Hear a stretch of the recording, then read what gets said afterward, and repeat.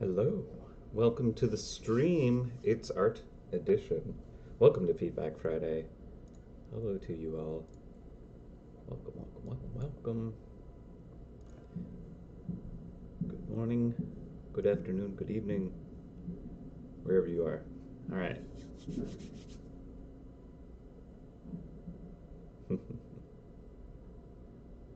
Hello, hello. All right. So, we are gonna be doing art today, as you would expect.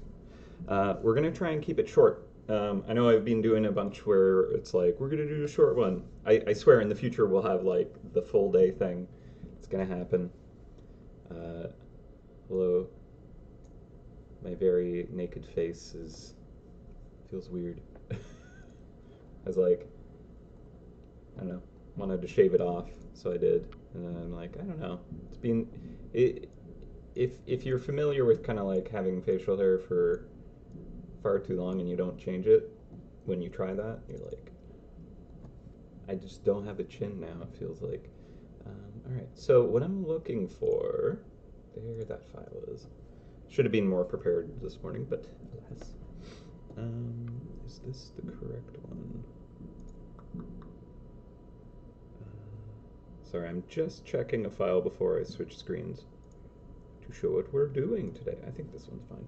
Okay. Makes me look younger? Okay, good.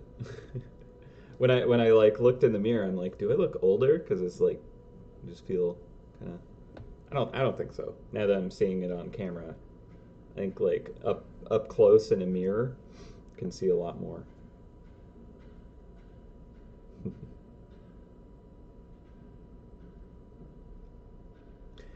Uh, weren't the NPCs supposed to be included in the ran out of cheese slash King's Reward messages?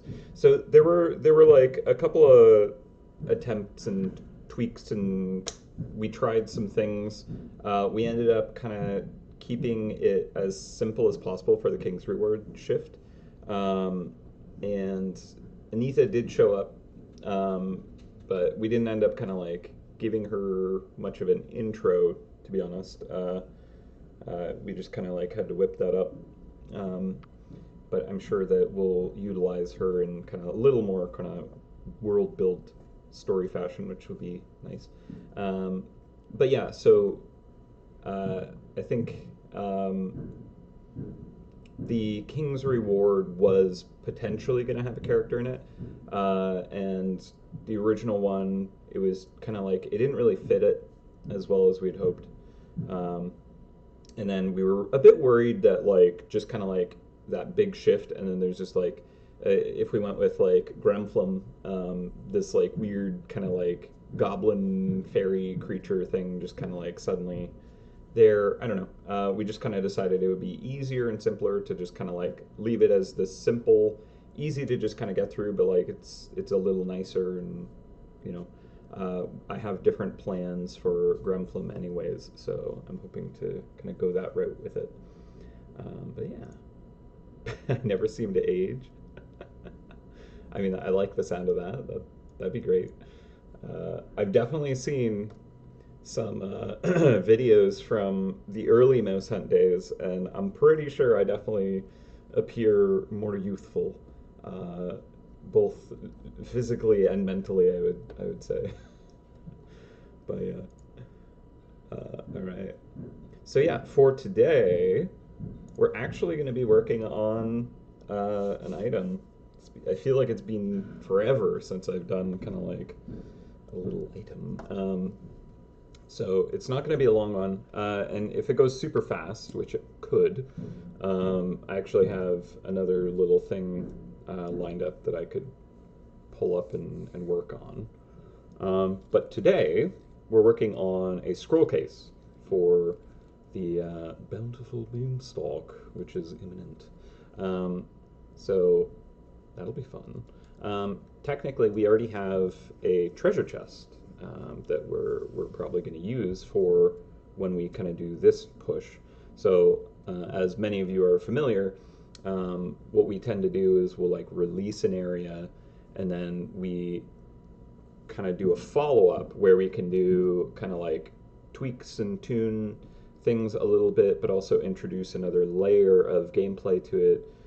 Most often with treasure maps, because it's kind of the first foray into the area. We want you focused on kind of like the mechanics and kind of getting your footing and adventure complete, and just kind of like figuring it out, getting good, and kind of settled in the area before we introduce the maps themselves, which can sometimes kind of be designed as elements of compression, but also can kind of like layer in extra cool stuff. So, um, but a lot of that also comes later because we need to see how it plays with a big community, because all we can do is kind of small internal testing, play tests with kind of like small groups. So it can be hard to kind of like get the big picture of like, okay, ultimately, what does this area kind of like benefit from? And we can kind of like bring in some of those concepts with maps. And also, treasure maps are just cool and fun. So we'll be bringing them here as well. But yeah, so uh, the map scroll should be oversized. I mean, that'd be fun. Um, Actually, I wouldn't want to do it for the Beanstalk, but there are some locations that like have treasure maps, but it's like the range of characters are just so kind of like easy to access that sharing it with like a group of people is almost like pointless, because you like some maps, I can't think of them offhand, but like when you start it, it's like you'll do it, and like you sometimes it feels like you can't even invite people fast enough for it to like get them on board before it completes. So the rewards are kind of like lower anyways, because we have to account for how fast they just get demolished, and so we can't give it anything too crazy good. And because of the pre-release adventure, which I believe is still going on, so if you haven't done it, it'd be great to do. Um, so because of that, we kind of like created the tools to make single maps. And in some of those areas, it'd be cool if like, yeah, you could like create a map that was like just your own personal challenge. You get extra rewards for it, but it's not like 5 times the rewards, because normally maps go to multiple people. But that's just my own thinking on that. But yeah, it'd be kind of neat if different areas had different kind of like capacities and such. Um, so just a thought on that. But yeah. So we're gonna do maps on it, but we don't know exactly what those are gonna entail because we want to see the area play out, see what you guys think, see what maybe kind of like could be kind of a lot of fun for the community side of it, because that's also a big part of it. Is we want them to be kind of like, okay, everyone's here and having a good time. How do we make it even more fun and involve people together? And I think we have an idea of how it's going to work. So that'd be good. But yeah. Is the audio really low? On my kind of screen, it's showing me like just about peaking. So maybe you need to turn it up. But yeah, seems very low. Oh, interesting. Okay. Is it? Oh no. Okay, well, I can turn myself up. Hopefully I don't destroy anyone's eardrums. That's probably a lot. I'm sorry. Apologies to everyone's eardrums. I just burst. Yeah. Sliding a slider when it comes to decibels can be a little dangerous because it is a logarithmic thing. So every decibel change is kind of significant. Okay, that's true. Yeah, don't. Yeah, I'd prefer you all not to have to turn your volume to max, because then if you switch to something else, that's not fun. Um, but yeah, I know that like, so I got like this new webcam a little while back, and it's the same brand as kind of the previous one, which was like 13 years old. And I don't know, I never really had any complaints with that old one.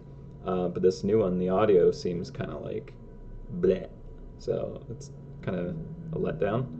It had good reviews, but alas. Okay, so I should actually pull up the treasure chest if I can find that, because I want to actually work off of that as a reference. So we're gonna have to deal with me just kind of like doing the stuff I should have prepped before the stream. Where are you? There you are. All right, cool. That wasn't heard. Drag that over in here. Lovely, lovely. It's a treasure chest made by Lauren. And just bring this over, and you can just tuck it over into the corner. But yeah, shouldn't be too difficult in our day. The past several streams, I've kind of like given myself a lot to bite off and chew on. So it'll be nice doing kind of some nice, simple pieces. I've also been doing like a ton of like playtesting and balance and stuff, so I haven't been doing as much art the past like week, so it'll be nice to kind of like do a lot more art and like have it done in a day. Is the volume still down? A little better. Was it Dave's old mic? Okay, I'm gonna turn up just a little bit more. Okay, hopefully we're good now. It's just like I have the capacity to be very, very loud when I get excited about stuff. So my range is a little bit of there's a big deviation between kind of like rambling Jacob and excitedly talking about something Jacob. But alas. Okay, so I got a lot of light coming in today. Hang on, I gotta put up my sunscreen, which the cats love to knock down. There we go. That'll help a bit. It's just a lot of glare that comes in and makes it a bit annoying to look at my tablet. The scroll can just be the vine that wraps around the chest. Yeah, honestly, could practically be that. All right, so I'm actually going to first I'm going to save this file, because what I'd like to do is do the screen recording, which I have been forgetting to do sometimes. So I want to make sure I try that out. Put it in items. This does need to be saved as Eclipse Studio though. Sorry, rest of the art team. Scroll pages. Boop. Okay. And again, I apologize for all this stuff that should have been prepped before I started stream. Okay, now we're recording. So anyone who's watching this video on demand on YouTube, hello. If you're not interested in just kind of like watching me ramble and slowly render, I'll try to remember to, at the end of the video, have it like play out so you can watch the time lapse and summarize the artwork completed. Ooh, having beans embedded into it. I like that idea, Tim. It's good. Yeah. Because there's great colors with all the beans and stuff. Let me actually grab those. If you watched Dave's stream last week with Dave and Norm, you would have seen a lot of the very lovely artwork that you're going to get to witness very soon. The beanstalk, I can hear it rumbling and growing. So not much time until it's here. Yeah, that'll be nice having these here. My personal recommendation, if you haven't earned it yet, I would consider picking up that print spot, because I've been doing a lot of testing, And sometimes those mice pack a punch. They definitely can. So it's not a bad idea if you haven't gotten it.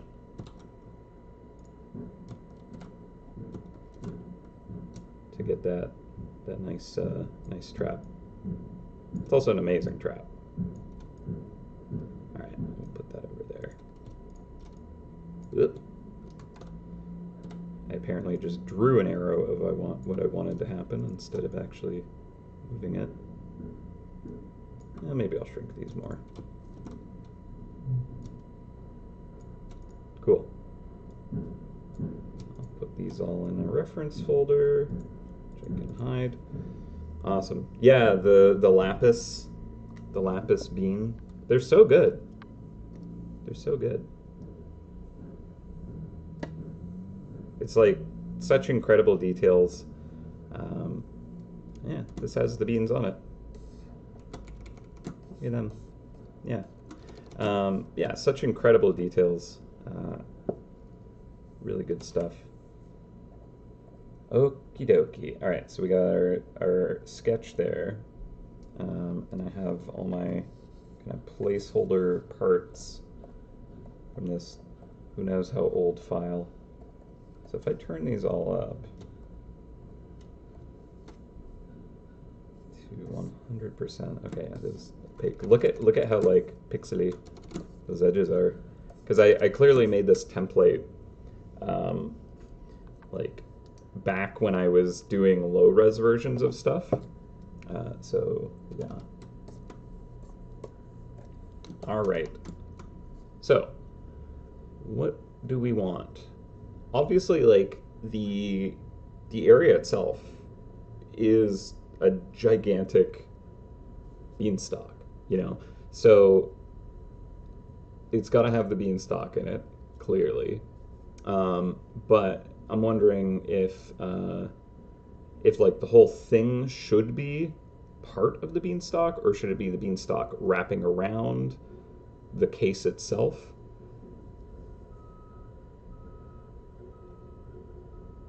Yeah. So I'm pretty sure that with the lapis being on here, that was probably taken from early sketches, but also it is rotated, and you can see that Lauren potentially like recolored the lighting on it. See how there's the highlight on the top? Meanwhile, if I flip this to be the correct orientation, right? Yeah, so a little art wizardry was something that happened, but yeah, it's quite different. So yeah, that must have been like earlier concept art that was used for the purpose. But you know, at size, you'd never know,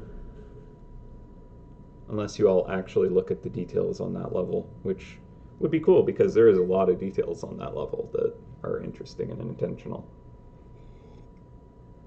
All right. I am not using a Wacom. I used to. Right now I'm using a Huon,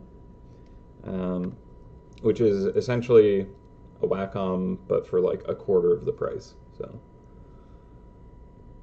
I've been pretty happy with it.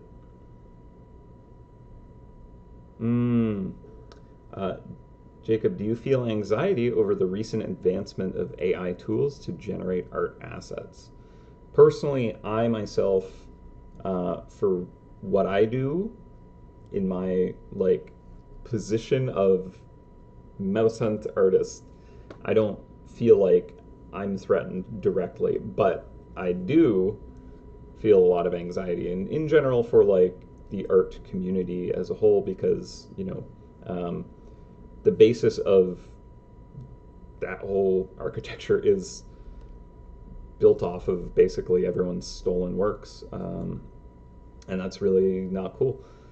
Feels bad, man. And it's interesting. Like I have a lot of artists that are extremely stressed about it, but I think I'm pretty against that, you know. But like I understand that some things are kind of inevitable, I'm shocked by how fast it's gotten to the point it is, of course, but it's an interesting topic, and I don't know if we want to get into that super deep today.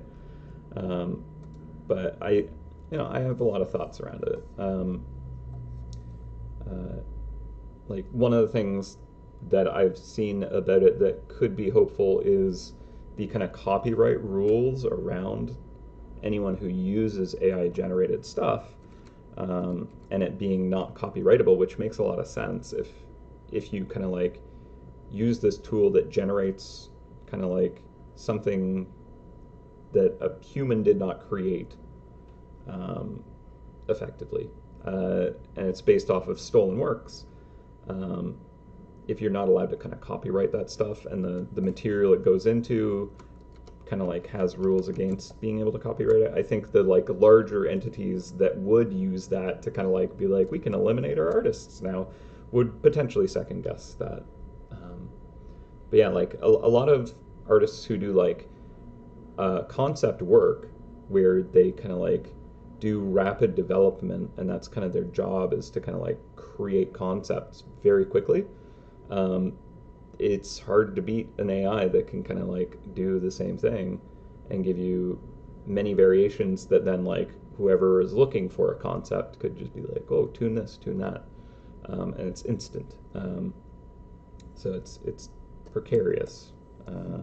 But yeah, technology continues to advance. You know, like when I was getting into, or when I was in art school, there was this kind of like debate I had to have with my faculty, with like my teachers, where I was like, why are we not allowed to kind of like do digital artwork at this prestigious art school that I went to?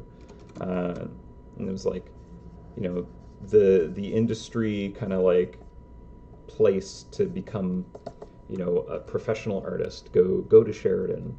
That's where like all the you know big names kind of went at one point, and like their teaching was very much about kind of like the print industry and magazine editorial illustrations and stuff like that, and like hand animation.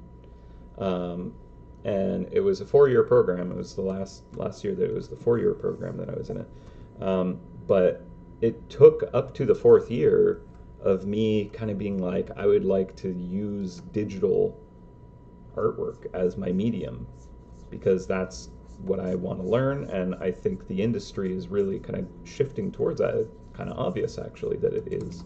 And I was forced to kind of like stay working kind of like with, you know, like paints and pencil, and like not a bad thing. It was a good tool. Like it was important for my development, I think.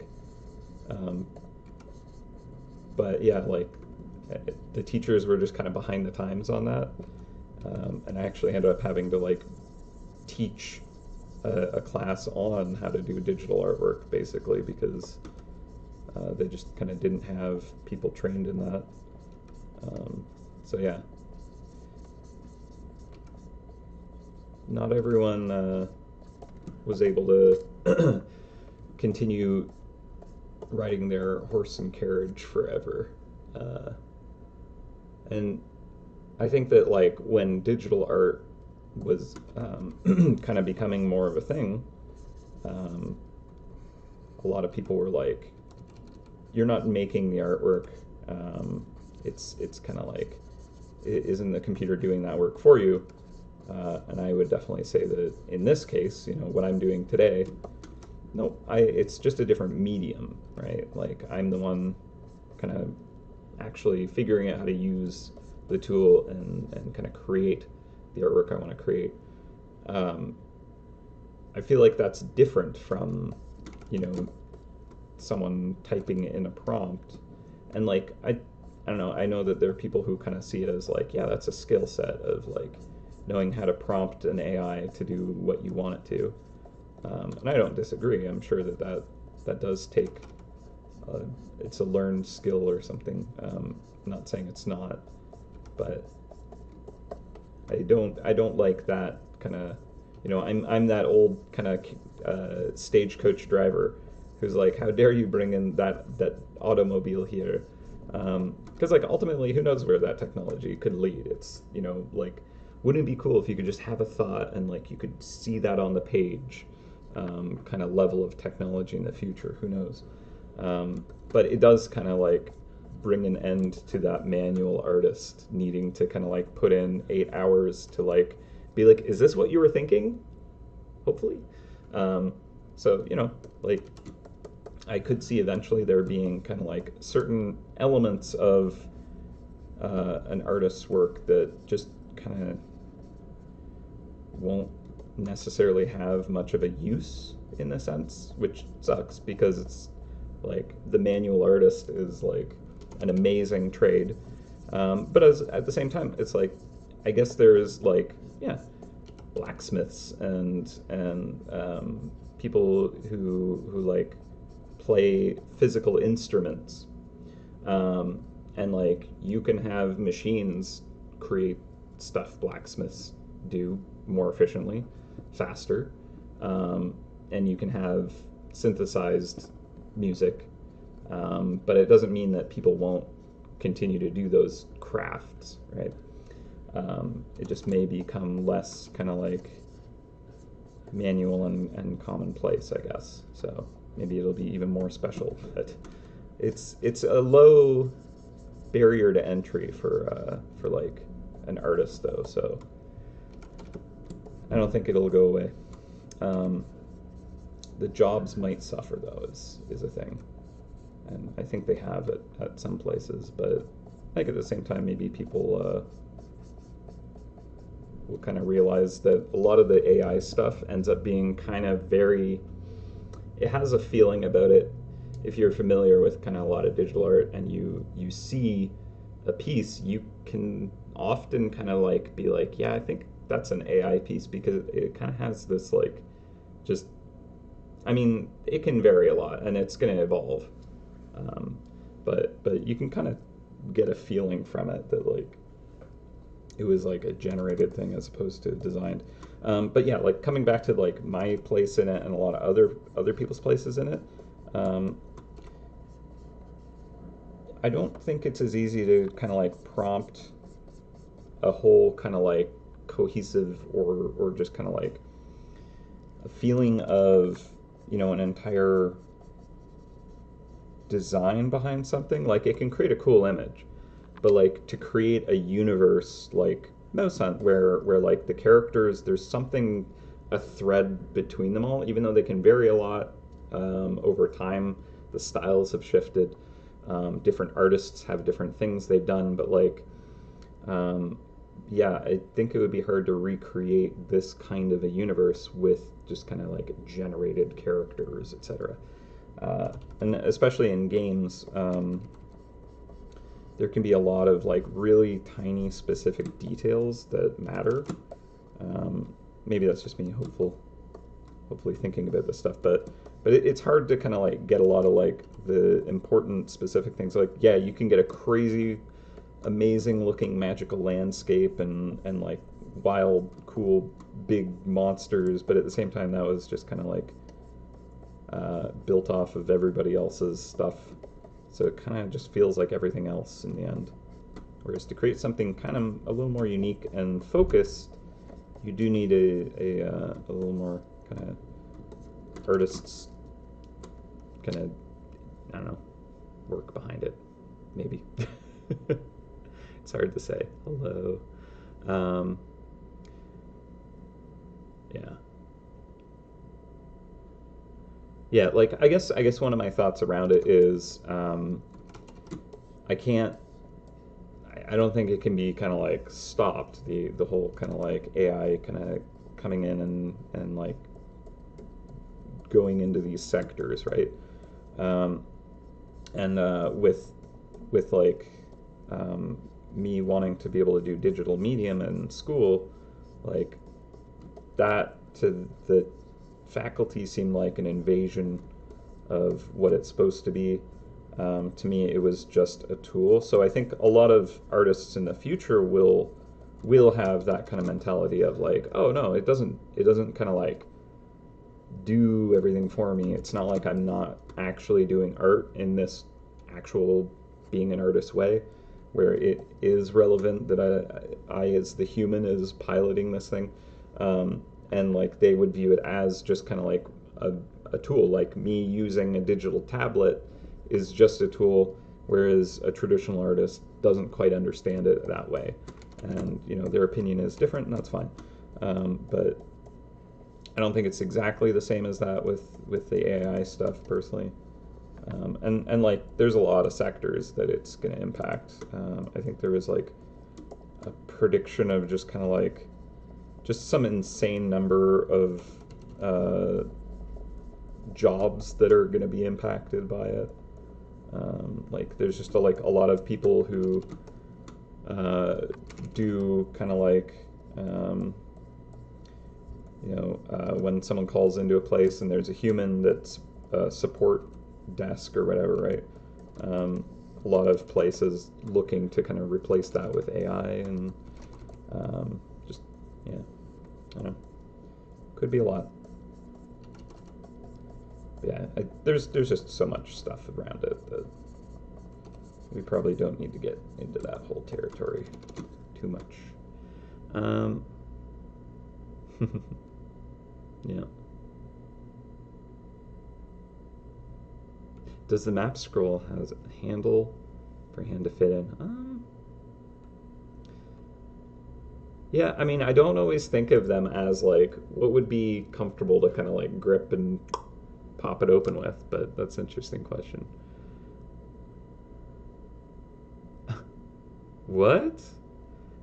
Netflix Japan already put out an animated short done by an AI, and the only artist hired to work on the film was only credited as plus human? Yikes. Yikes. Ton of medical coders that I feel could be replaced by small language models at this point. Yeah. That's a scary thing, too. Like, I don't know. Me and my brother were like learning code as our own kind of just like side project hobbies. We actually just finished a game jam. I'll maybe post the link to that at the end of the stream. It's crappy and very incomplete, but like we were talking about how coding and but the medical coding is probably something different from like what I'm thinking of, but yeah. Yeah, no, it's true. Most industries will be affected at some point. I agree. I agree with that. I think that absolutely is a factor. And the scary thing is because that is true, a lot of places that are developing them are like, this is money, right? Like every industry is gonna be a part of this somehow. So, if we're the ones who develop that, if we're the ones who innovate this, we're going to be the ones that they kind of like buy our service or whatever, right? Like crazy money involved in this. And so that also means that the development of it needs to be competitive as much as possible. Like whatever biggest best AI wins, they're the ones that everyone is paying the big bucks to. So they gotta have the best tools, the newest features, the thing that kind of like outdoes everything else.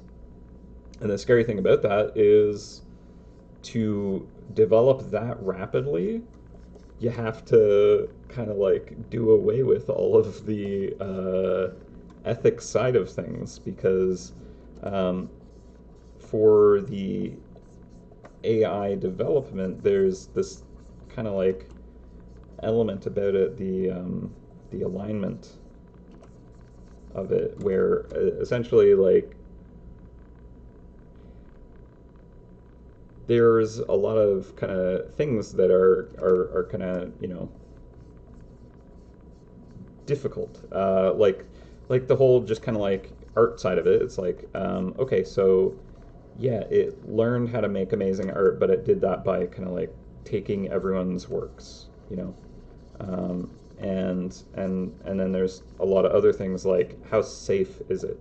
You know, could someone use this to kind of like develop some kind of, you know, dangerous thing, you know, like because it can do chemical analysis and like try to discover compounds, and could someone use it to design something that could be harmful, you know?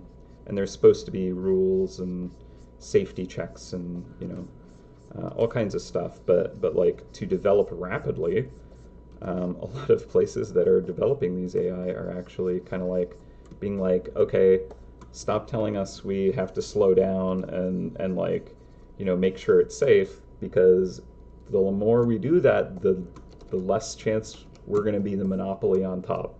So we just got to fire our ethics team and just kind of keep developing, even though they're saying, you know, warning, warning, you know, this is precarious. We should slow down and figure it out. But yeah, so it's interesting. But yeah, I don't want to be all gloom and doom, but like, you know, you sit and think too hard about it, and you're like, man, some of the movies got it on the nose. But who knows? That's just how it can feel sometimes. I'm just like a cranky old man, I think. Don't want the technology to change too rapidly. But yeah, it's interesting because it's like the model.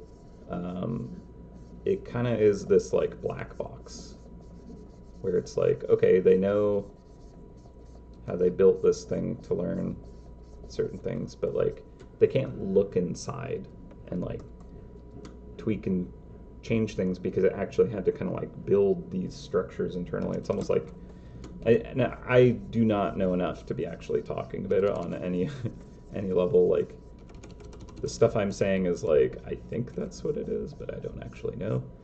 But it does seem very much like it's almost like this kind of, you know, it's like growing its own brain. We can't look inside and see that.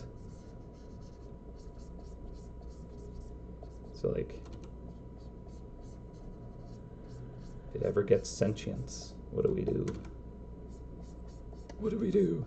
All right, I've been on this topic too long. I apologize for the rambling about. It's an interesting topic, but it's probably not the best Feedback Friday dialogue.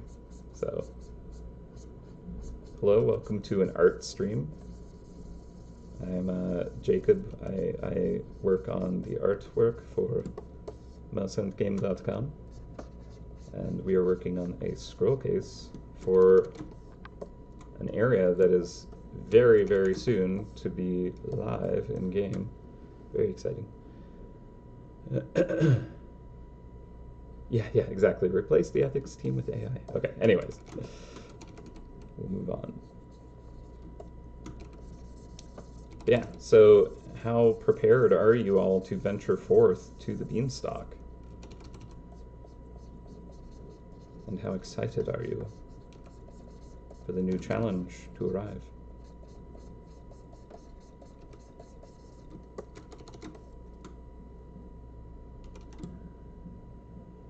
Could be nice if opening the map has an animation effect.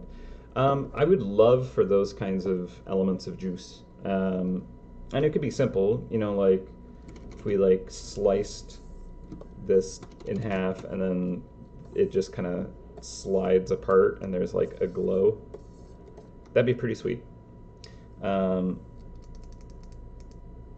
We don't have the structure in place to do that at the moment. But those are things that V4 architecture could potentially allow for. So I'm not opposed to that being something that does happen eventually, but we're gonna have to get to V4 first. But thankfully, it's coming along. We got some nice progression for it. So, but also I'm not the person to talk about that either. So I'm thinking this whole thing will be kind of like Vine material with like the gold kind of trim around it. But it could be more like it's like a carved, maybe wood that is like a green kind of vine looking material with kind of like, yeah, there's vines wrapping around it, but like the structure itself is some kind of like man-made material. And then there's like the gold kind of like caps and such. I think that'll look quite nice. And then yeah, like we'd have like little beans kind of embedded into it.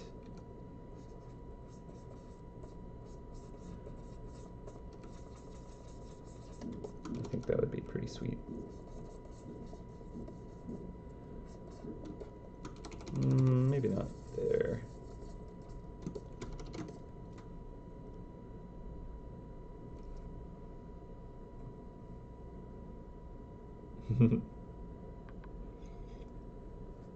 It's okay. You don't need to apologize for causing me to go off on a tangent. I always want to ramble on about something when I'm streaming, and yeah, I guess I just haven't really kind of like spewed out a lot of the details around that, and I definitely didn't get into too deep on it, which is probably good. When I visited family like pretty recently, the same topic came up, and it was just like, well, there goes the whole dinner table. So I don't want to necessarily get into that whole thing, especially since it's like a one-sided conversation here, where it's just me talking. Yeah, I imagine it's definitely not everyone's cup of tea. Okay. But no, it's a cool question. I enjoyed the question a lot, actually, so thank you for asking. And honestly, I always really like answering any art-related questions on stream, and I would say that was quite relevant to my interests of kind of just talking art, for sure. Because this is definitely a topic for a lot of artists. For good reason. Okay.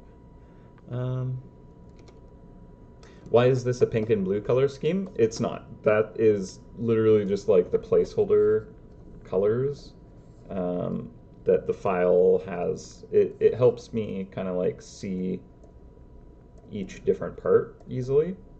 But yeah, it might as well just be gray. The different colors just make it easier to kind of see it as individual pieces, I suppose. But yeah, so it'll actually end up being more kind of green, I would imagine. So let me actually just do that.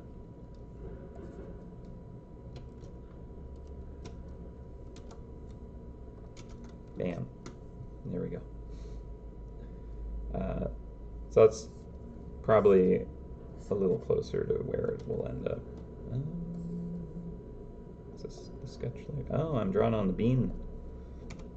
Whoops. Draw on the bean.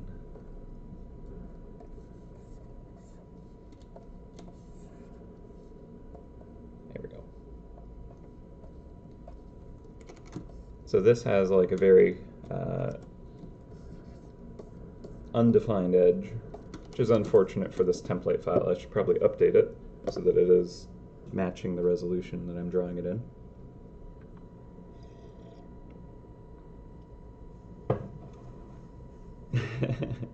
Tell me that I'm wrong if it makes me feel better about like my kind of feelings about how AI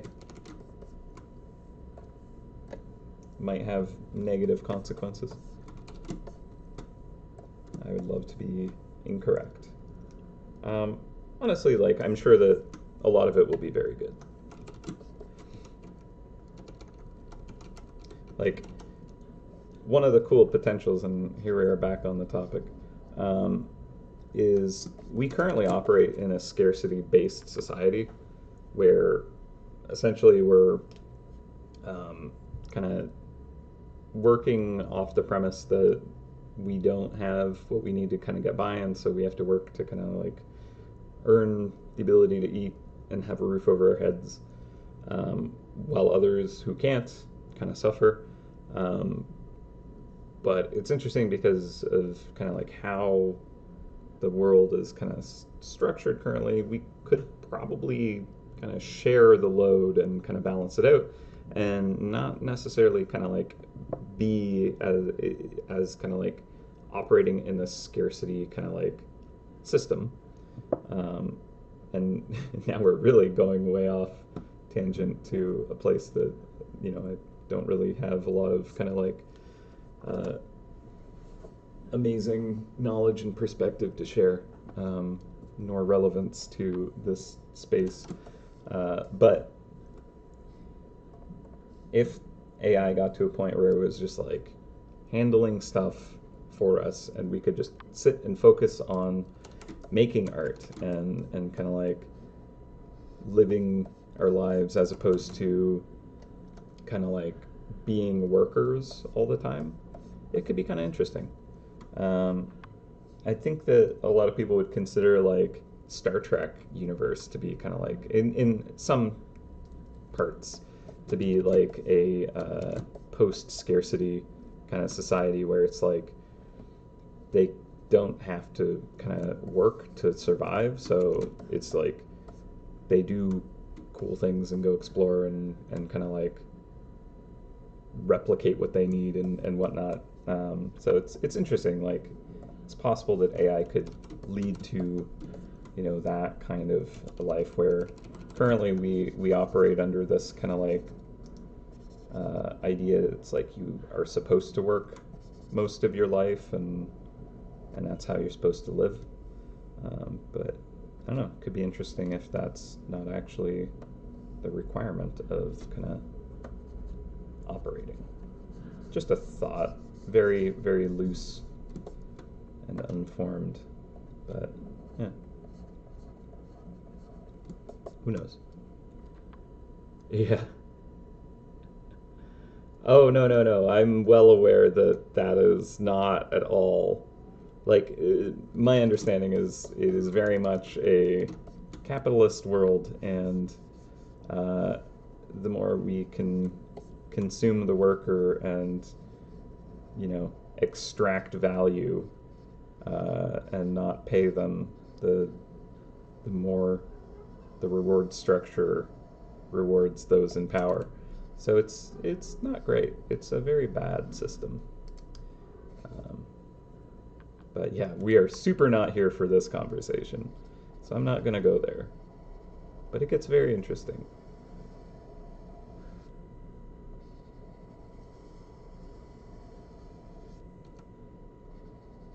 Very interesting topic.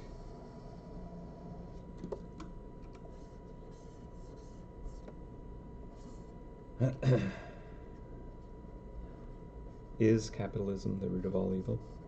It could be. I'll leave it at that. Artwork. That's what we're here for, right? Hello. Welcome to Feedback Friday. It's an art stream.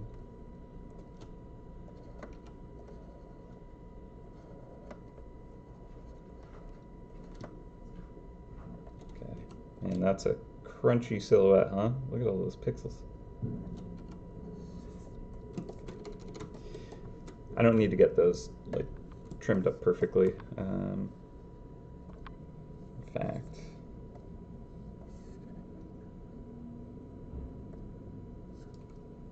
that might be nice to pull up just for a moment.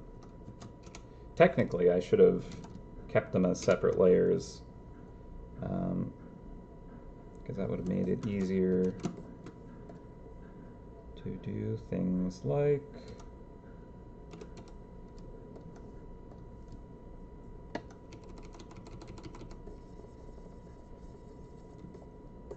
that, where it's just kind of operating on different layers. All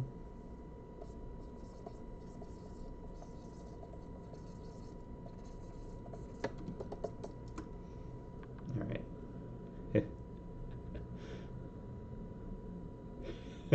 Honestly, yeah, like we should just have a stream where it's just like, come hang out with Jacob as he has existential crisis. That'd be a fun one. Every day, tune in.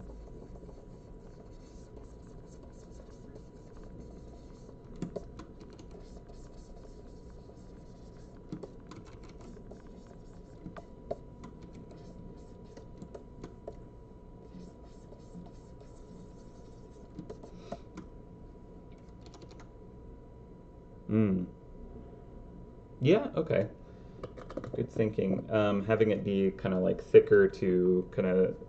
I'm gonna pull up the folklore forest because I think you're right. I feel like we are kind of reaching into a similar looking thing.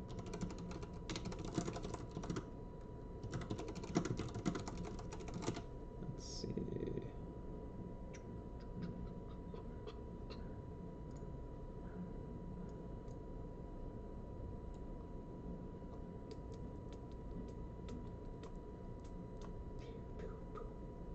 What did that one look like? I could probably just check in game real quick, but.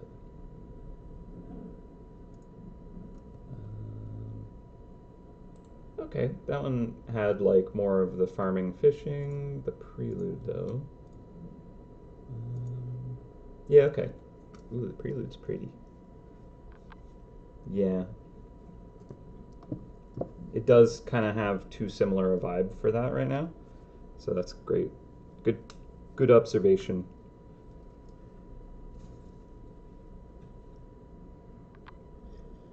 Mm. You've been playing since 2009. Fantastic. I always love to hear that. Like when people started. It's interesting. There's like every hunter has some interesting history with them. Um, Many of them, it's like, yeah, like I played like since all the way back, but like I took a hiatus here and then I came back, and like I love hearing about like, you know, yeah, when did you kind of like dip out for a bit? When did you return? Like, have you been with us the whole time? Um, and it's just kind of fascinating actually, because it kind of touches on stuff that I want to look at hopefully, um, and kind of like work on. There's kind of like parts of the game where we know it's like, okay, this we've kind of like pushed players away, um, at this part of the game, and where can we kind of like adjust that? Like, was it an event that brought someone back? How did that work? Um, all kinds of interesting stuff to understand. No history started last year. All good, all good. No, and I love that. Like, what brought you to uh, joining us? And like, it's cool that like someone who's been around for a full year, which isn't anything small either, but like coming and hanging out on stream too. Like I think that's rad. So yeah, how did you kind of find us, and kind of like, have you been kind of like always into kind of like community stuff, or like is this like kind of new in that regard? I don't know. Wow. Wow. 24/7 since the true OG right there. That is awesome.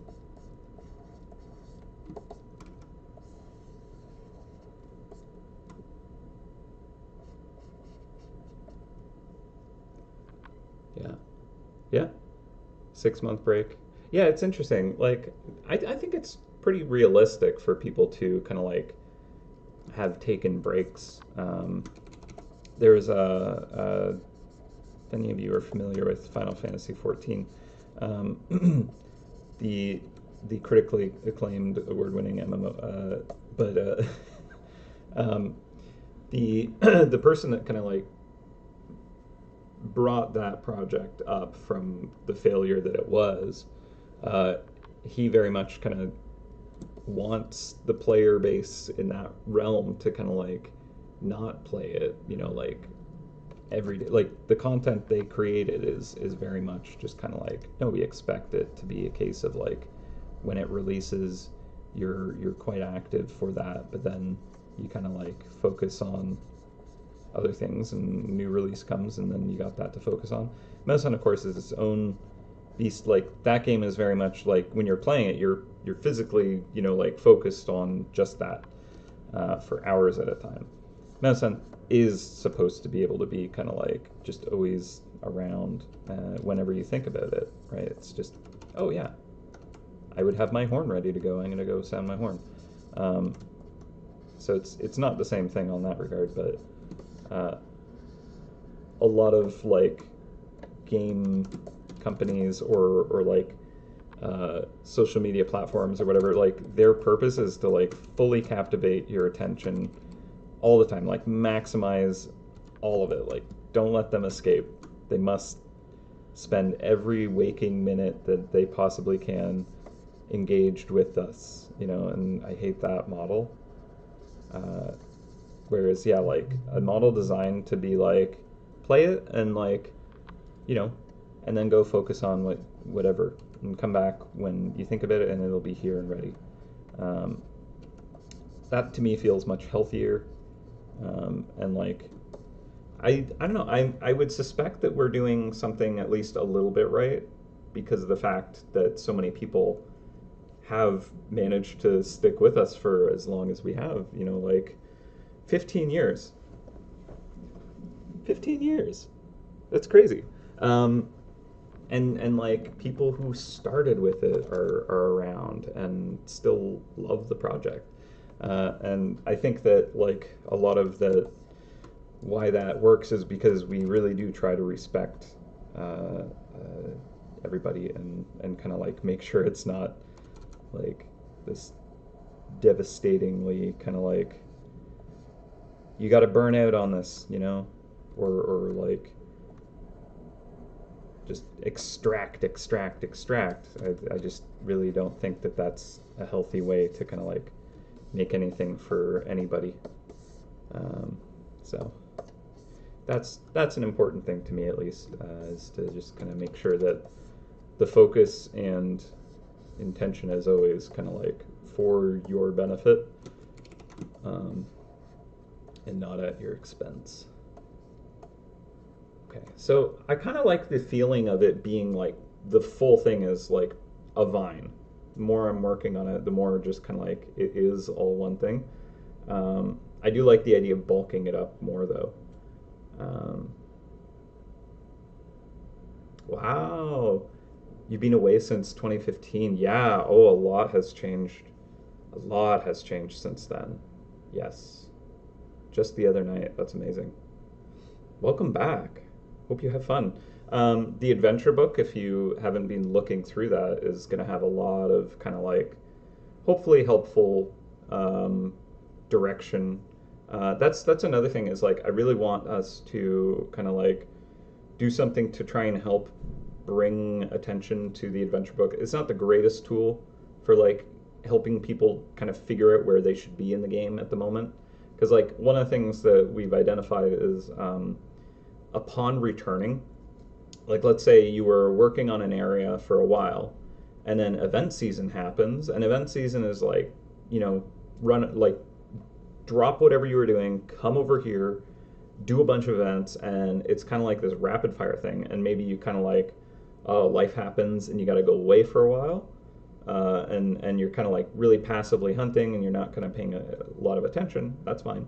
But like when you kind of eventually are like, okay, what was I doing? I gotta like return from this event and I gotta kind of like figure out what my goal was, or like oh yeah, I was working on an area a little while back. I'm gonna go there, and trying to like ramp back up into kind of like what you were doing can be a little difficult for a lot of players. And so the adventure book is a little bit of a helpful guide, but that could be improved somehow, hopefully. But also just even for like newer or returning people to like access that tool, I think would be draw more attention to that, help them understand like how to use that. I think would be quite helpful. Because yeah, like a lot of people I've talked to that were away, like when we first released Mouse Hunt, a lot of my friends got pretty into it for a while. And then like some of them have returned over the years, and a lot of the time it's like I don't know what I should focus on. Like, it can be quite overwhelming, right? And so yeah, like a lot of the advice I've given is just like, oh, like look at that guide, and it's actually helped them. But yeah, it's an interesting tool, but I think it could be better. Yeah. Oh yeah, ghost trappers. I do remember that, and fish hunting. Yeah. Mm, making it look more sacred. Yeah, I mean the the true hunters, you know, they we've kind of like helped them develop an internal 15-minute clock. Uh, I don't know if people are thankful for that or if that's an issue. Um, it's if you ever wanted to kind of like be able to tell 15 minutes apart, uh, play MouseHunt. There you go. Just kind of get an inherent sense of like my horn's ready.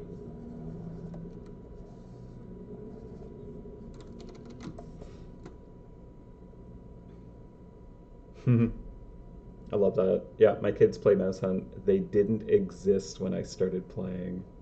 It's so cool. Like, yeah, I mean, like that's an incredible fact, right?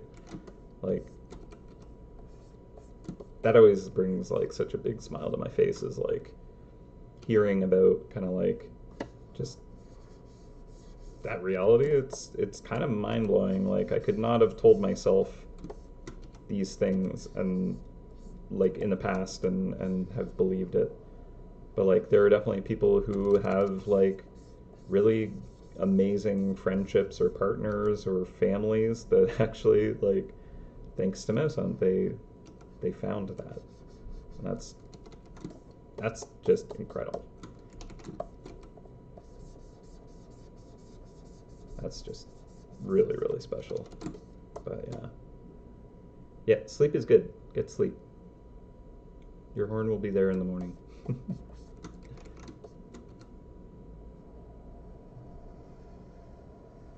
But yeah, I don't know. There are some things that I want to kind of push for in V4, and like, well, a lot of things.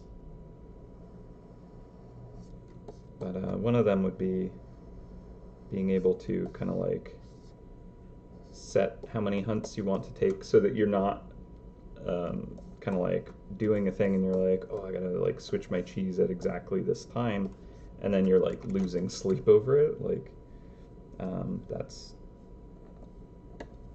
not necessarily what I would like, but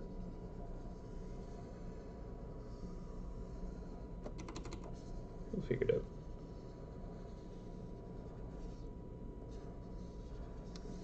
All right. Well, so far it's just a lot of vinage on this piece. And it is feeling different enough. Here, I'll pull up the Prelude image. Let's see.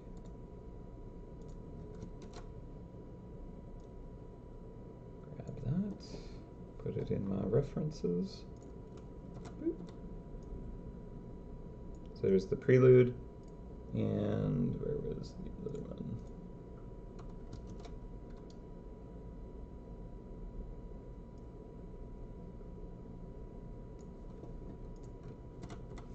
fishing. So I think it's going to be different enough from those, which is all it needs. But I also do want it to be related to the chest up in the top left.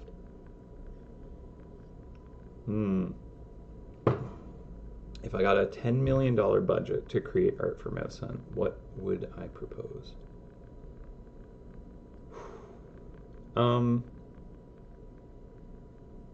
If it was only for art, I would want to push for the animation stuff. Because personally, I think it's fun to do some of that. But it is a lot more resource intensive and would require resources to do that. But that'd be cool, and it wouldn't be everything, because that's just far too much. It would take, what already takes a while to develop like a new area, and just stretch that to be way longer, even with more resources, right? It's kind of a logistics challenge, not just manpower. But like for like HUD elements, we do a little bit of it, could be more, because that's like a big part of player feedback is interactions like that. That's how you know it's happening.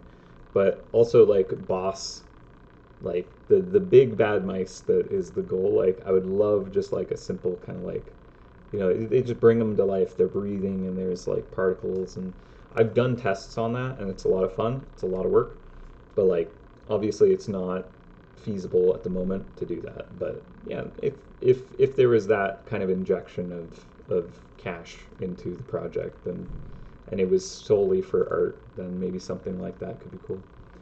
Yeah.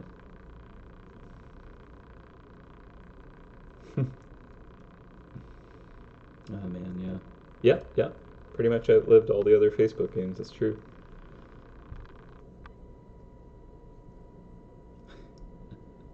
I would not want Meta to buy out MouseHunt. No. I do not want anything to buy out MouseHunt. I don't want to lose our creative control over the project, even if that meant like all the money.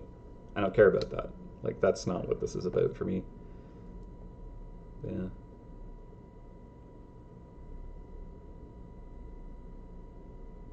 Do I look better with short or long hair? I don't know. I just get lazy and I like let it grow. But sometimes I feel good about long hair and then I don't. And then short hair, I don't know. Like I look like a weirdo with short hair a lot of the time. I have this thing that I got from my dad where like my kind of, I don't know what these muscles are. I feel like it's supposed to be like masticular muscles. It's like the chewing muscles in the temple. These are very pronounced. With short hair, when I'm like talking or chewing, my hair is just like wobbling up and down, and it looks ridiculous. So, yeah. And I don't know, like a certain length of hair, I actually get this like nice like wave, and I think it looks neat.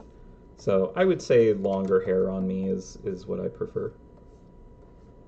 But then sometimes it's just kind of like, it gets too long because I'm just like, I don't know what to do with it. And then it looks bad. Yeah, trap animation would be amazing, but also is probably like the most intensive. So that's kind of like probably not that. That'd be more of a budget than that. And I think it would kind of like potentially even take away from the illustrative component of it, like unless we could figure out how to kind of like do that well, because like a lot of the aesthetic is fully rendered painterly, and animating that on like a trap level could be a bit much.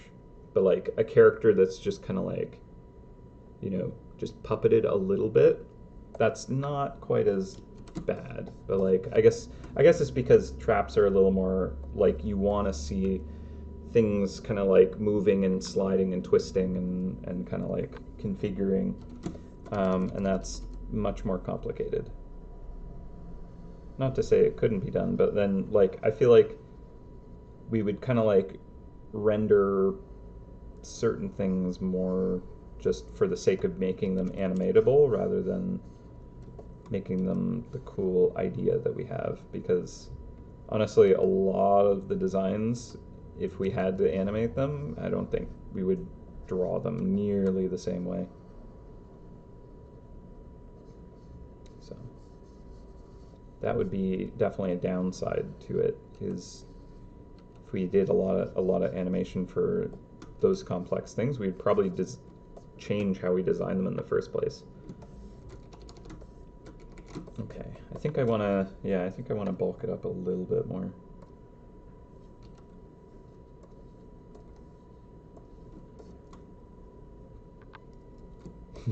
Short hair equals not an artist. Oh, so I got these sunglasses. There was like a friend was buying some sunglasses or some regular glasses, and they were like, "Hey, I have this like deal that I'm getting, and like it's a very good one. So if you want to jump in on it, then like go ahead." And I have gone and gotten my eyes checked and all that.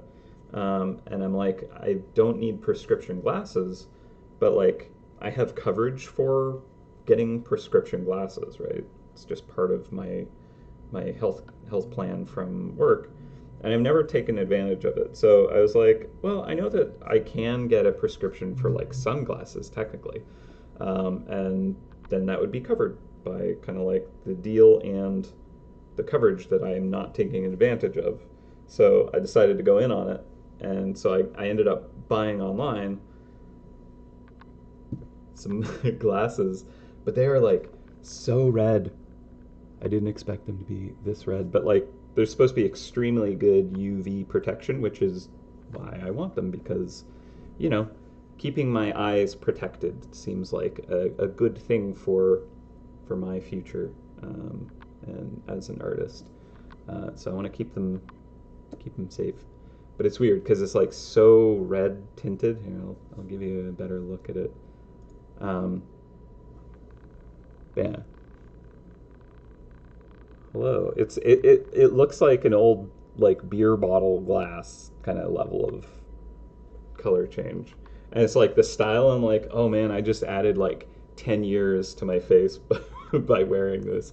But also it's like the look of them, I'm like, okay, well, I went from like, like artiste to now I'm like the like music producer guy that like the only true music is like classical 80s kind of, you know.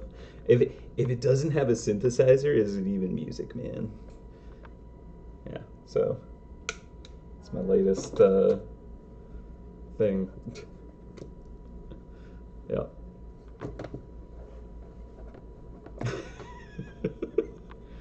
I look younger with sunglasses? No. Welcome. Yeah, I got like a few different kind of, this was from like a restaurant. They had like Indie 88 kind of promo glasses for like I think a music or radio station. And I got like, they're all like scratched up as a thing. I got some like very reflective aviators, and the problem with these is actually like the internal reflections are terrible. So if it's bright behind me, it's like blinding. So those aren't very good. And then I was at my parents', and then I didn't remember to bring sunglasses, so my dad just like put these on my head. So I've just been having these around. They're not bad. But yeah, the other reason I got, oh yeah, these are like ancient ones, but my like nerdcore, man, they're so dusty. Ugh. But the other thing about these ones is they're actually like reinforced, like very, very unbreakable, including the frame themselves. And it was like a super cheap frame, but like of all the kind of reviews for it, they're like, yeah, no, I basically ran this over with my truck and it's fine. And so that's good for me because like anytime I'm wearing sunglasses, I tend to put it on top of my head, and if I like look up, it just like flings off and lands on concrete. So figured that I didn't want to like pay for some prescription sunglasses and immediately destroy them. So there you go.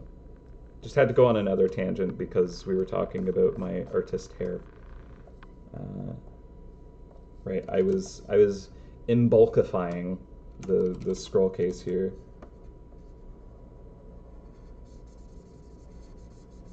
Make it more bulbous. A bit of girth on your scroll case. A healthy mass of scroll casery. Nom nom nom. Alright. I'll stop. Or will I? Alright. Yeah, so it's a very different stream from Dave's, huh?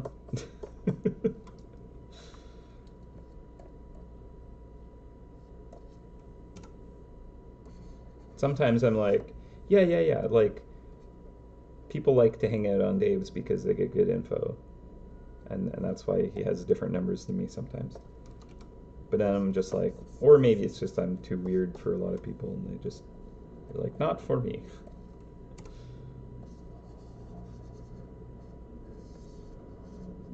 But then also that's probably why some people hang around here. Could be. My people.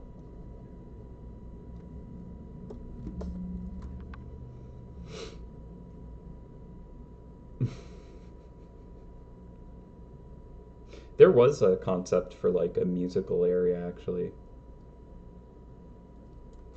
You had to like compose stuff and using your cheese and the mice you catch and stuff. I wonder what happened to that idea. It's a bit of a challenge to kind of like make work, I think, with the general mechanics and like where it fits wasn't kind of resolved, I think. Partial to weird. Excellent. Yes, my kin.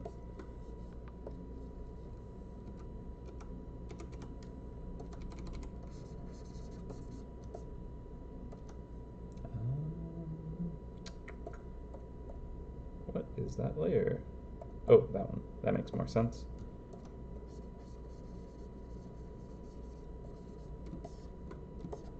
Yeah, I think it having kind of like a bulkier stem head, I don't know. I think that works. So I'll also do that on this part here.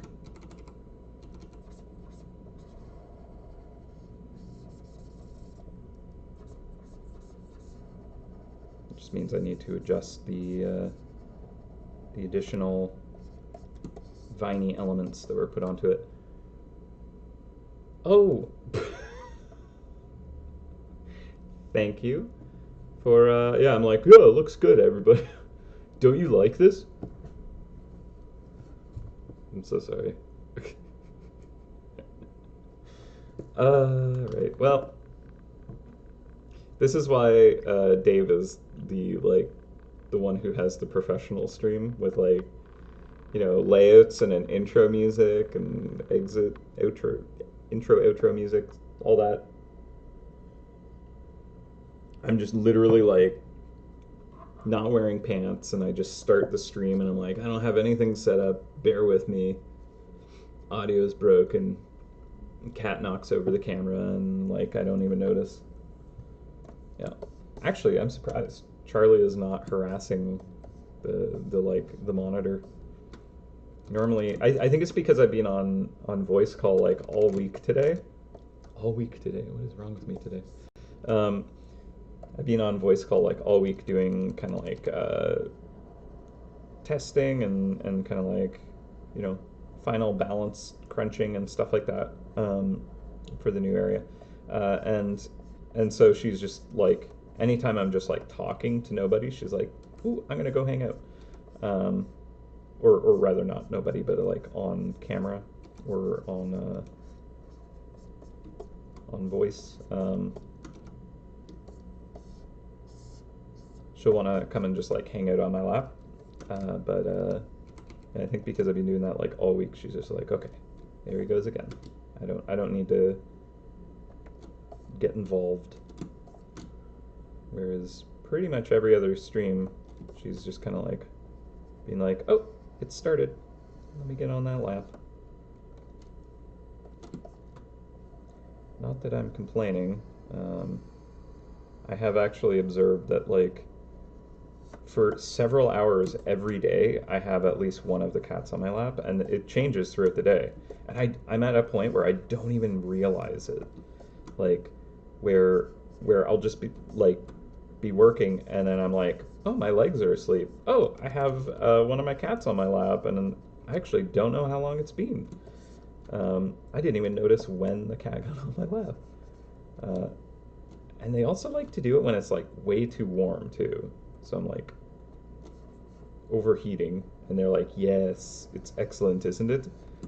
You should try laying in the sunlight during the hottest day of the year and just like starting to smell because your fur is so hot. They're just so weird. And like they'll like lay against like radiators and stuff. They're basically like cold-blooded cats or something. But yeah, so yeah, I've kind of come to realize that yeah, like I for potentially half of my working day just have a cat like on my lap the whole time, and I don't even realize it. So it's too much sometimes. Okay, I'm gonna do I want to merge that? Yeah, I could merge that.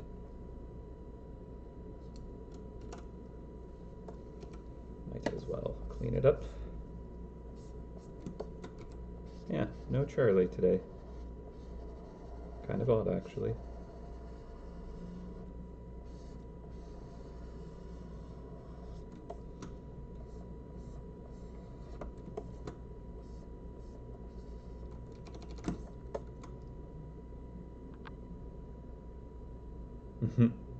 Yeah, yeah, exactly.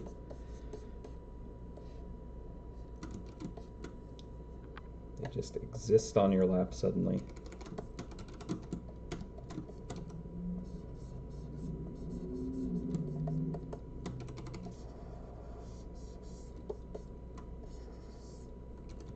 It's very funny because like when I notice them, they like look up at me like, yeah, how's it going? And then sometimes I'll like look down and they're like, hey, I've been here a while, nice to see you. And then they just yawn in my face, and like I don't know how many of you have experienced cat breath sometimes. Yeah, it can be a lot. It can be like a little punch to the face. Um, yeah, I should probably. I ran out of their dental food like probably like 2 weeks ago. I should probably top that up again because I give them like kind of a mix of their kind of like senior kibble and dental kibble, but I haven't been mixing in the dental stuff because I should probably go get some again.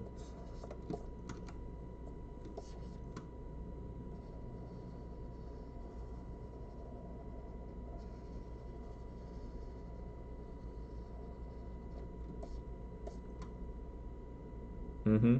Yeah, no, it's true.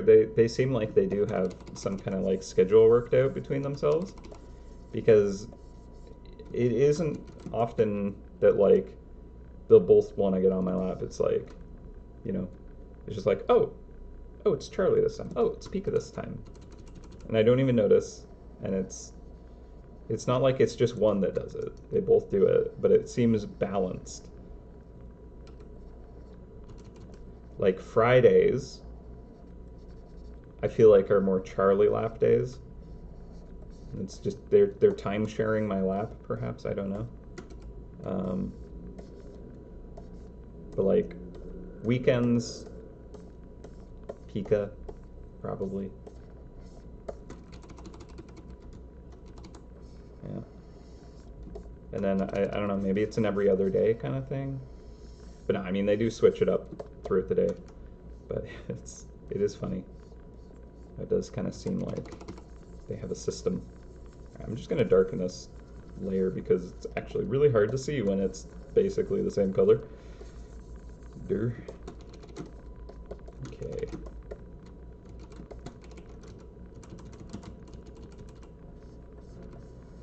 feel like I'm really puttering with this piece. Shouldn't take too long to actually get this where I want it to be.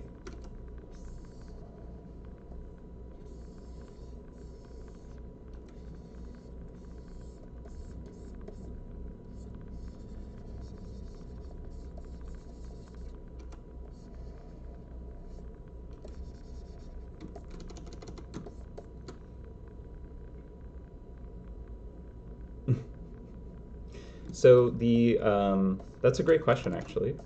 The history of MouseHunt, like what actually spurred the idea. Um, so originally, HitGrab was kind of like a small app.com business, um, and they weren't making games. Uh, they were doing like little kind of projects here and there. Um, and this was like early days. Like Facebook was just a thing.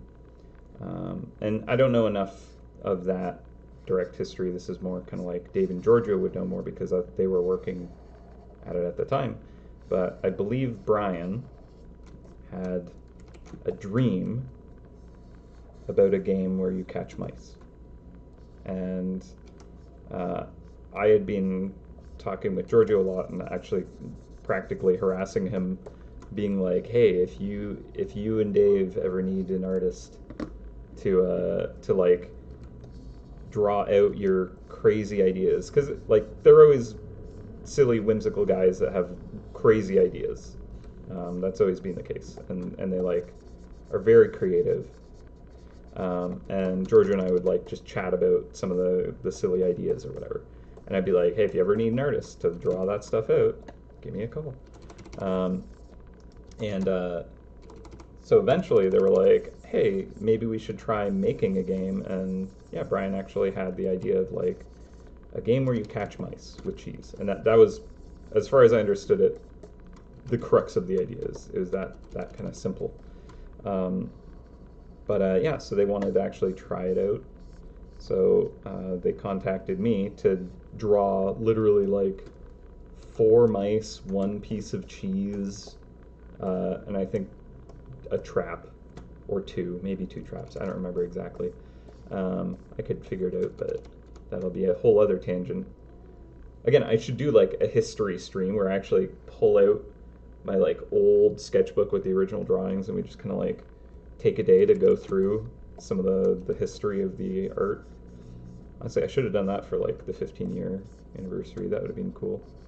But yeah, so I made like really rough drawings, and honestly, like it was like the White Mouse and a few others, but like those were kind of drawn as kind of like almost like just trial, like prototyping, kind of like, are these what you're looking for kind of pieces? And they were like, great, yep, perfect, we'll put it in and try it out. And then yeah, it ended up actually having like a lot of good bones to it.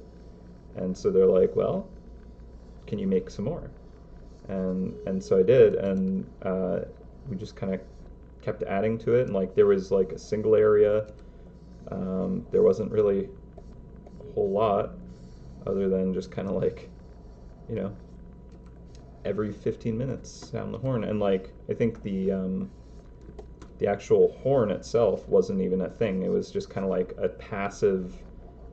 The horn will sound over time, and there was like almost like a issue with I think locking or something like that of like users. So we needed a way to kind of like break that or something. And again, I don't know the history well enough and like all that, but like basically the horn itself was, as I understand it, like a fix for an issue that we were experiencing in kind of like the actual kind of play.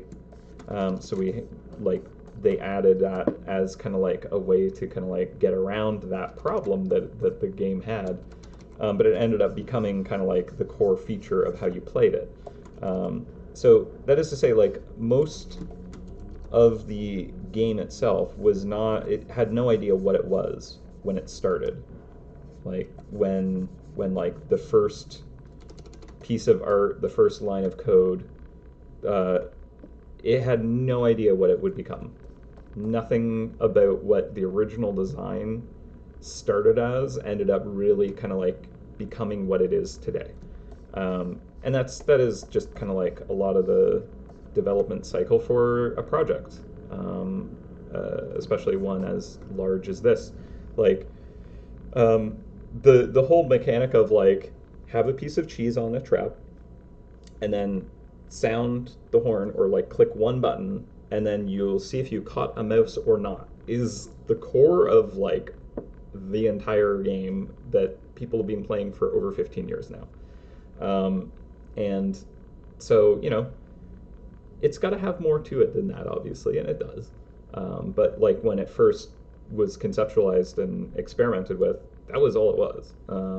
And yeah, it's interesting how much we've kind of been able to kind of layer into it in order to kind of create like an entire universe of just kind of like things to do, goals to achieve, and challenges, and just fun. And the amount of like creative expression that like we've been able to put into it is amazing too. Um, like uh, I've talked about this many times before, but the whole idea of like we've drawn more than 1,000 mice. How different can a mouse get? But there's no end to our kind of like ideas. In fact, it seems like the more we create, the more ideas we have. We are basically about to start concepting out the next area already, and yeah, we're just like, let me at it. Like, I know what I want to try. So yeah, it's crazy.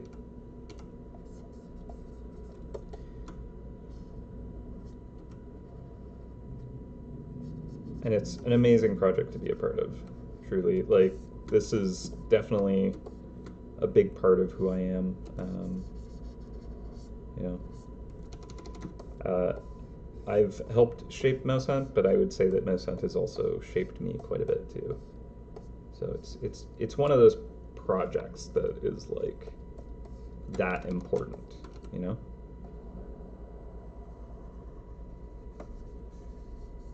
And I am very grateful to be able to be a part of this whole thing because I know that not everyone has something like that they've gotten to experience in their entire life, right? Uh, so it's quite the privilege to be able to kind of like be a part of something like this, to like help have having created this whole thing. It's pretty neat. I gotta admit, feel good about that.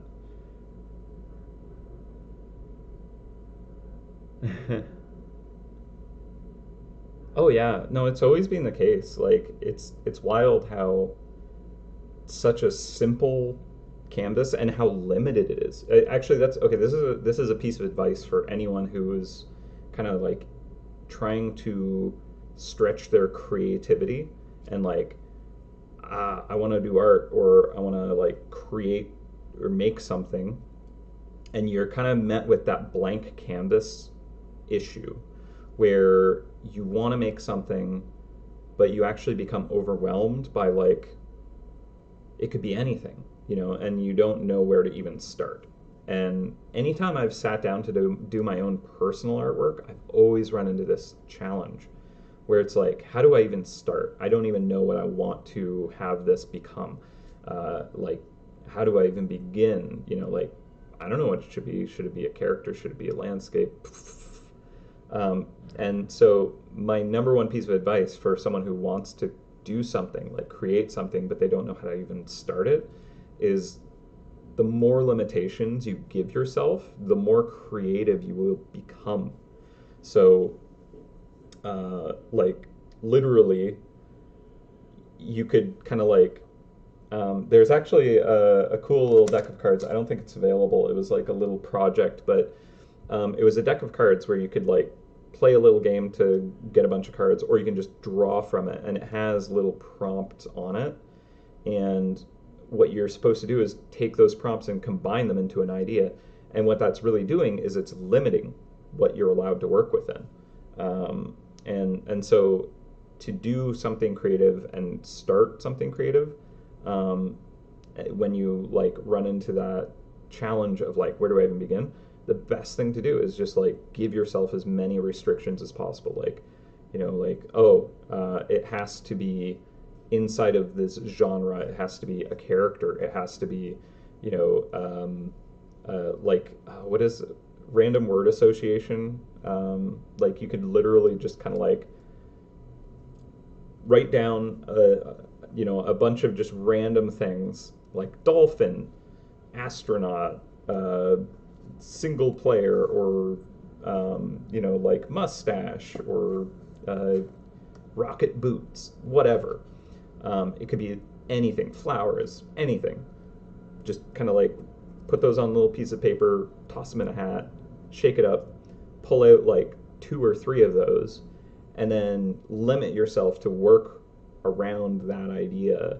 Like a dolphin with, like flowers. It's like, okay, well, suddenly you can kind of maybe have a concept of something, and then it's like, well, but like that's not even limited enough. Like, maybe you would want to kind of like try to kind of confine yourself to kind of working within a limited palette. So like, it has to be only, like this tiny range of colors, and it has to be, a portrait or a landscape, or background, no background. The more you kind of like restrict yourself, the more creative you become in solving that thing. And the same goes for MouseHunt. Is like we are actually extremely limited in what we can actually create. It has to work based off of the 15-minute horns. We need to make it so that it works for passive play and active play. It has to kind of like have a certain longevity to it, where like there's ever-changing goals for a player, where when you first show up, we want them to be kind of focused on doing one thing, and then later on, once they've kind of like solved certain things, now they're focusing on a different thing. But like all the while, it's limited to this, kind of like click one button and see what happens realm. And okay, we need to have multiple characters, but not too many, and different stages, and just like there's so many things that like it kind of it has to almost have, but it doesn't. It can change every time, and we always look for ways to change it. But yeah, that limitation makes it so that it's actually something you can kind of like come up with more ideas. Whereas if it was just kind of like, okay, make a game, you can do anything, like just whatever you want it to be, go for it. But like it's gotta entertain people for 15 years. That's not how that works. You have to start somewhere, and then you build off that. And the more limitations you restrict yourself with, the more you will actually discover you find creative solutions to solve that. At least that has been the experience for MouseHunt.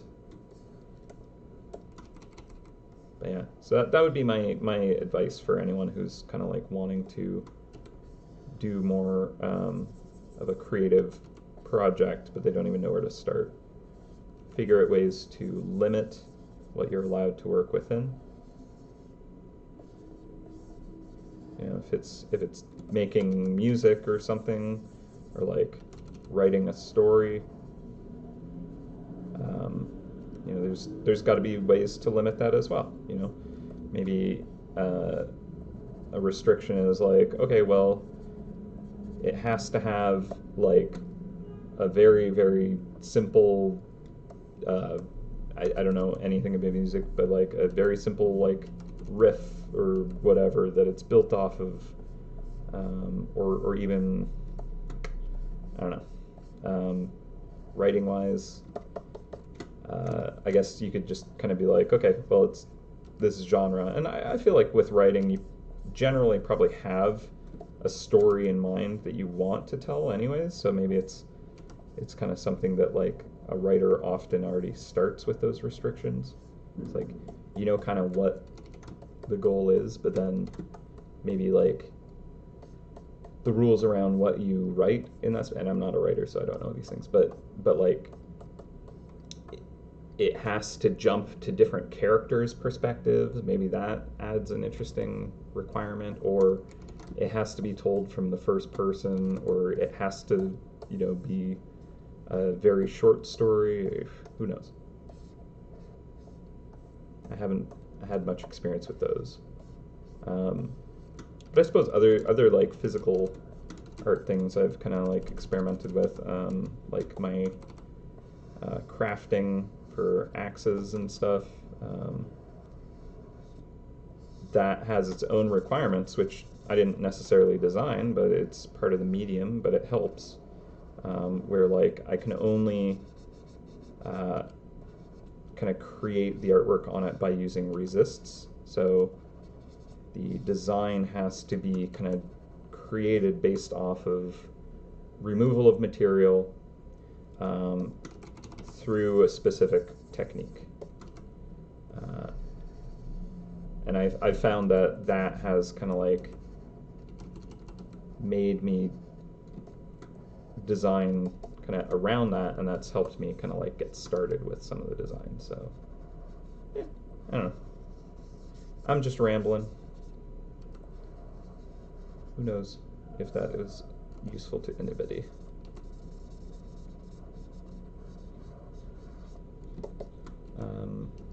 Yeah.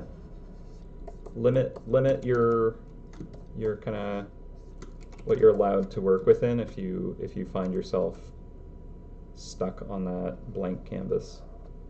Give yourself rules and restrictions you have to adhere to, and it will actually help.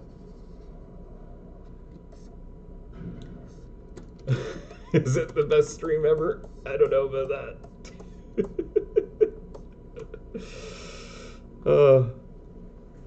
Yeah. But hey, if it's useful to anybody, I'm happy to share that advice. I've definitely found it helpful myself, so.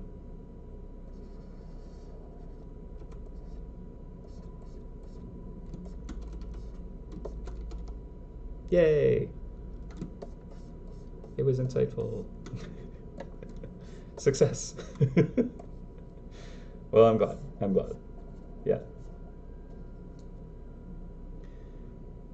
No, I did a month-long game jam with my brother and two of his friends. One of them is also my friend. But when we started, it was very much a whatever you want to make, right? Like we had a theme for the project, which was gathering, was like the jam theme. And again, like with game jams, that's like a big territory for this kind of restrictions, provide capacity to be creative. In game jams, you have a limited amount of time to create something. So one of the limitations that is massive is it's got to be simple. You really only have a certain amount of time to create something. And for our project, there was 4 of us, but we all are very busy people, and a month is a decent amount of time for a game jam. Normally, they're like 72 hours, maybe a week.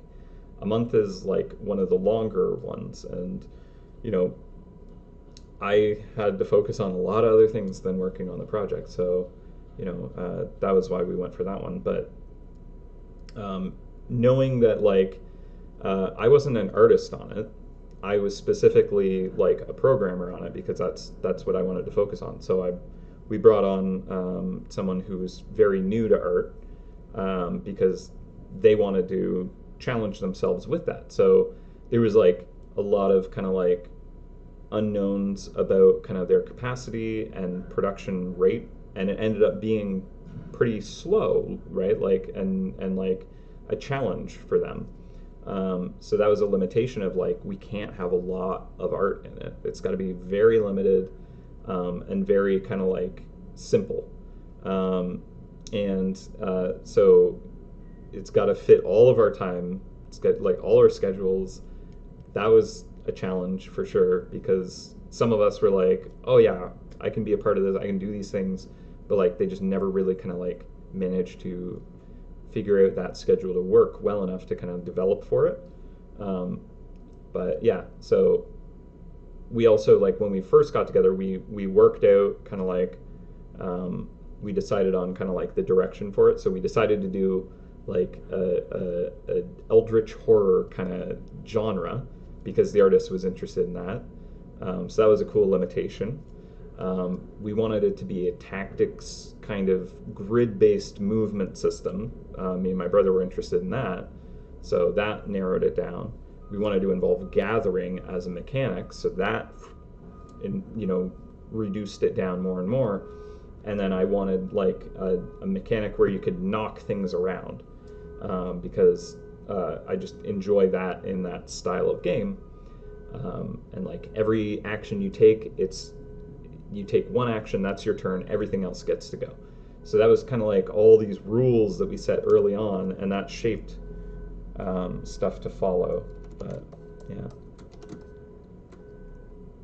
Completely blank canvas working from scratch. That is an impressive capacity to be able to do that. I've always struggled with that. Like if I don't have someone come to me with like, all right, here is the requirements for this task. Like with MouseHunt, we work out like what the requirement is for the artist before we task them with it. And it's often relatively blank canvas, I will say. We'll be like, okay, we need a mouse that fits this power tier, and it belongs to this region. So it is a farm-based mouse, but it's a low-tier character. And we previously discussed, yeah, there's going to be this mechanic of kind of like harvesting beans or seeds, and then like planting those and growing crops, right? So, work with those themes for the character. But like a lot of those things kind of are, figured out in concepting and through the kind of like the game design document and stuff. So like when we begin creating art, we kind of have a brief about what it's supposed to be. Like an event, it's like, okay, well, it's the snowball showdown, so we're gonna have a snowball fight theme. So every mouse is gonna kind of fit in that area of kind of like idea. Whereas if it's just kind of like make a mouse, and it's like even that is kind of like, okay, well, it's a MouseHunt mouse, so there's a lot I could do with that. It's not just like I'll make a spaceship now, or I'll draw like a squid balloon. It's at least there's kind of like a direction that it has something it's doing for a reason. Yeah. That's always been my challenge, to kind of like sit down and be like, I'm going to work on some personal art, and then I'm just like, I don't know what I want to draw. Maybe it is because I've just kind of like, for like my entire art career, had a reason for making the piece of art. Like when I was in like a kid, I would just doodle and not really have any kind of like direction for it. And I could kind of do that, and I'd have fun with it. But I never really like did anything super, like, wow, that was a great piece, that like had something really special behind it. It was just kind of like, yeah, it's kind of a neat looking character, or like a sword, or like like Dragon Ball Z character or whatever, like just kind of random whatevers, or like sketching people around. Um, but like when I got into school, I'd have assignments, and then once I got out of school, I was doing commissions for people, and then eventually like MouseHunt, and I kind of like at a certain point, I just ended up being like, okay, I'm making art for a purpose, and anytime I've just kind of like sat down, like I should just make art, I just kind of like I don't know what to even do. How does anyone do this? And I know this is not every artist's issue though. Like there are definitely some artists that are just like, I just doodle all day, all the time. I never think about what I'm drawing, and it just comes out. Yeah, not how I work. So perhaps my advice is more someone in my boat.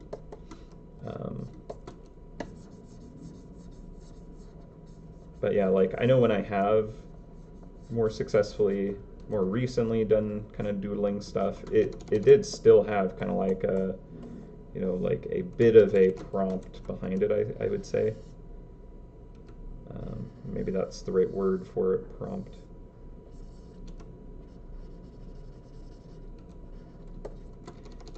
Do we want the spikes on it? I don't know. Like, I don't think we really have like thorny vines so much on the beanstalk.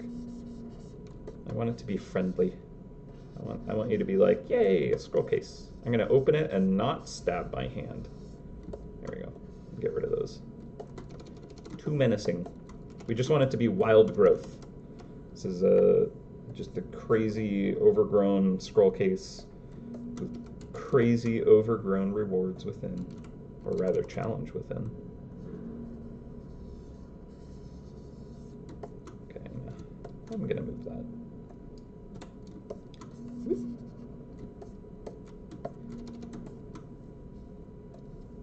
Now, do we want it to feel overgrown, or is it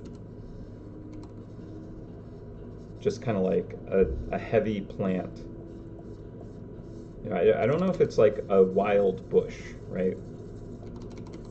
Like I think the vine itself is more just kind of this like powerful, like it's so thick you could like build a castle on it kind of thing.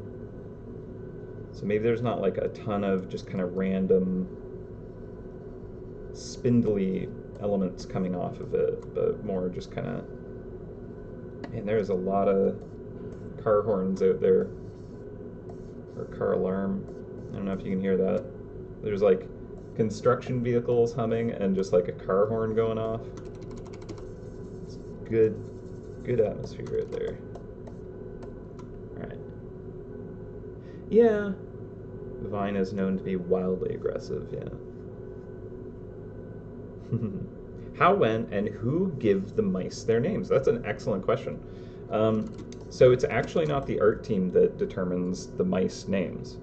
Originally, it was very much just kind of like, okay, here's the grand concept for the area and mechanics, so you kind of have an idea of what the characters should look like. What is their theme? All that. And then, artists will go off and just kind of start making whatever stuff, right? And then the artist names the file like Mouse Thunder Mouse 2 or whatever, and just kind of like whatever, doesn't matter, we don't name it. And then it goes to the person who's actually implementing the characters and the tool, like the traps and all that. And they're the one that will write the name or the description. So a lot of time it was like Franco. And for like the folklore stuff, it's been Norman, like Dave, Giorgio. Like I've done some descriptions, but it's very rare. It's only if I like really wanted a specific concept that I'll actually like write the description. And sometimes I'll suggest the name, or even the Feedback Friday community will suggest a name, and I'll like pass that along. But like rarely it's the art team that does the naming or the descriptions. We're terrible writers. Anytime we have a task where it's like, oh, we got to write copy for that, like for ads and stuff, it's like it'll be like, oh, start writing, right, with folklore for supply kits, like that kind of blurb, and like the art team will be like sitting there for like we could be there hours. Like, is this good? Does this read real? Did I grammar? And then we're just like, okay, we've decided that we don't want to have to write things and come up with clever names and that kind of stuff. That can be someone else's job, and they just give us the information, So more recently, Norman has actually been kind of like creating the names of mice before we even draw them, which has been great because that's even more of that restriction. So like basically, we have the idea of the area. Okay, it's going to have musicians, it's going to have royalty, whatever. And so we can draw to that idea, and then like a name or a character comes out of that where it's like, oh, he looks kind of like a prince or something like that. Great, we'll use that in the name. But more recently, we've been starting with the name before the character, and so it's like, okay, cool. So I'll do the devious dancer, and you do the like pompous prince, or like whatever the names, and that gives us some kind of like just fun direction to just jump off with.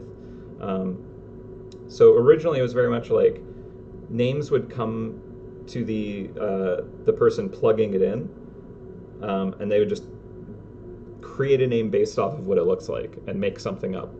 Like a lot of traps, I've been like, I have no idea what that is. I just think it looks cool, and it was fun to draw. That's MouseHunt. And so like whoever's plugging it in has to be like, what do we call this? And how do we describe it doing anything useful? Because it doesn't look like a trap, right?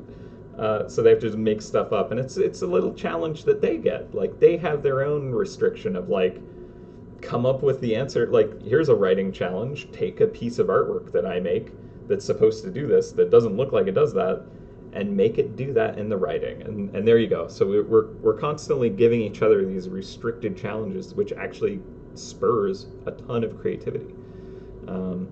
If someone was just like, okay, so here's the MouseHunt, or here's the team to make MouseHunt. You're in charge of coming up with the description and name of a trap, but you don't get to see it. And you're in charge of drawing a trap, but you have no idea what it's for or how it like fits. Like if it's for an area, if it has power type, you're not allowed to know any of that. Go see what those combine into.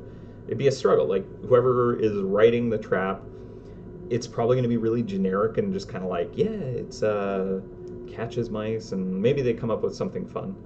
But the more defined and restricted it is, the more creative it gets, where it's like, whoa, okay, so that art looks like it does something. Now I have to figure that out and make it fit. And I've never, ever run into a situation where it's too restricted, where it's like that idea is too defined, it's too locked down for me to actually have any creative input on it. I've never found that where like if someone gives me a task and it has everything figured out in terms of like, here's what it should look like, here's how it should be, I actually take that and I'm like, well, now I'm gonna put a spin on that even harder. The more restricted it is, the more creative I get, and I like that. I think that's actually why I really like Feedback Friday a lot, in a weird way, is because I actually set myself up with this like weird challenge, where I'm kind of limited in a lot of ways, and I have to kind of like fit a very specific kind of set of challenges with like even more crazy restrictions of it being a live thing. And because of that, I actually just kind of get more creative. And then also, I take advantage of all you. I outsource my work to you, the wonderful creative community, where I'm like, here's what I'm supposed to do. Let me know what I should do. And then I have you all just kind of like feed me cool ideas. And the thing is those actually are kind of like more restrictions in themselves, where it's like, oh, make it purple. All right, now I will have to try and figure out how to make it purple. Um, or whatever, like I actually really try to pay attention to any suggestions. And you'll notice that, oh my gosh, it's 1 o'clock. Oh, okay. So not as short a stream as I expected today. I've just been so rambly. My goodness. Um, very, very rambly day today. Probably because I've been on like voice call all week and I've just been kind of like just blah, blah, blah. So I'm just used to rambling. So I'm supposed to go on lunch right now. Yeah, so I outsource the creative kind of like help me solve this. Okay, this is too much. That was one too many. It was feeling too evenly spaced out. There needs to be more rhythm. There needs to be more random feeling, kind of gaps between things. Okay, so all right, we're going. We're gonna take our lunch. There's still stuff to do on this. I thought it was gonna be an extremely short day. I rambled a bit much. Lots of weird topics that are kind of not usual territory, I guess. But we're gonna go on lunch. I'm gonna have a Larry link for you when I return. We're gonna continue to work on this and render it out, and that'll be the day. I don't think we'll go like significantly longer, but I could see myself putting some effort into this, and it could take the rest of the day. So that's why I want to take lunch. Also, I had a very light breakfast, and I am hungry now. So, yeah. You're right. AI actually made this stream less efficient. Very good point. Now, the sad fact is, if I was like, make a MouseHunt scroll case that looks like it's made out of a vine, it'd be like, 1 second, boom, done. There you go. Good to go. All right, well, we'll not dive back into that, especially since I'm supposed to be eating lunch right now. I'm going to put up a timer, so you'll see whence I shall return. Also, I might as well just share my game jam in the channel. It's a very short experience. It's very underdeveloped. There's not a lot to it. The reality is I was working on it with people, and my focus was on kind of like structure of the code base and kind of like building systems for it, less on the content side. And I was hoping that the other members would kind of contribute more content. It unfortunately ended up almost entirely falling onto my own lap, so it doesn't have much content. But I'm gonna put that in the chat. I'm gonna put up the time lapse so we can just watch that on repeat while I go and consume sustenance. I will also put up a timer, and so you'll see exactly once I return. Until then, have a good one. I'll see you soon. All right.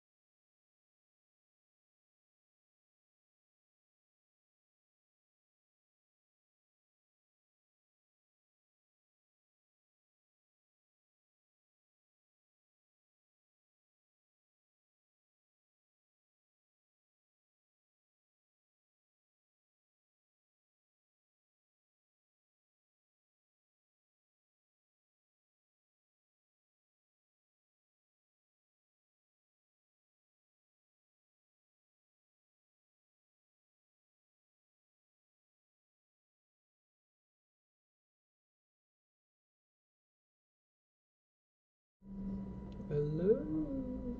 We're back. It is 2 o'clock. And we are back. Lunch is done. Hello, hello, hello, hello. Welcome, welcome, welcome. We return to the artening. All right. Thank you, thank you. I have consumed food. Very necessary. All right. So, I think we're in a good spot. I think I'll do kind of like the gold trim. I need to make sure to add the beans somewhere. I kind of didn't account for their placement, but I think I do want to add them somehow.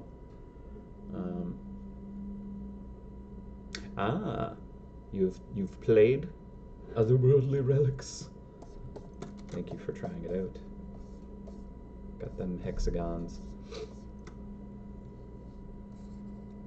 Yeah, it is a little lacking in content, but I ended up making like the intro levels in like the last day, so it's a little bit of a short experience. And I included some of our kind of like test levels just so that there was a little sample of other puzzle mechanics that we wanted to have. The like controlling two characters at once, but like with the same action was kind of the premise that we were working off of, but we never ended up making the levels to kind of show that off well, unfortunately. So that's a bit too bad for that, but I don't know. I actually kind of want to still work on that later. Finish up kind of making it a more complete experience. Yeah, I could put the beans on the leaf. I was thinking like it'd be kind of neat if maybe they were embedded inside of it with like vines like wrapping around it. Hmm.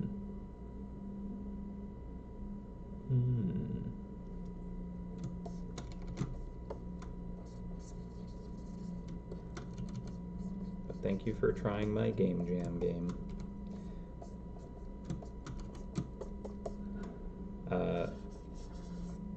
So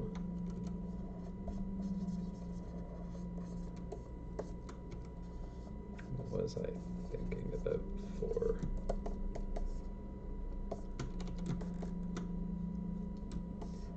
Could get a little more kind of like vine twisting instead of it being like so vertical. I think I kind of want to give it more of a twist, because a lot of the vine illustrations for the game, they're kind of spiraling. So, give it that quality. Now, where to put those beans? So, there was a suggestion of it being kind of like on the leaves, held by the leaves somehow, maybe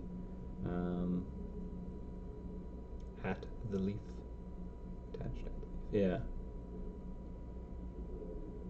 Cracking it open a bit, showing a glimpse of the beans.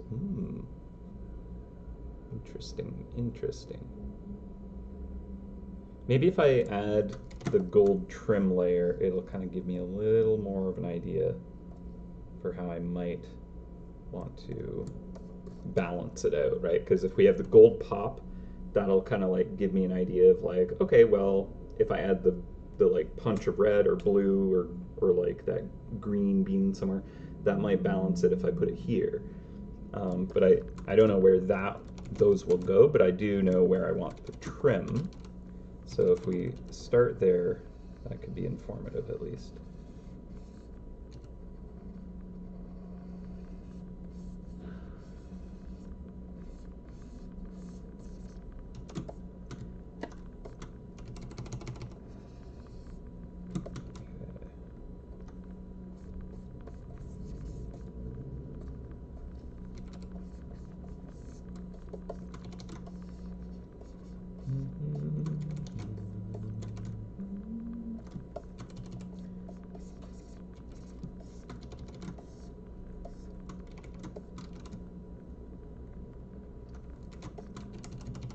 Here's a question for you all. Do I, like, move my camera too erratically?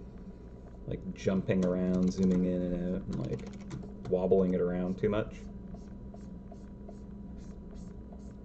Because I know sometimes I go ham with that, but I'm not sure if it's, like, uncomfortably... Because I'm in control, so I'm expecting it to kind of, like, jump around like crazy.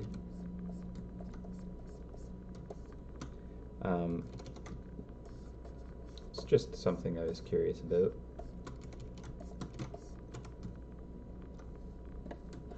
I know not everyone can kind of like enjoy stuff that's just way too, kind of like moves way too quickly and jarringly. It's part of the design process. Yeah, I mean, it is how I work, right? So it would be a little bit of a kind of, I'd have to think about how I develop a bit differently and kind of like work around that. But if it could make it a nicer experience, I'm not opposed to trying to just kind of adapt that a little bit. Not that I would completely change how I work, but try to be a little more conscious about not just kind of zipping around too fast.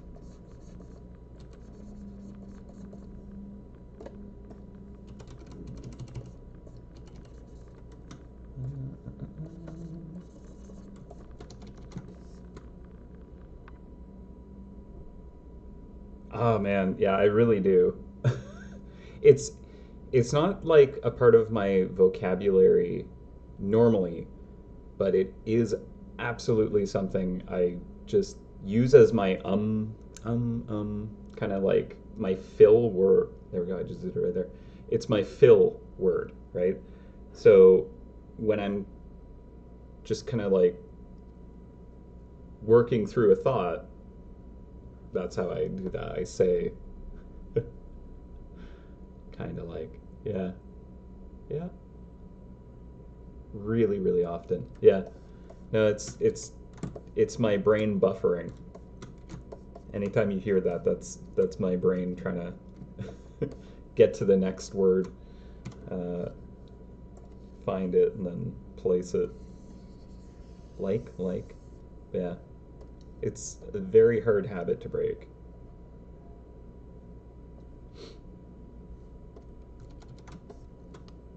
Mm-hmm. I mean, it helps. It's totally subconscious. Uh, but yeah. But yeah, like a lot of those, like I do it so much, but it's very, very much a stream thing. At least in my understanding of it, I don't think I do it quite the same in person with an actual uh, dialogue with someone else. Although maybe I do, and I'm just not conscious of that.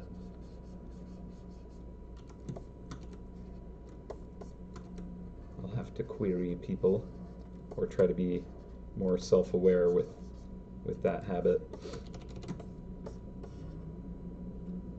It is a bit ridiculous how much that comes out though.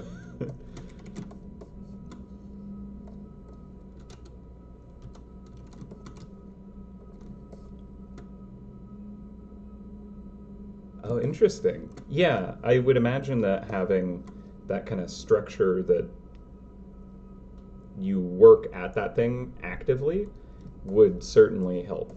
I've never had that kind of training, and honestly, like, I wouldn't be opposed to having that. I know that my communication skills have definitely had challenges in the past, and I did not kind of like learn a lot of techniques that I wish that I had until much later. Uh, and even so, there's a lot of pitfalls that I fall into regularly. So, honestly, maybe it's something I should look into.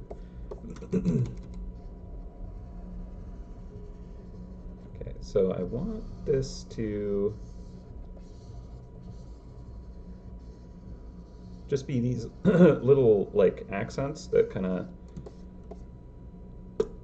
I'm going to be like hyper aware of that now. But it's good because I actually want to adjust that behavior.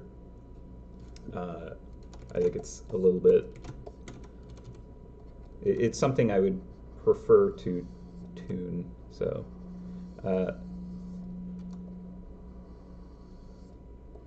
let's see. Yeah, I want these to be trim that just, it's almost like a barrel's kind of bindings. So you have like slats on a barrel, and then it has those bands that kind of hold it together. I'm thinking like, what if these vines look like they're kind of like bound by these rings of gold, and that's how it's kind of created this encasing, perhaps. And then maybe I'll remove a little bit of the vine noise because it's kind of noisy with so many little vines everywhere, and kind of just create little sockets for the beans to kind of just like get popped on in there. And then I still want the, maybe I want the caps of it to feel like organically, kind of maybe there, it was like a slice of a vine, and then it's being kind of worked into this container. Perhaps something like that could be good. Or maybe like the ends of it have like a bean kind of just inserted into the top or bottom, perhaps. But yeah, I think in terms of like noisiness, let's see, I gotta enable the grayscale preview.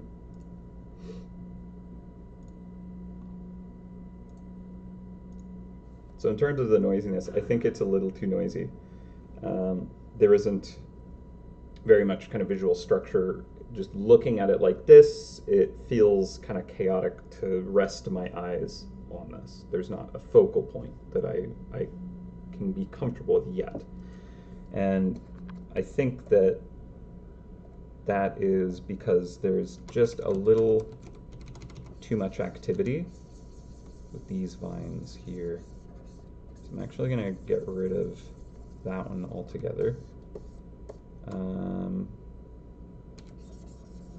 That one as well. If I shifted this one further, that might also be good.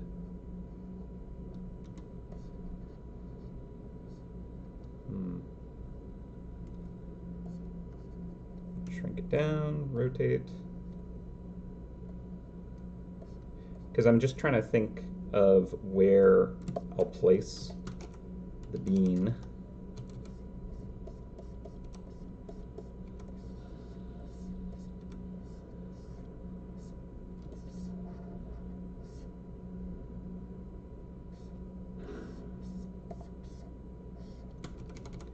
Now that I'm looking at this, I think I want to move this way up, like here. Right? And then I'll draw this following that path a little more. And that maybe comes out a bit too far. So if this is more like that, and then I rotate this,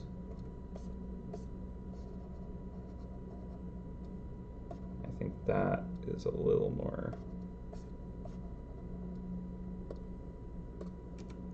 where I want that.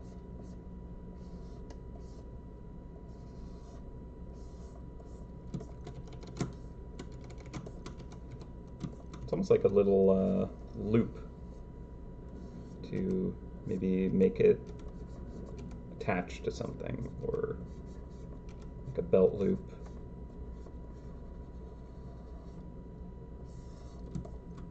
A little tiny handle.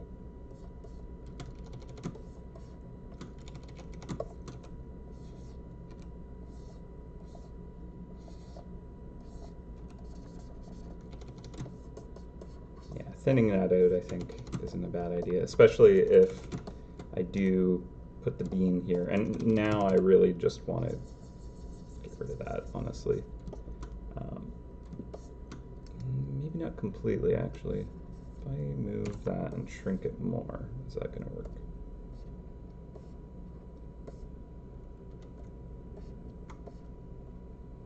That might be okay.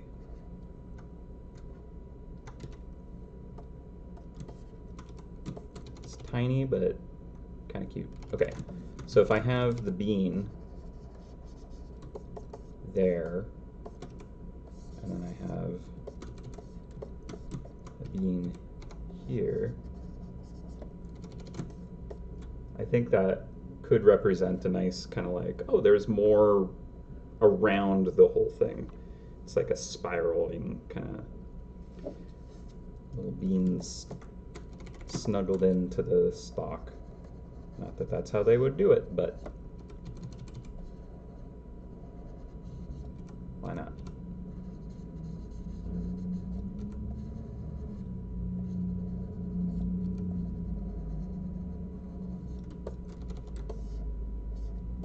Okay. And then if I put the brightness closer to where it should be for the trim portion, I think we'll start to get a little more of that balance.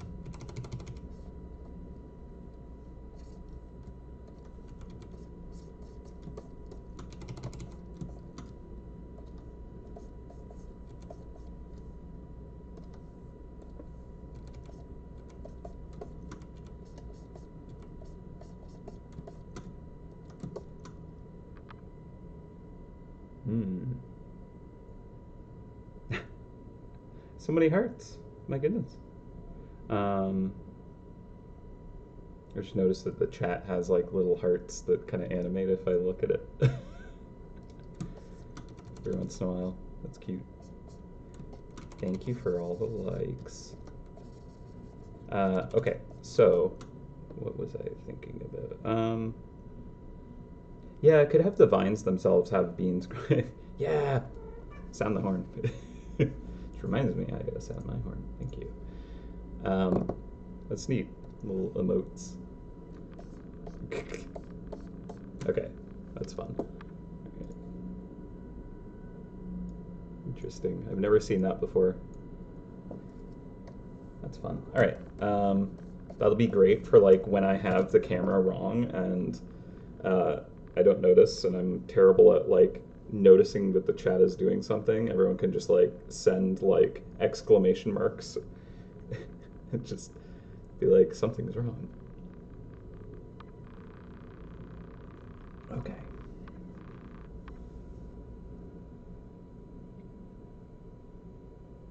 Ooh, that's a cool idea, Lenari.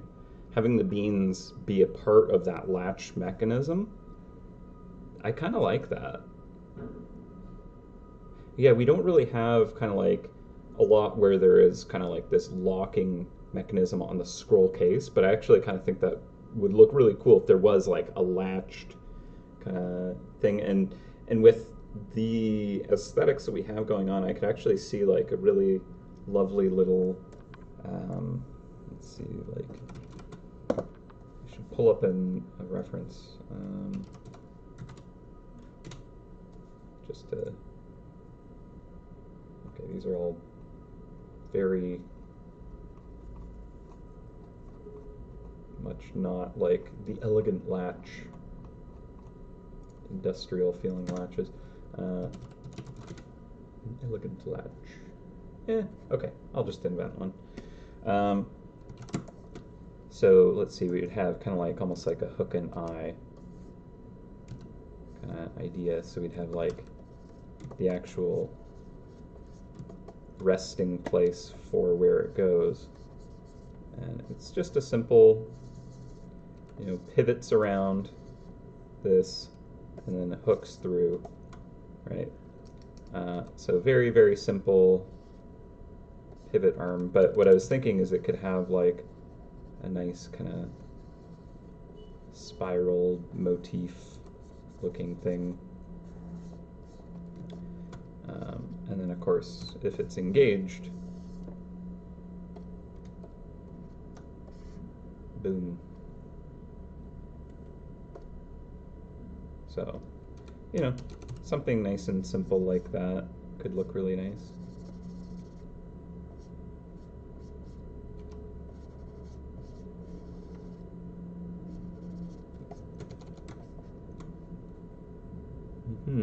Yeah, little brooch. Yeah, brooch. I think brooch. Um, and so like simple design like that, but maybe we take that kind of premise. What if, okay,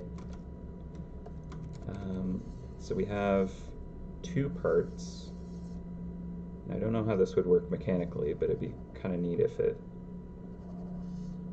just looked like it could work, which is often how I design things for MouseHunt, where it looks like, okay, somehow that does a thing. So they kind of like seat together.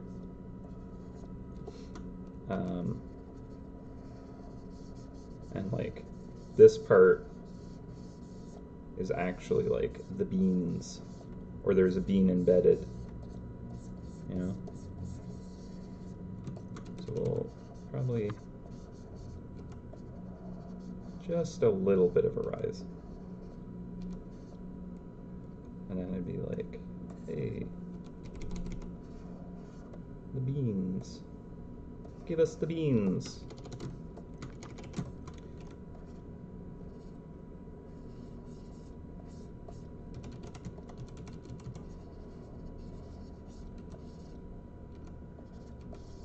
I know how I would do this like from an engineering standpoint, but I'd have to actually sit and think about it for a minute. But I'm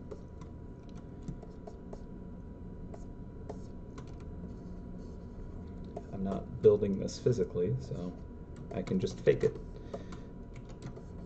But I know there's like 3 pivot points, and one of the arms is restricted while the other one stretches a little. But yeah, basically how your luggage snaps work. Yeah, it is kind of a little yin-yang of beans, which is cool. I think that could look nice. So we could have embedded beans in the actual kind of stalk of it. We could have like a lovely latch that is just kind of like this elegant viney thematic thing. Or we could have maybe the kind of like this more like locking kind of mechanism with the beans kind of like inside of those little kind of arms that snap together. I think I want to try that one. Okay, so going back to an earlier conversation we were kind of having, actually this morning I was having a conversation with my brother, and we were talking about motivation and like how easy it can be to kind of like fall off of working on something you actually really want to, and like how to kind of stay focused on doing that thing. And we were talking about like how very easy it is to just kind of like adopt this mindset of coast, you know, working a job or whatever, school, part-time, whatever the case, and just kind of like occupying yourself with kind of just entertainment like video games and stuff like that.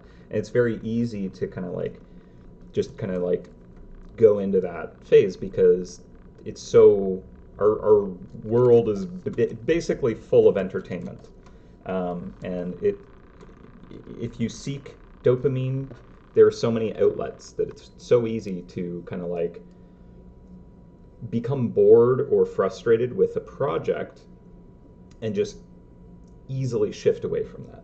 And that's something that I've definitely had challenges with. But my brother was also like pointing out, like, well, I think you like got pretty good at some of it. You know, you've definitely done well in some elements. And I was kind of identifying that, first of all, I got very lucky with like what I do as my career. It suits me very well, and I'm always engaged with it, and I'm, you know, very lucky. to be doing this. So that's definitely awesome, and it helps. Um, but like when I'm working on my own kind of personal projects, I get very engaged with it. I love learning, and it's a lot of fun for me to kind of, you know, work on projects. But I always have this issue of completing them, and I've identified that the biggest part of how I work is I get very interested in something and I can hyper focus on it, and I love to learn about it. Uh, However, once I've kind of solved it and I figure out how to do the thing, I now feel satisfied enough that I don't even care to complete the thing. And my brain immediately is like, next thing, let's find something else that's a cool thing, right? Let's learn something new. Let's find a discovery. And I'm very much wired to want to kind of like learn, and so I think that I definitely learned at the right time that part of how I get stuff done and I develop is to seek challenges, to seek things that other people would not dare to even try, and be excited by those challenges, and to actually solve those problems. Um, for example, Feedback Friday is actually a perfect example of me engaging that part of me where I purposefully go into it with like a pretty daunting thing, where it's like, okay, I'm going to be doing this live in front of people. And a lot of the time, I actually decide to do something that I'm not familiar with, that I'm not comfortable with, because that adds to the challenge. And something I learned early on is that I actually thrive when I purposefully give myself more of a challenge. And that's helped me kind of like develop a lot of cool skills that I'm proud of, that other people would never even attempt. They don't even believe it's something that they could try. So I found that quite useful to understand, and it's helped me kind of like discover cool things, like the engraving axes and stuff is something that I normally might not have even thought that it was doable, right? However, as soon as I kind of like reach a point where it's like I could be bored of it, or I feel fulfilled understanding how it works, that I'm like, okay, cool, what's the next thing? That's where I struggle right now. And I need to work on the follow through of actually kind of like creating the thing, because it's not like I will like start a project and not want to accomplish something with it. I'm struggling. Hang on.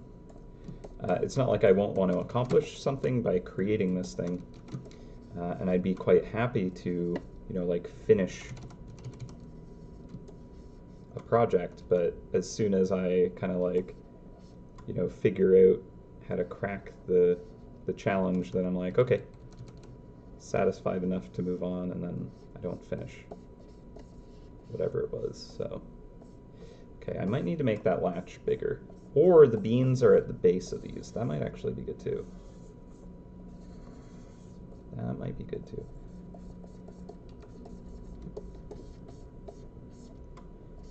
So yeah, I don't know if other people experience similar things where you're like, you actually really are excited about working on something, and you really wish that you would stay on that thing and finish it, but it just kind of, as soon as you reach a certain point, your brain is just like, time to discover something new. And I crave that. It's definitely like almost an addiction in a sense, to kind of like keep exploring new ideas and stuff. Definitely an ADHD kind of brain to kind of want to constantly do that. learn new things, find new ways to kind of like solve problems, find problems to solve. It's great for being a game developer, though, I'll tell you that much. Like, it's definitely the brain you want to have for working on this kind of a project. But yeah, so it does mean that I need to work on being a little more mindful of when I'm reaching that point where suddenly my brain is just going to want to move on and explore something else, and actually just reel it in and be like, nope, finish what you started. Because that would be a lovely, lovely thing. And I would be very happy to actually like complete more of the things I started. So I think it's just, I need to be a little more mindful of when that is actually occurring, and just ride it out. Be like, okay, well, my brain is craving kind of discovering new things and moving on because it feels like it's satisfied the challenge of like understanding this. Like, I just want to grok things. I want to like figure out, okay, how does a blacksmith make the thing, and study that, and then learn how to do that in my mind, and then not necessarily have to actually do it. But when I've actually gone and tried things, it's way more satisfying. And when I've actually completed projects, that's also extremely satisfying. So I need to be able to kind of quiet the part of my brain that's like, you need to find that new thing, you need to always be exploring, and then just tell it to chill for a bit. I think that would help.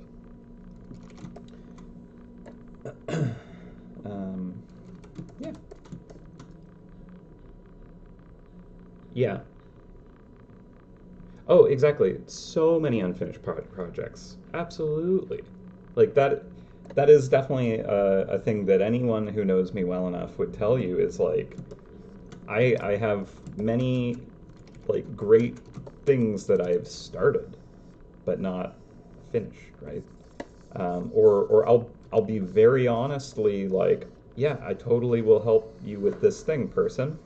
And then like I really mean it. I really believe in myself when I say these things, but then I just kind of, never end up figuring out how to actually follow through because, even though I really believe it and I mean it when I say that, I don't kind of actually resolve myself well enough to kind of like actually follow through on that, and that's unfortunate because then I'm kind of not the most reliable person, and that feels bad. I would like to be considered more of someone that a person could be like, yep, if he says it, he'll do it. Don't want to be the unreliable person where it's like, oh yeah, he'll say he'll do it. I feel like I'm getting very personal. But I don't know, I feel like it's a pretty universal thing that some people experience, and it's a little bit relevant to the conversation we were having about just kind of like finding how to be creative and like work in that space, and like how to make it work better.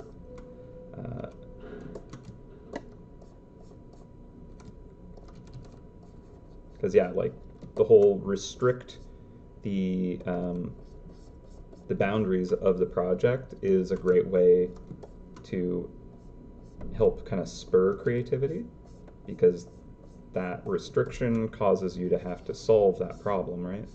And the more restricted it is, the more creative you have to get, essentially.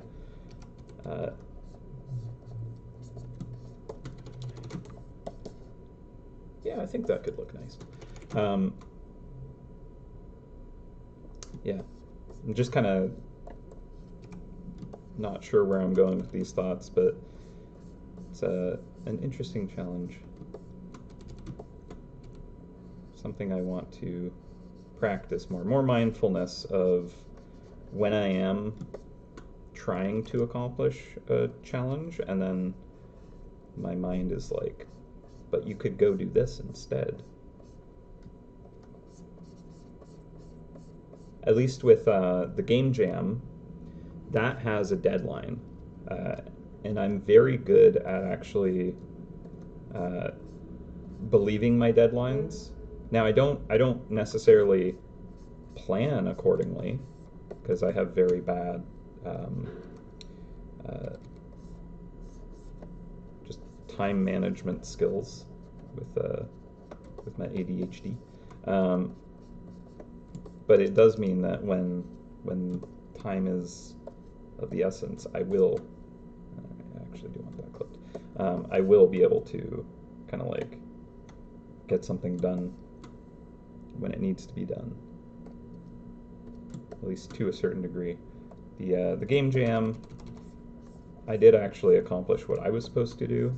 It's just that unfortunately the rest of the team didn't necessarily kind of like pull through on things that I was hoping they would, so I had to kind of like jump in and try and fill in a bit of gaps.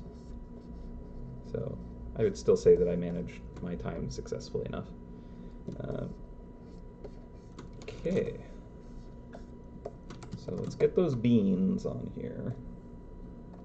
And I wanted to, yeah, there we go. Do that.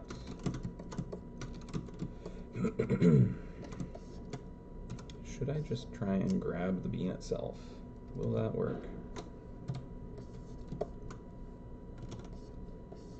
Boop. Let's just plop that on there. Where should this one go? That reflection will be easier to work with if I put it here.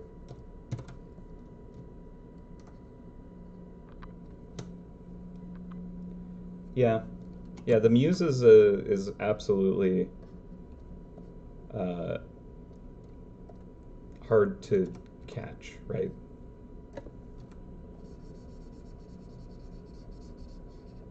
Hard to catch, even harder to keep.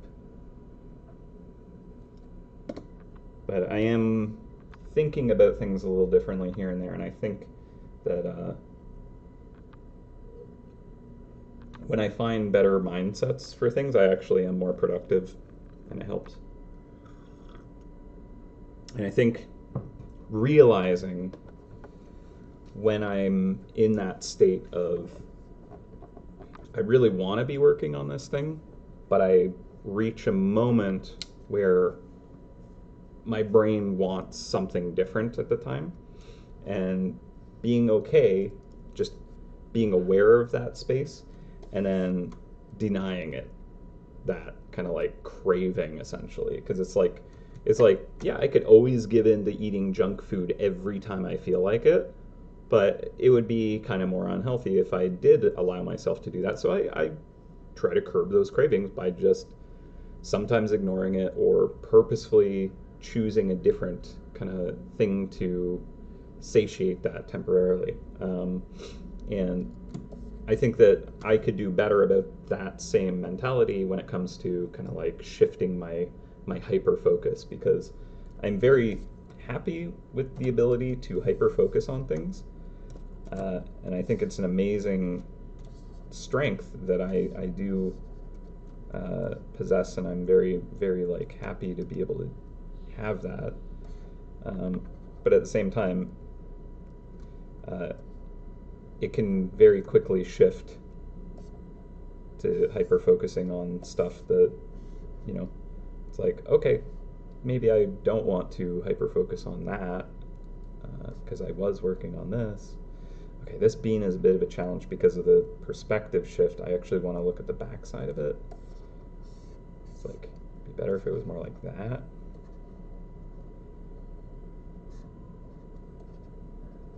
So that's more the dimension, the perspective that it would be, but the reflection's wrong. That looks pretty nice still. I suppose I could put the red bean on the top. That might make it easier. Yeah, just controlling that like constant wanting to find the nouveau.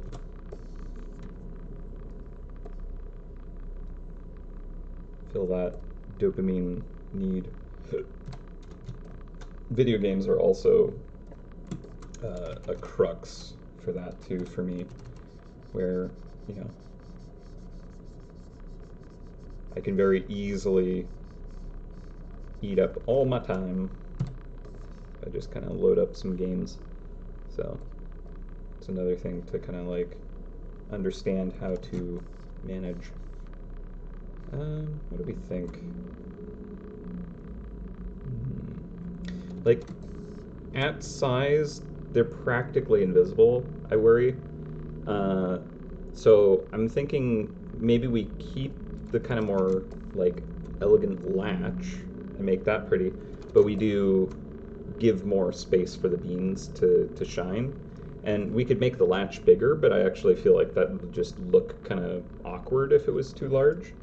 And this latch feels a little bit kind of chunky maybe, so I think that I'll go to the bean space where they are a little more nicely proportioned. And also I shrunk these down. Yeah, okay, so I'm gonna just bring them back in without compressing them down. So I could import an image, and that'll make it so I can scale it up and down without it compressing.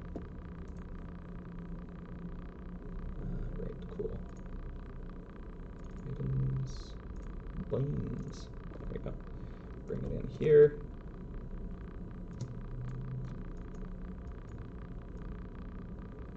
It's like I could see. I want this to be. Ooh. Yeah, I'm gonna want this angle on it just to match the perspective, right? That's okay. I'll just change the lighting a bit. Thank you, Sally. That's I appreciate that. I would like to follow through on things more, though. And I think it would actually be more who I want to be. Because, like, I do work on things that I really enjoy, and I just want to accomplish more of that rather than just constantly being distracted. So I think that it's an okay thing to challenge myself to change some of those behaviors.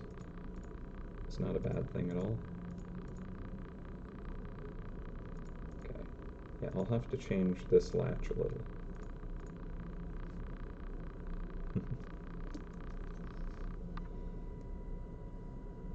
Yeah, exactly. Yeah, when you have so many ideas and you cannot practically implement them all, I agree. Yeah, you have to be selective, especially since like what ends up happening with me is I try to accomplish all of them, and then none of them end up happening, right? Because I'm just trying to fit everything. So being more selective and uh, kind of like forcing myself to be a little more kind of like, okay, no, I have to be a bit more strict and actually like not just bounce around all the time.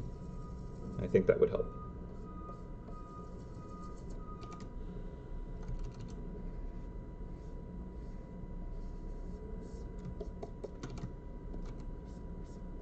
Yeah, like there's a trade show for the axe throwing community that's coming up. And so if you've ever been to like like a convention, like comic book convention or whatnot, there's often like an artist alley situation in those, where you can like purchase a vendor booth and be able to sell your wares, right? And a friend of mine has like a a small business that she runs where she makes like jewelry and stickers and tote bags and all kinds of fun stuff, and it's specifically for the axe throwing community because it's like niche, but it's big enough that's like a model worth pursuing for her. And so she's running a booth there, and she was running one last year, I think, and it was just like she was doing it by herself. So it was challenging for her to go and enjoy the rest of the kind of like the event because she was stuck at the table. So I've done artist booths in the past. I used to run them like multiple times a year for my own personal work, and it was pretty good. I enjoyed it a lot actually because I just enjoy, for whatever reason, random people at a convention coming up and just like trying to sell them stuff. I, for whatever reason, enjoyed doing that, which is a weird thing.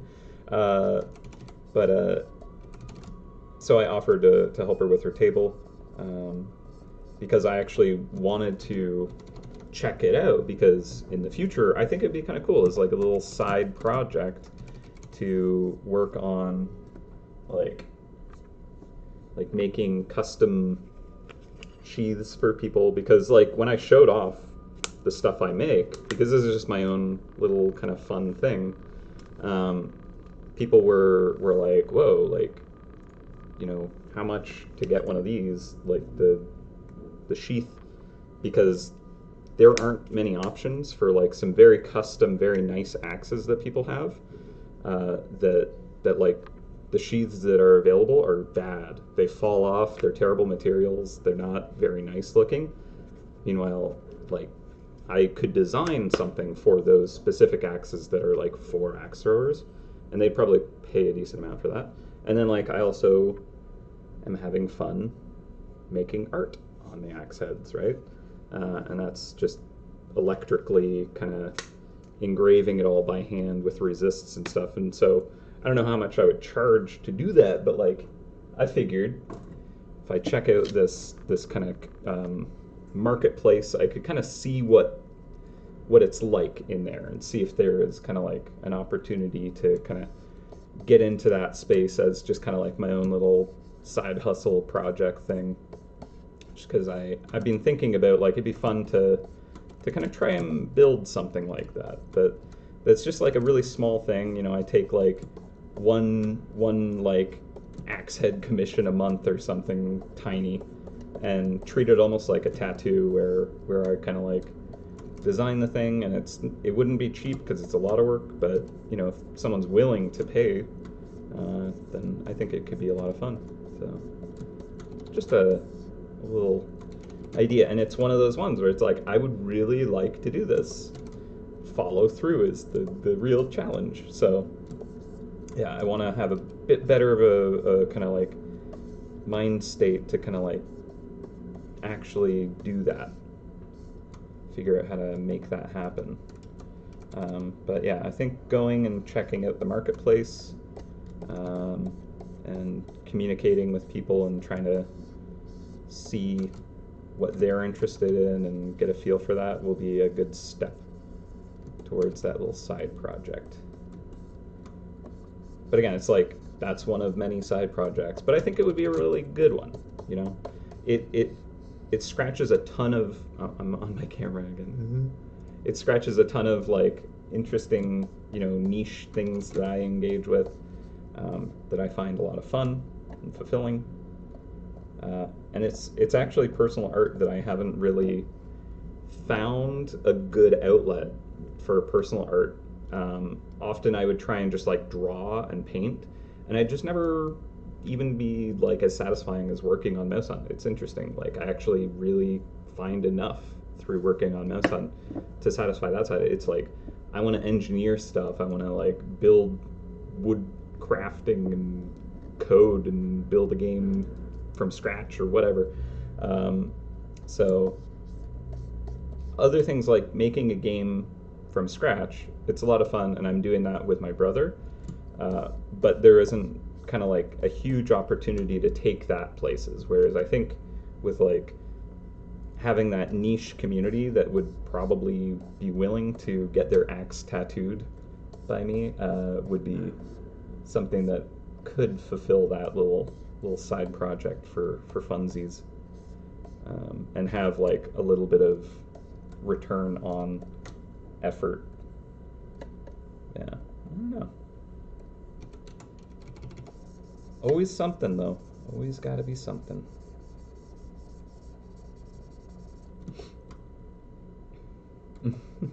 Yes.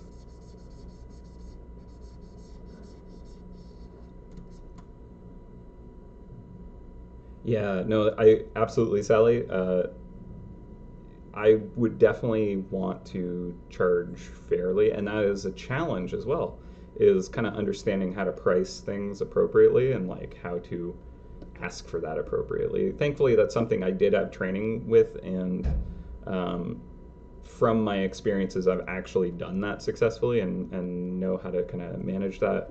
But a lot of artists I talk to, they like crazy undervalue themselves, and they like undercut each other, um, and kind of like cause damage to being able to make you know even the time spent back as a fair return.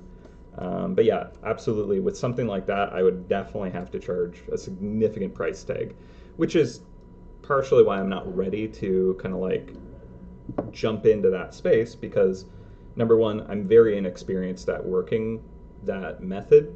I'm still developing it, right? Like it's basically a method that I'm figuring out, and I haven't really seen people doing this. So I'm just kind of like trying to figure out the tools and how to make them better and more efficient. Um, so once I kind of understand how long it takes to really do it, then I could start to figure out how much I would actually ask for, and then I could kind of engage people and be like, okay, is like 2 grand too much? Because I mean, a lot of the axes are like that's a $60 axe, and then suddenly you add $1,000 or $2,000 on top of that. That might be a bit pricey, but it's a one of a kind, and it will be durable because it is just the metal itself, not like painted on top or whatever.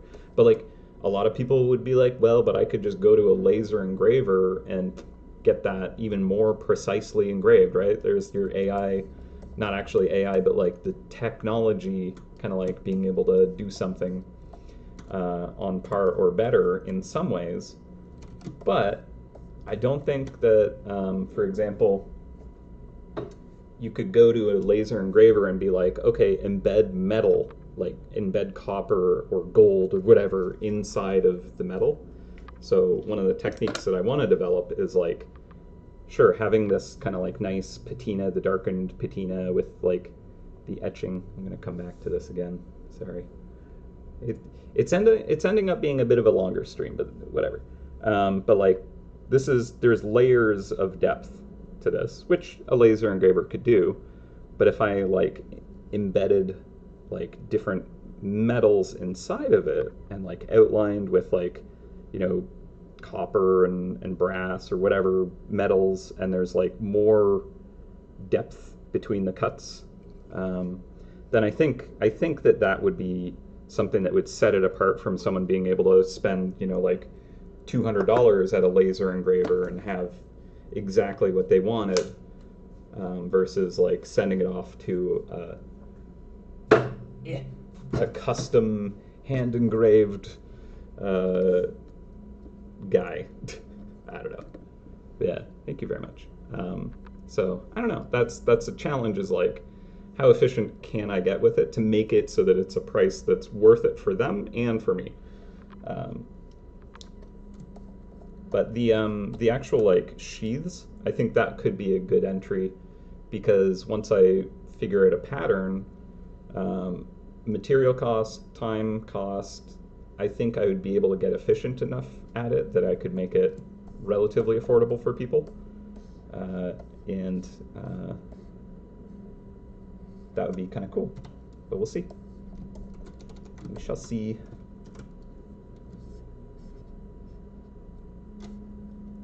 Okay, so this one here, and again, I don't want it to be too small. That was the concern, was like before it was too small.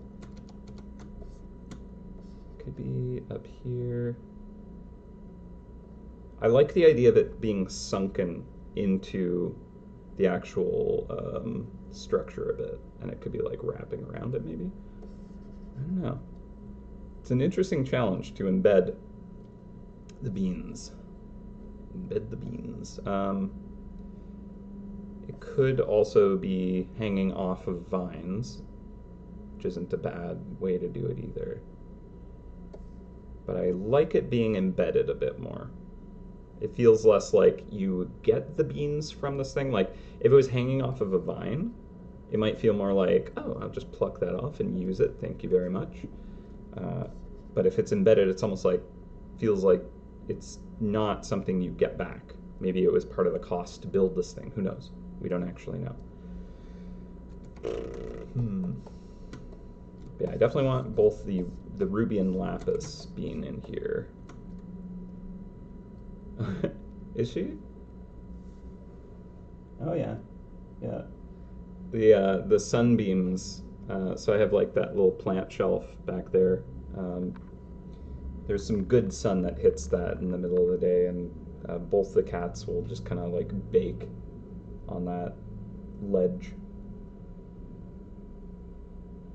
That's cute that she's been peeking around every once in a while. Okay. I think there was also the concept of having the bean kind of like in the base, but I'd have to repaint it, honestly, to fit that angle, and that's probably a bit more than I need to do today. This was supposed to be like a super fast, kind of like, yeah, we'll whip this up in like 2 hours. Whoops. Whoopsies. Okay. Let's just see if we can slap the beans in here. Maybe on this side because the leaves are... Yeah, I can move that leaf. I can shrink that leaf, make a bit better space for it. I'm not sure if we're going to get the latch on here now. Might be okay with it not existing, to be honest. If I move that leaf and or shrink it. Okay, just cancel. No. Deselect. And merge that down so I can actually transform this. Okay.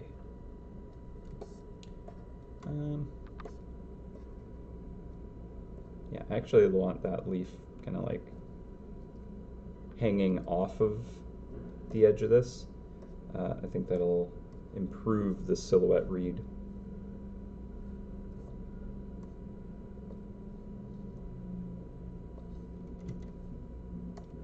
Yeah. Okay, those latches are distracting at the moment. I'll just hide those.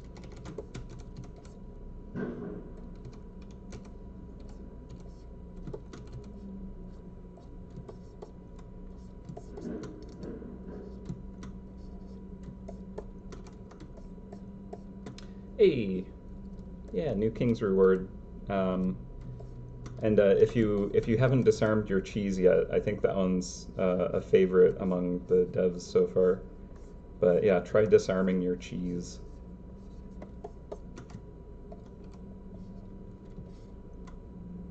That was the icon concept was Sunha came up with that concept. It was quite a fun little one to illustrate. Simple little thing, but it's very cute. Kind of has a nice whimsy to it. Okay, I feel like that feels more vine-like, to be honest. And then at size, the bean is actually quite visible. So I think that's good. I think I could also move this above and up. And I think I'll adjust that vine behind it to match. Yeah, sleepy cheese. Just having a little nap. Yeah. I thought that was a great idea. As soon as I saw the concept for it, I was like, oh, that's perfect. I'm going to use that. Okay. I could try liquefy to move the vine. It does kind of make it a little bit more blurry when you do that. Mushy.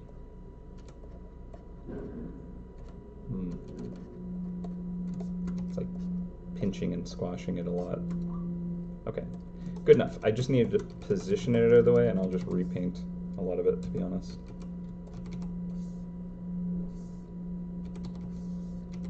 Yeah, you know what? That was a waste of time. Get rid of that.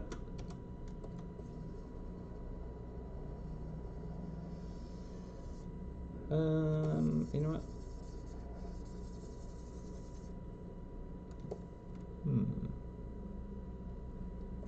Let's try just removing that one.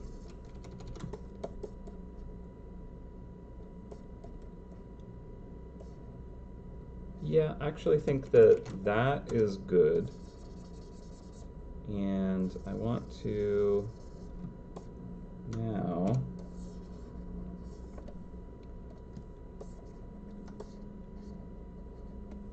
do that. And now I think I could get like a fatter vine. Big chonky vine right here. Kind of grabbing the end.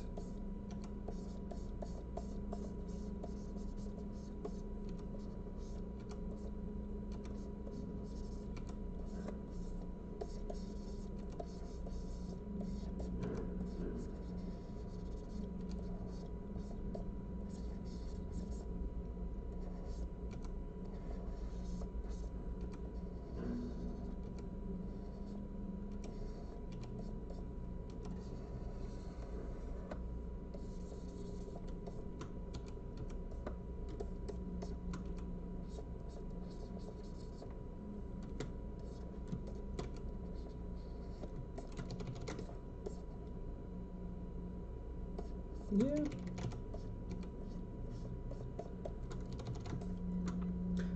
All right.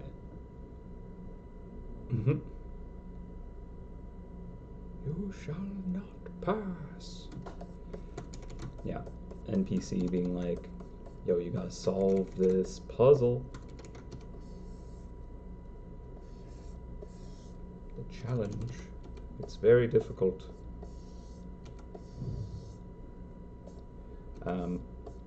So I remember there was actually a question that I didn't answer in the chat much earlier relating to a question that was asked before. And it was, I believe, so we get like the name prompts now for the characters or the assets that the game needs. So like an item, it's like, oh, we need like a royal ruby bean. When the artist has a prompt, it's just kind of a suggestion. Some of them are more kind of like, okay, it really should be this thing, but many are just here's a concept if you need it. You know, you could take it or leave it, especially with the mice for like the general fodder characters. Maybe the boss or something, it needs to be a lot more specific, but like, you know, just here, make this, I don't know, some kind of, you know, collecting mouse, and we'll call it the mischievous munchkin mandible mutant monster mouse. Sure. And so the artist will kind of like be assigned that task of here's the mouse and here is the name that mouse has as placeholder. But when you're creating the art, you kind of just figure it out as you go. That's very much the process you get to experience on stream with me all the time, where we'll load up, here's the project for today, here's the goal. I have no idea how it's going to end up looking at the end, and lo and behold, it transforms as we go. It starts in one direction and it shifts and it transforms. So ultimately, what the developers get as a piece isn't necessarily going to be exactly the name or fit the name that we were originally given, because those were just kind of like suggestions. It would be different if it has to be this, and here is the assignment. We would make sure that the art fits that, but otherwise, we like having a little more creative freedom, and having one developer create like 36 different mouse ideas, like just filling in the names of tasks with, I don't know, like this and that, and it's not going to be necessarily the best kind of like array of characters. So a lot of the time we'll start with a concept and then mutate it into something close to that, but like, ooh, actually, what if it was this instead? It's just kind of like adjusted. So yeah, what will happen is when we return that piece of artwork, if it isn't strictly it has to be this thing, and we do kind of like shift away from the original kind of name suggestion, the developer who gets that will then adjust the name and description to match the artwork. So it is a little bit of back and forth on that, which is good. I think ultimately that's a great place to work within, unless you like really have to hit specific goals and things. It's nice to be able to have that kind of like wiggle room where someone who has a great idea, like, oh, this is such a cool idea for a character. Here's the name, and here, art team, go for it. And then if the art team is like, I like it, but I could make it even better, so I'm going to take that and go further, and then pass it back, and then they're like, brilliant, like let's go off that. That's even better. So that is something that definitely happens quite a bit, actually, where we'll kind of like get the task and then take it somewhere else, but it's usually pretty related. We don't tend to just completely throw out the concept wholesale and just invent it all over. It's definitely useful to work with and towards a prompt. So it's like with the game jam that I did, it was very much a case of we didn't have to. It wasn't a requirement of that jam to actually use the gathering prompt, but it's a useful tool, helps spur that creativity, and so we attempted to work off of that theme. And I wouldn't say it's like hyper focused on the concept of gathering, which was the theme, but we didn't discard it entirely either.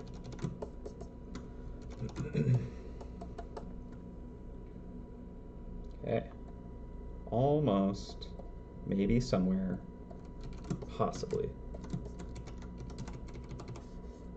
Will we get the latch? I don't know.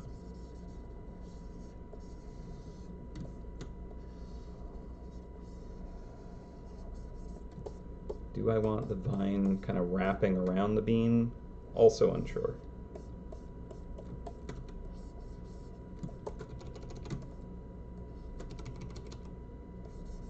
In fact, I will move this layer above so that if I want to, it'll be easy enough.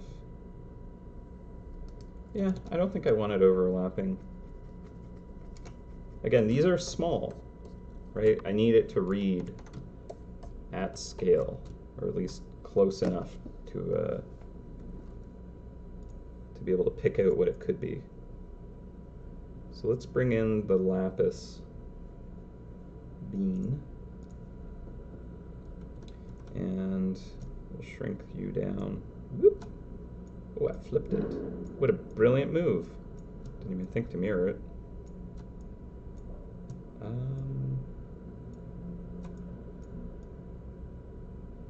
If it's on this side, that might actually work. Yeah, okay. I might be able to work with that.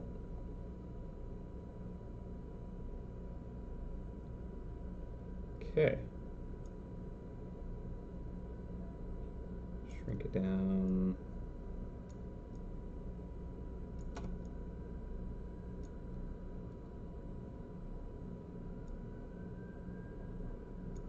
I think that'll be okay like that. And then we'll use our crop to embed it.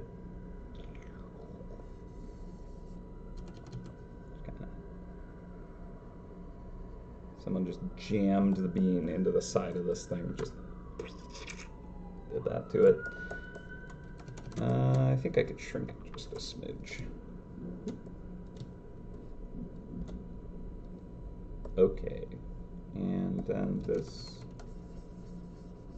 want that in front. I mean, at this point I could move it all behind. And we'll look at it in grayscale. And what I might do is I might brighten the gems and darken the vine. Because right now, like, that's just a mushy middle tone. But it'd be nice if there was more pop to it all. So what I could do, and same with the gold trim, it's not singing, it's not like popping out at all, which isn't surprising. I haven't really done too much with it.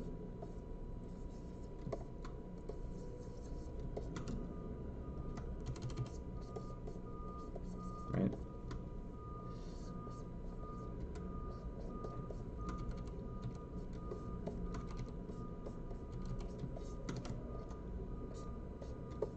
So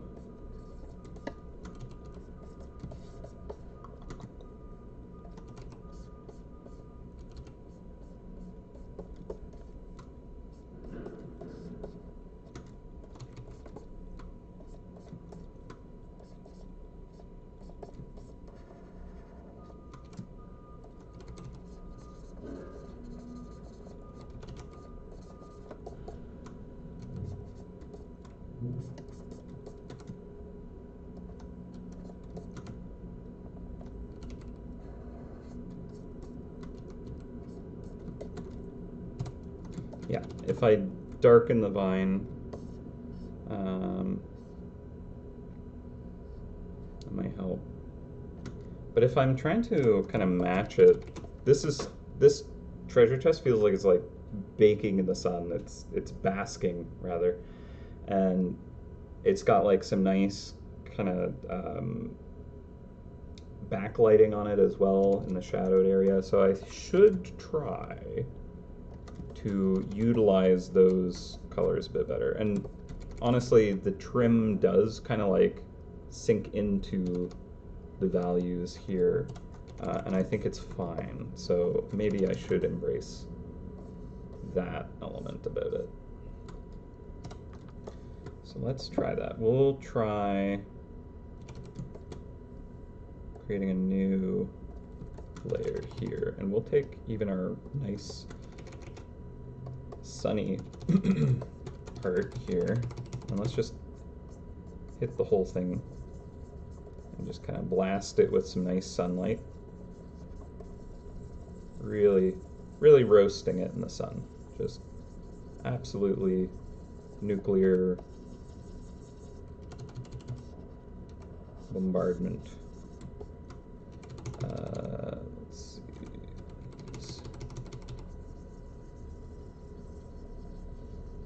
Fusion bombardment?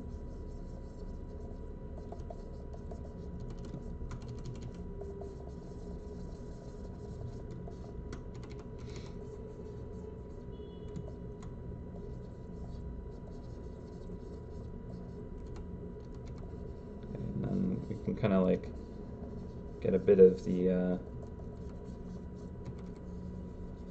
twisting texture. And some shadows on things.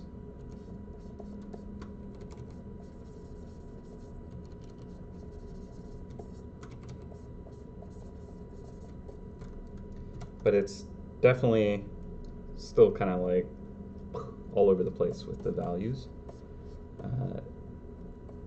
That said, I think this might be an okay place to start from, to find where it needs to go.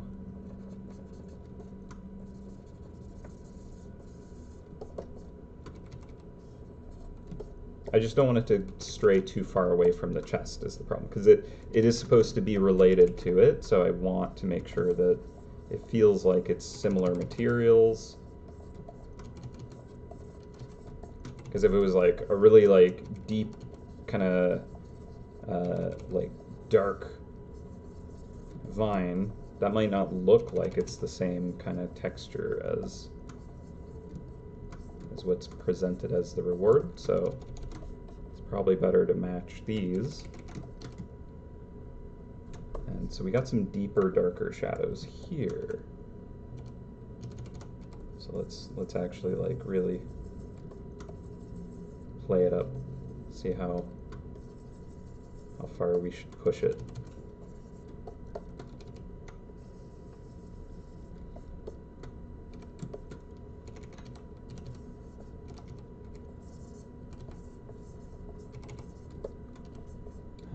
Why, hello, it's a Charlie. Oh, finally time to cook on my lap. It's way too hot for that. I really don't want that. That's not how this works though, is it? It doesn't matter what my preferences. Okay, so, excuse me. So I think it's definitely unbalanced, but maybe part of that is also these vines, right? They're so dark, they're not actually accounting for the main kind of value that the vine is sitting at. So we'll brighten these up.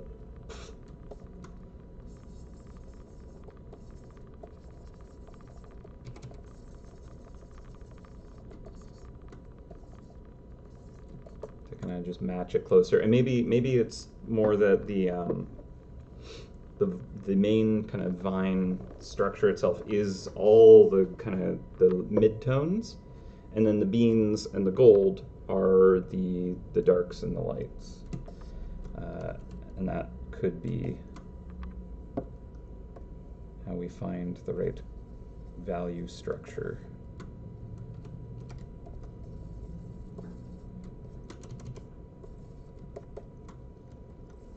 Mayhaps.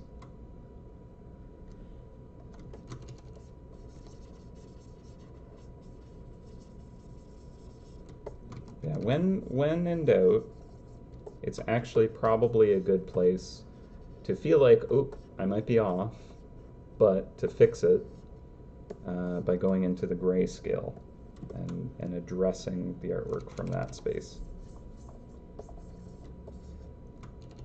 Chances are it will point out things that really aren't quite where you wanted them to be, but also make it perhaps easier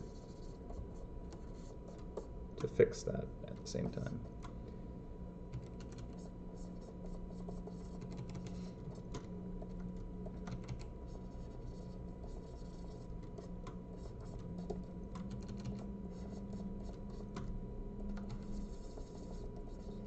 I don't know if I like that leaf anymore. Maybe it just needs to kind of float off of the scroll quite a bit more. Kind of like this other leaf over here. Yeah, maybe it needs to actually like break the silhouette better. Yeah. And then actually that cast shadow is kind of a little more interesting, to be honest. Whoops.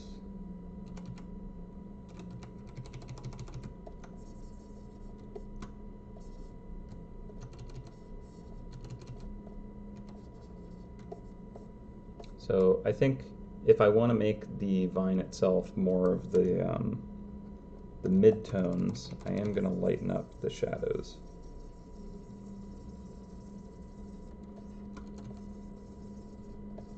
Right? Because I want the darks and the lights to kind of like be in a certain range of each other. And I think that will help as well. So when I do like the golds, those will be mostly kind of like in a range that's on the brighter end, and stuff that I want to be darker will mostly be contained in a range that is kind of like deeper, darker values. And that way those will kind of like read separate from each other better. Of course, with gold, you kind of tend to have like some very bright brights and some quite dark darks. That's kind of like a metallic thing because of the way it can reflect and absorb light. But for a matte material like the vines, if we don't have any lighting that's too crazy, I think having kind of like a nice kind of, you know, range that it fits in is better.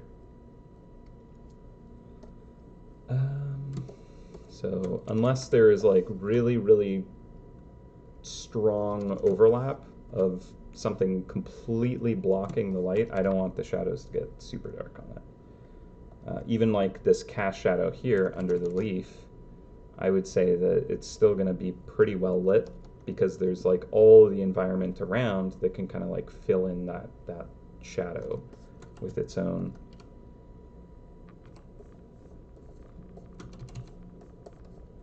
bounce light and just the environment light itself. So I still want it to feel like it's a shadow, but it'll be maybe more saturated and like have some environment color mixed in. It won't be like indirect sunlight, but lit-ish. Okay. I suppose putting a stem on this might also help it to look better.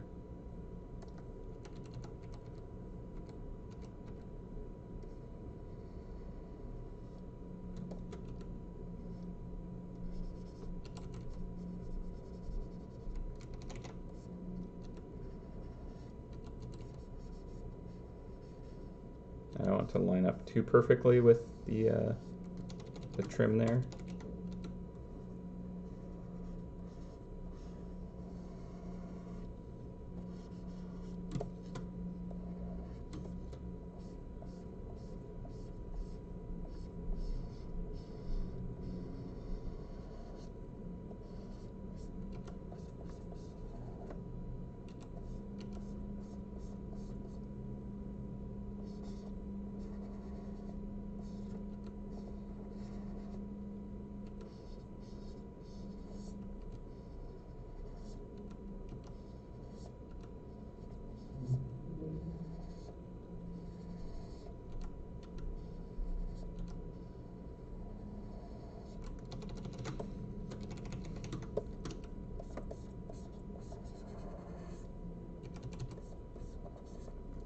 Cool. All right.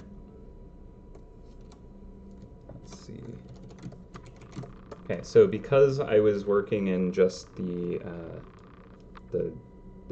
brightness of a layer with this overlay, because it's a brightness layer, it's working off of the saturation amount that layer below it already has, and that's quite low saturation for the shadow that it started as.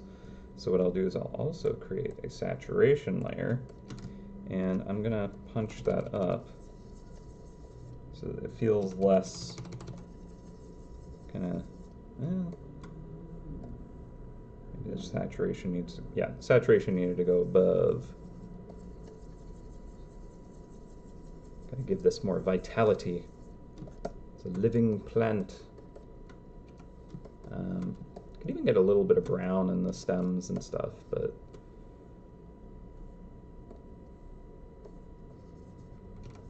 maybe it doesn't want that.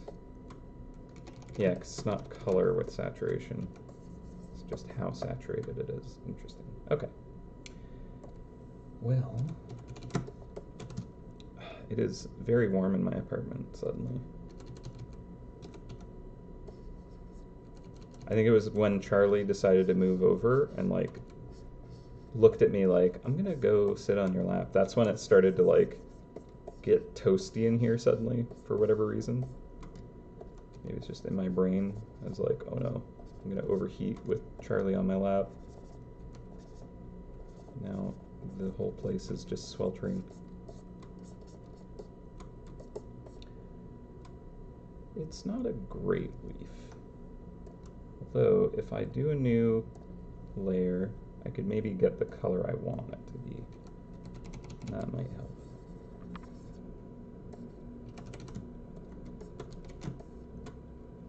Jeez.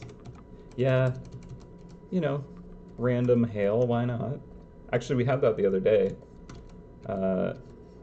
It was like pretty nice out, and then suddenly it like got really dark and it was just punching the ground with hail for like 5 minutes, and then it was just gone.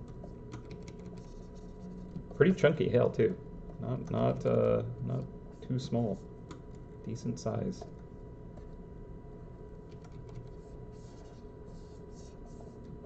Sometimes nature just does that.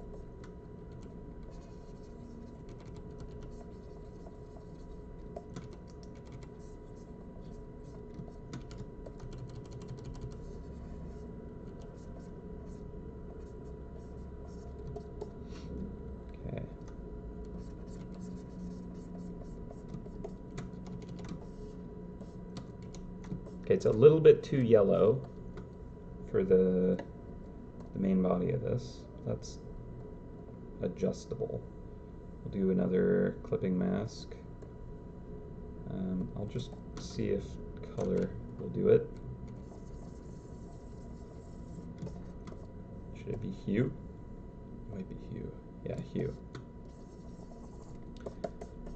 I'm still figuring out the differences between color and hue layer in Clip Studio, because sometimes it works better to use color, sometimes it works better to use hue, and I haven't really figured out what the ultimately what the differences are and why. Maybe one day I'll sit down and actually try to understand it, but it doesn't come up enough that I need to like really totally need to figure out exactly the differences. All I need to do is just be like, okay, this one looks better than the other one. I've figured it out. Moving on. Okay, so the midtones are grouping, but they're absorbing a lot. So I want, maybe the gold band just needs darker like outline potential. Like we have a little bit of it in the middle. The band in the middle has kind of like that darker kind of edge, and that kind of helps it to stand out, whereas these kind of elements right here, they're still a little too blendy. And then like that bean is just gone, and I think that one would be pretty dark in that context, right? Like it's kind of on the shaded side. Let's see what would happen if I just popped a luminosity layer and I just threw.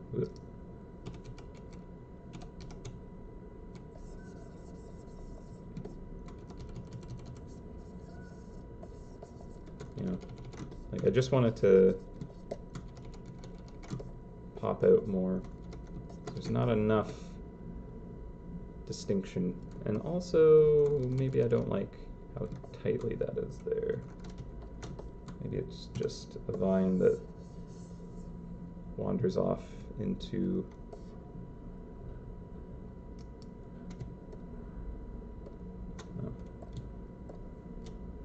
no, don't apply the transformation. There we go. Maybe it just does that.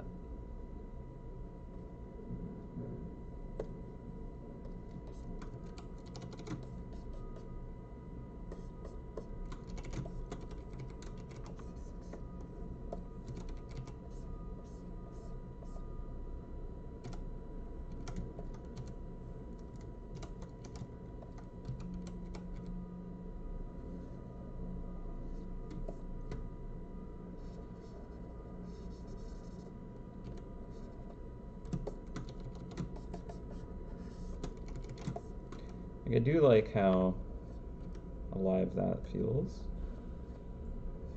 It's kind of like doing its own thing, growing, being a plant.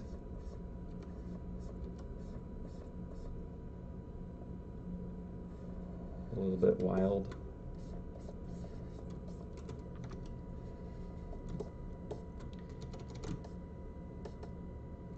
Okay, so the lapis, quite a bit darker, but I want it to be quite a bit darker.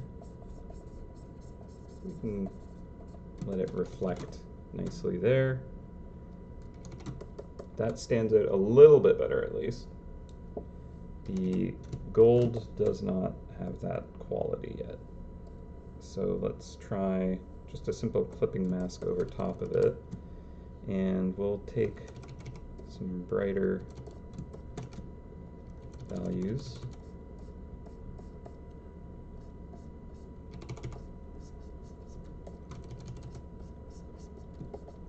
But then also some darker values.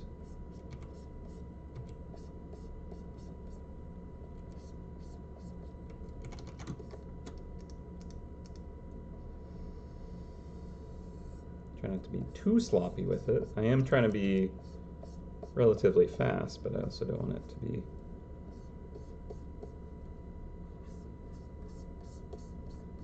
bad. Can go brighter.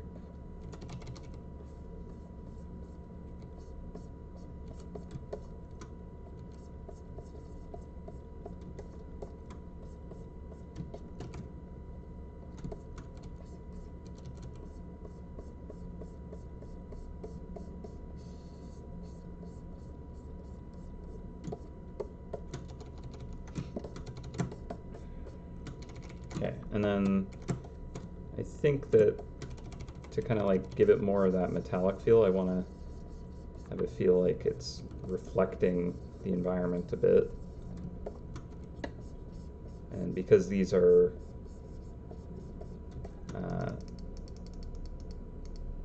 kind of, you know, rounded, just having kind of reflections that kind of adhere to that shape. I mean, technically we're actually going to get thinner bands that are squashed in this direction.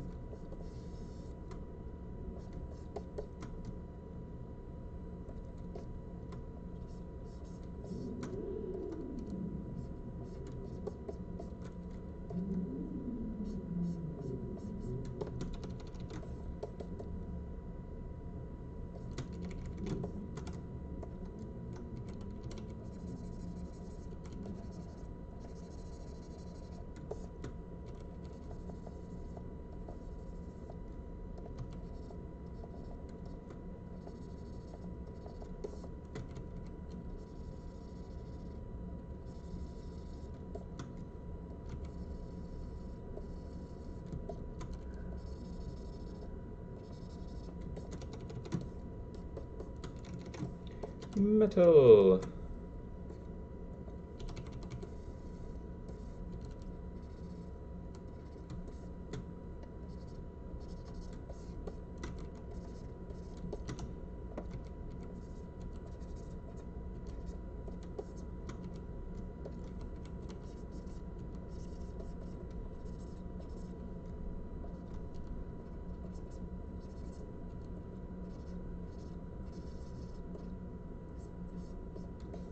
But then the actual, like, this edge is actually going to be stretching light in perpendicular direction.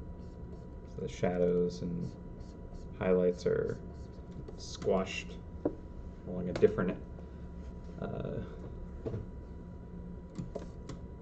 angle. So we'll have these kind of stretch out here.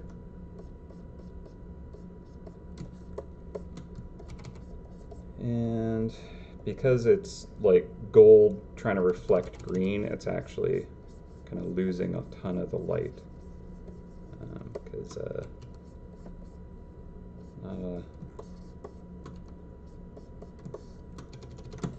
not a lot for it to necessarily reflect, so it'll help kind of punch those apart a bit. Thank you very much, Tim.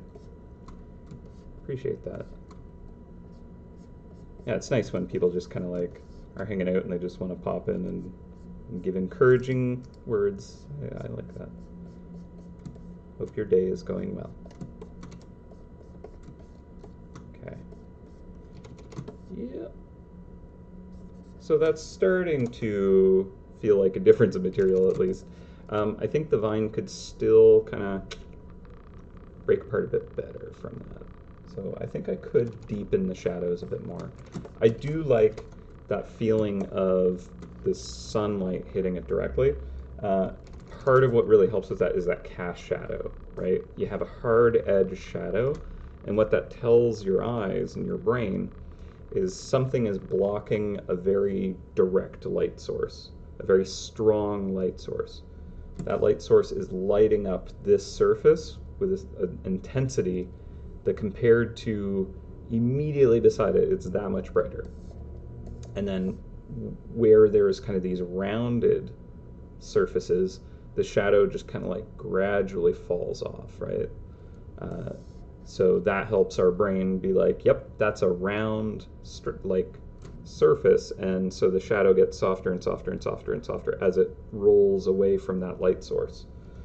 So that's why that has a really lovely, bright, sunny feel to it, and I think we can kind of capture this, that on this much better. So, what layer was that? That's the color layer. This is our Sunny D layer. So what we could do is have this leaf be that cast shadow, which would help sell that kind of visual. And if we just have this side be just a bit more basking in the light, while the back side here falls into the shadow more gently. That'll kind of give it more of that kind of dimensionality, that kind of vine bulbousness. So we'll start where we fill in as if the sun is hitting the entire surface, and just anything that has sunlight hitting it is nice and bright. And as the surfaces kind of like face away from the sun, less and less of the photons from the sunlight reach that surface and bounce off into our eyes.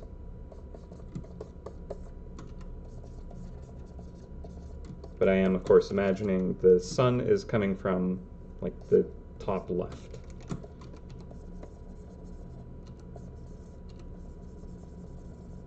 Knowing where your light source is absolutely critical.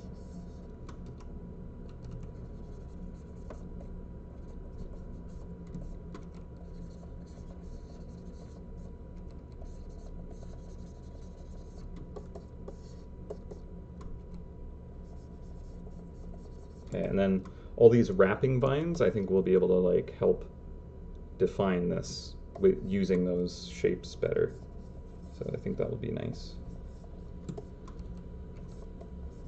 Yeah, we're just going for like this simple twisting shape on the material surface, right? I think we're kind of getting that.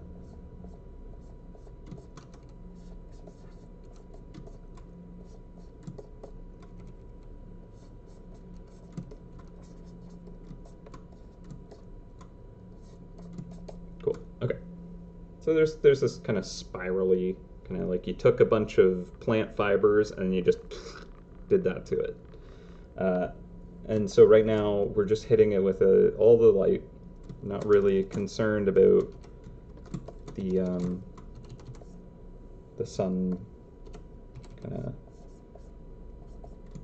Okay, we'll use a different color.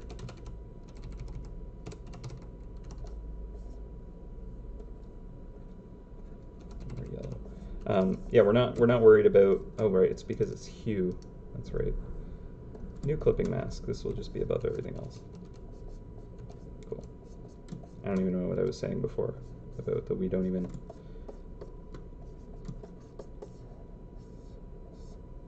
But the cast shadows, we're not concerned about what is happening with the cast shadows at this portion. We're just kind of like trying to make it feel like this is in sunlight. That's not. So where it's starting to fall off, we'll soften that a bit more.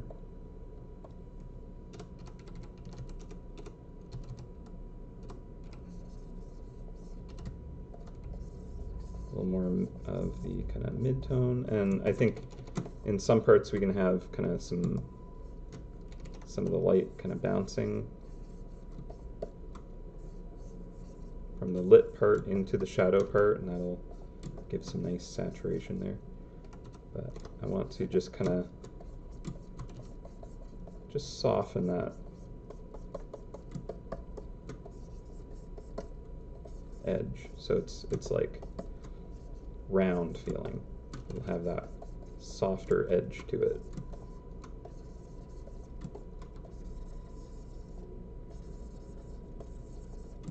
Okay, I have too many layers going, and I'm not hitting everything that I'm trying to. I could just merge it all. Classic move, and he does it. All right, it's fine. It's not merging the entire scene, so it's not like I'm going to regret doing that. Okay, I will, yeah, I'll keep it as that layer, that's fine. We've reached the portion of the stream where I'm probably just mostly rambling to myself as I work through this piece. Okay, so we have sunlight kind of basking on the vine. We'll get more bounce light and saturation on these shadows that are kind of like getting light reflected up into them from immediately beside it.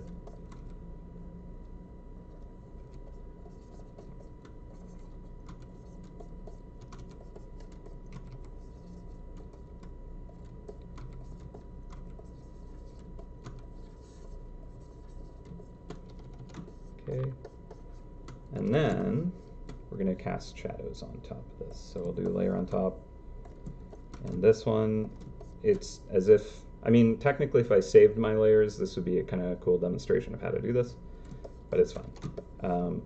Basically what you would potentially do is you would paint the light layer on top and then erase from that layer where the shadow is, but alas, I already deleted it. And I said I wouldn't regret it, so I can't. Not allowed. Not allowed. Yeah, so if we have a harder edged shadow below this, actually, let's see, I want it to be kind of more like here.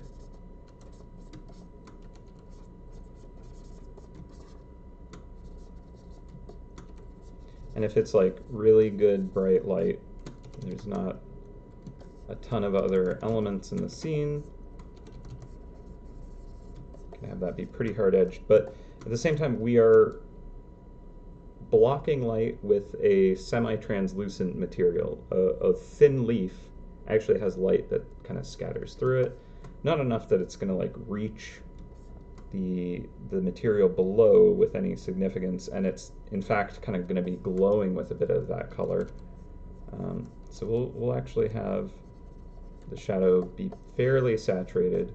We're also going to have like the blue sky kind of adding its own kind of environment color into it. So we'll give it a bit more color than just like a dark, deep dark shadow. But hopefully that kind of gives a bit of a cast shadow feel. I think we're a bit distracted by this little guy here. So let's just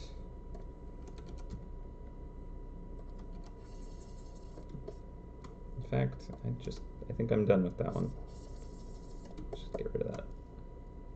It's interesting, all we're doing is just kind of like simplifying it more and more as we go, which is good because ultimately it's a small item and I want it to read. Also, now that I'm looking at it, I feel like these kind of twists in it are feeling a little too perfectly evenly spaced, and I would like there to be a little bit more range between those shapes. So let's see, that's that.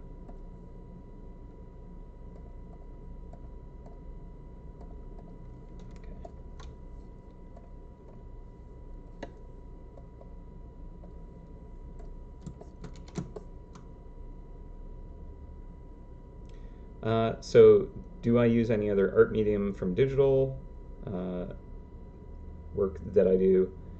If so, what do you use? So, I basically mostly use just digital, um, at least for like work that I kind of put out there in the world.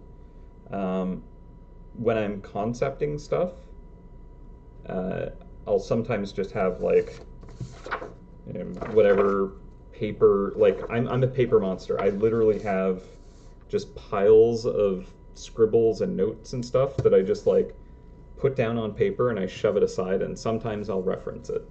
But sometimes when I'm working out an idea, I won't scribble it on the drawing program.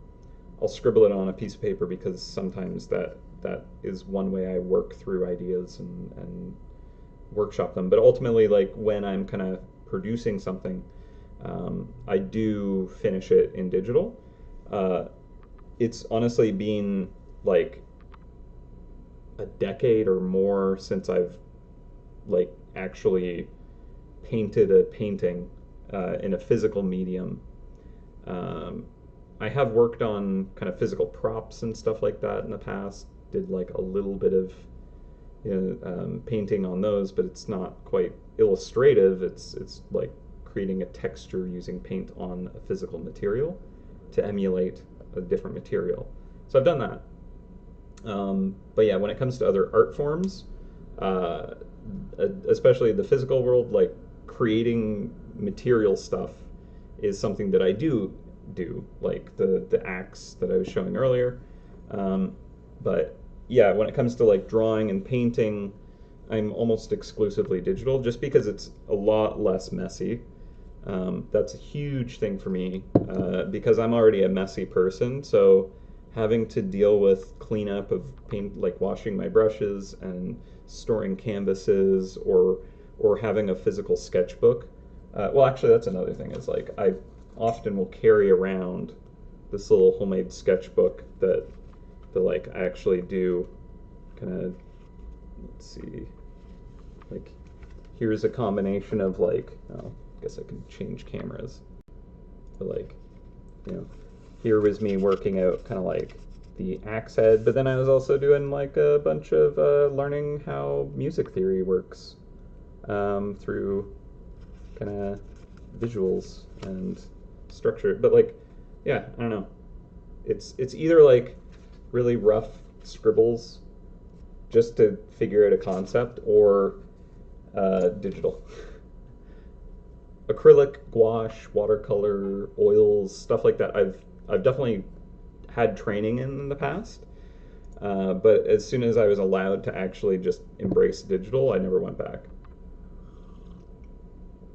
It's just too much effort, and it got in the way of me kind of developing stuff at the pace I want to.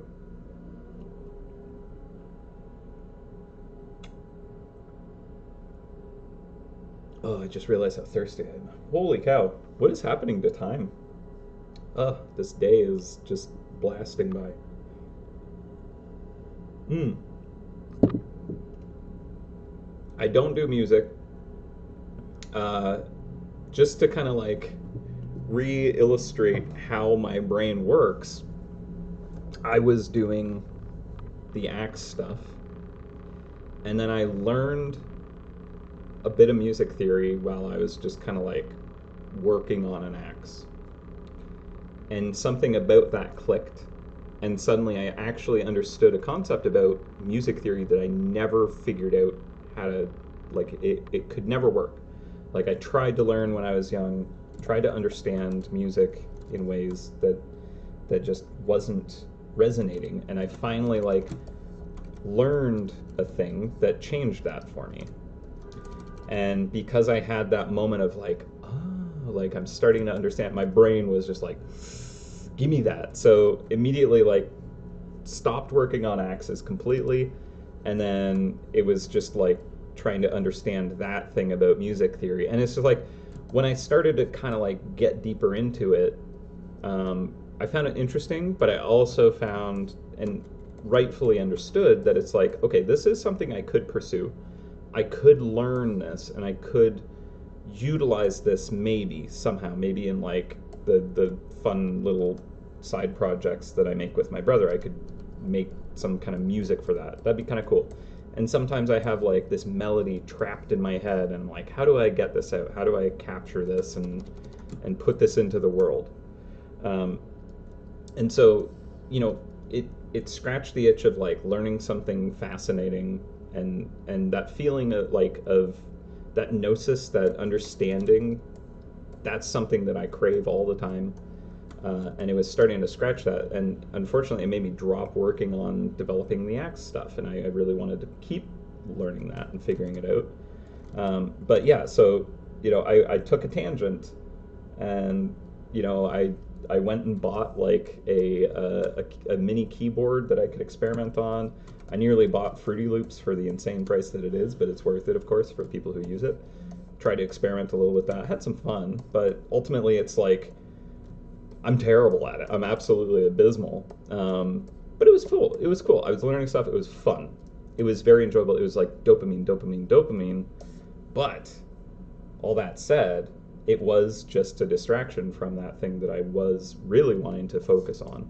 So I had more recently kind of like decided to keep it as something that I'm interested in, kind of like understanding more, and just kind of like passively kind of learning here and there and trying things, but not like I'm going to drop everything and like learn how to compose, you know, like that's just too big of a project right now.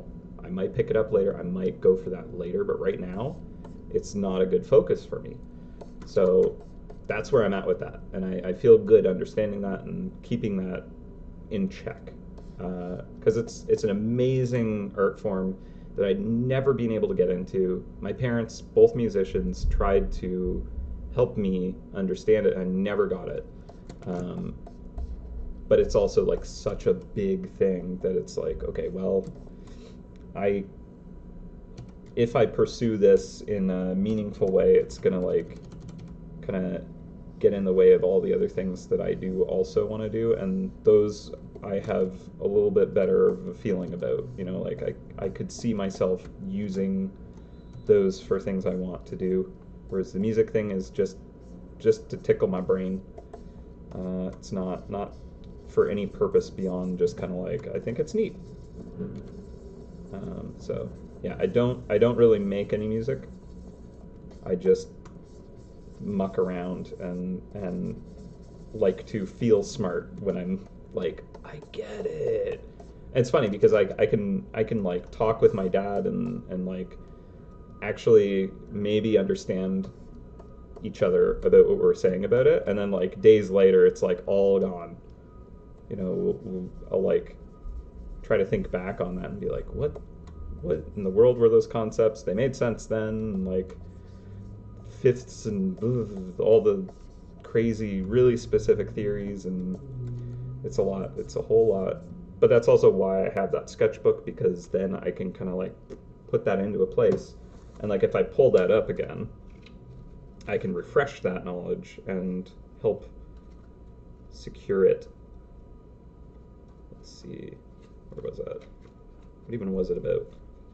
Ooh, okay, another tangent. While I was visiting my family, I found this, and we are very unproductively productive today. I apologize for that. Hopefully you're enjoying the stream, this chaotic stream. I found this. This was a card that I had made for like a Star Wars trading card game way back in elementary school. There was a card game, kind of like Magic the Gathering, kind of style, and me and like two of my friends got pretty into it, and I was also not able to afford a lot of cards, so I didn't have too many, but I also had a lot of ideas of what would be fun. So I actually ended up like making a whole deck of cards that I invented. So there we go, early game dev stuff right there. All right, back to art. Let's not forget to change the camera. Yeah, no, it's a totally appropriate way to pursue hobbies, right? Like the wanting to learn digital art on that same level of like, like I want to understand it, I want to experiment with it, but I'm not necessarily doing anything beyond just kind of like trying it out, figuring it out, and just exploring that space. And like maybe if it clicks in all the right ways and it starts to become easy, that's when you can start to like really actually utilize it. But otherwise, it's kind of like just a good hobby. It's almost like picking up a book and just enjoying it. Like that's kind of how I'm trying to treat learning music. Is it's just kind of like a for fun thing, whereas other things I do is more like this is kind of more of a project for me, and so that's kind of the way I want to keep treating it.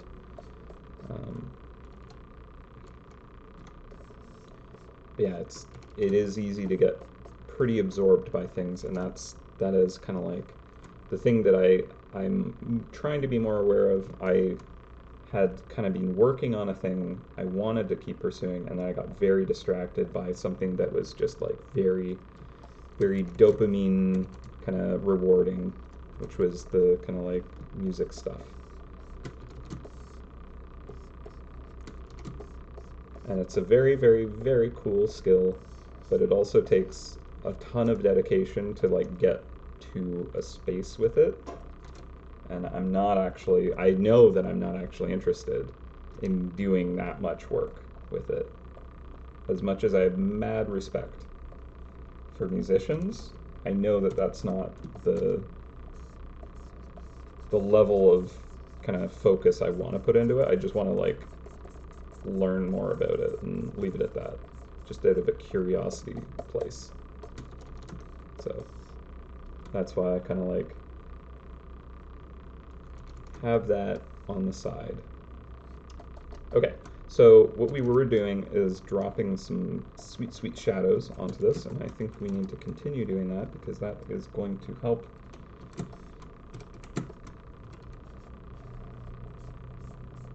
So this is a piece that is immediately occluding the surface. So like where these crevices meet up with it and go underneath of it, we're going to be occluding light quite heavily. So we're actually going to be getting quite deep and dark down in these just little bits here.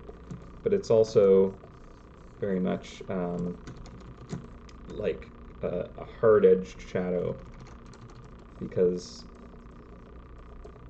it's actually blocking that light from the sun.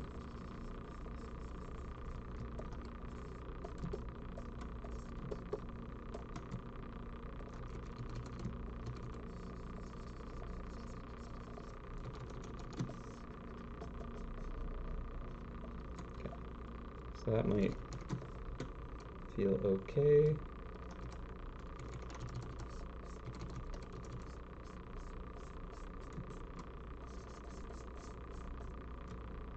And maybe we don't need to get quite so dark with some of it, but I just want to make sure it's dark enough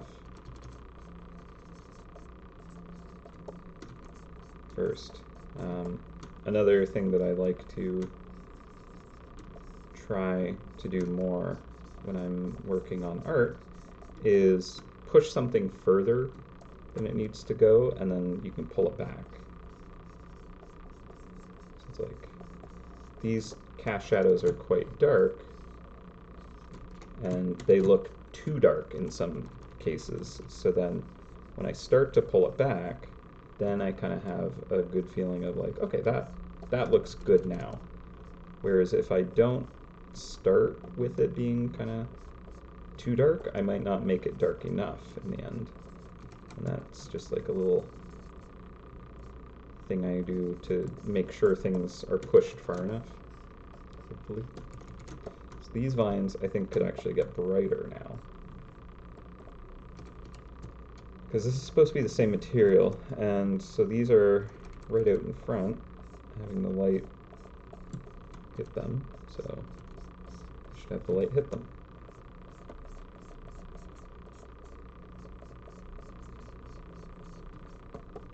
Also, another thing is what do we want to do with the backdrop? I think we might treat it with the same kind of just kind of dusty texture behind, but I'll have to consult the rest of the kind of like artwork to make sure that it'll fit if I do that. But I suppose this chest has that going on, and therefore I'll replicate that. Ultimately, that's the main thing I need to match it with, so.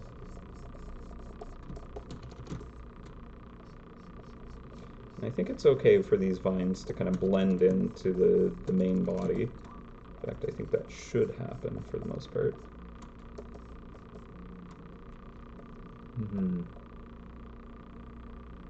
Yeah, exactly. Yeah. Doing it for just the sake of enjoying learning and like not really having a purpose beyond that, I think is a healthier place for it. Because I definitely was more of the mindset that like I need to like turn this into something for it to be a worthwhile pursuit. And that's just not always, especially if it's like supposed to be just for fun. It's not necessarily a great way to treat something like that, right?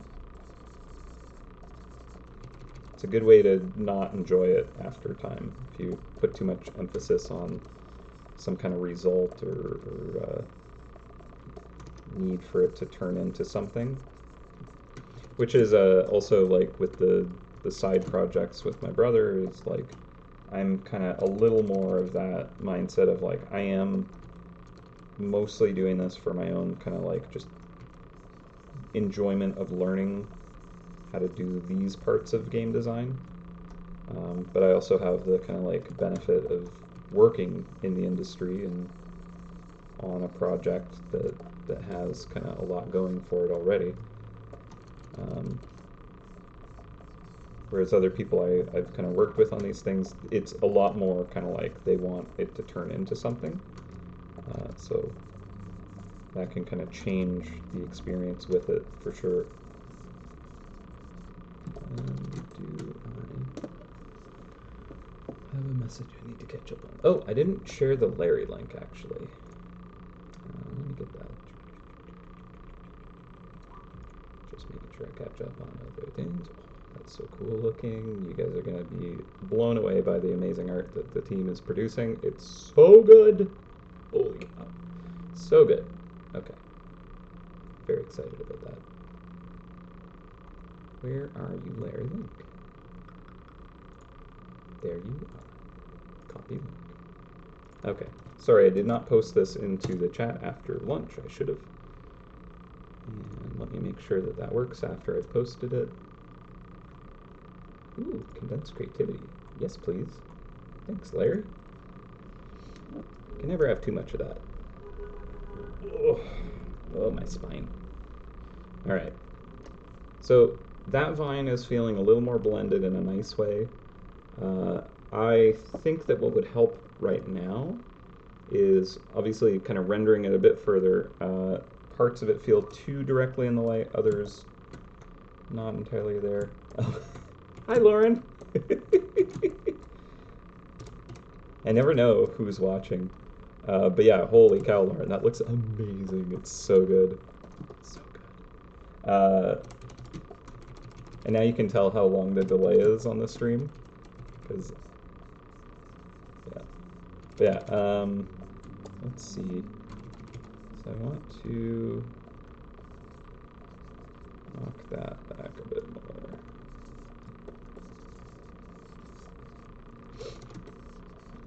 How many of my coworkers just tune in and are like, is Jacob okay?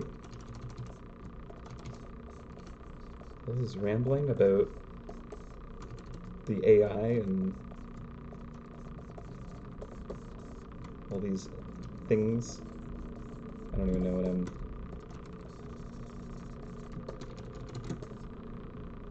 just rambling to myself about. Let's see. I just want to give it a little more variety in that. The texture was just too repetitive, and I need just a little more variety in that. And it's also a little too washed out from the sun. I'm going to just give it a little more Add the vine color back into it.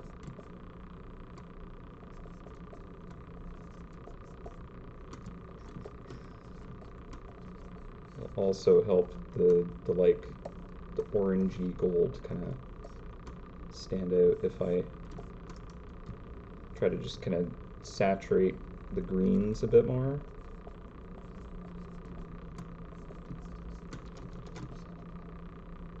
Yeah. Cool. Okay.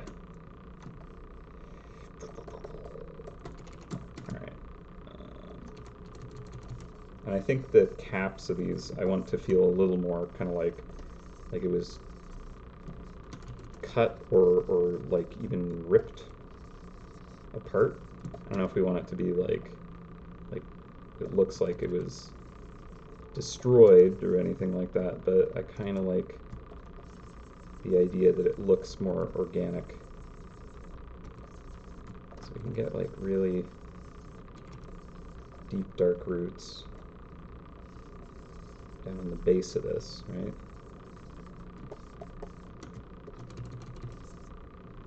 Actually, I'll flip this so that it's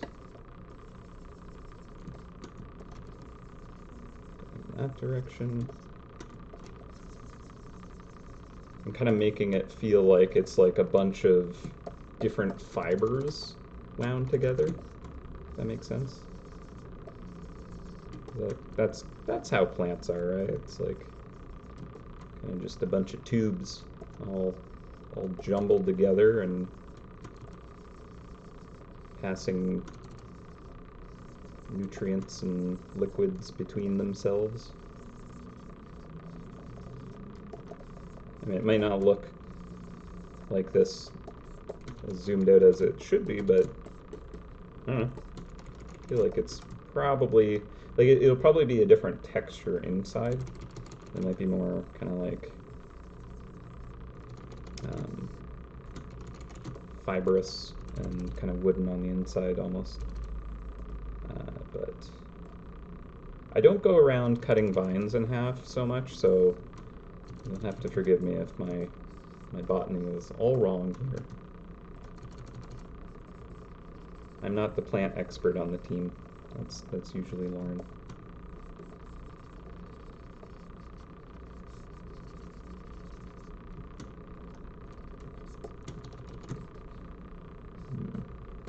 Uh-oh. Yeah, I don't want to do the tryptophobia on you. Sorry. Whoops. We'll change that. We'll not do that to you. Not a pleasant thing to be hanging out and then suddenly, bam.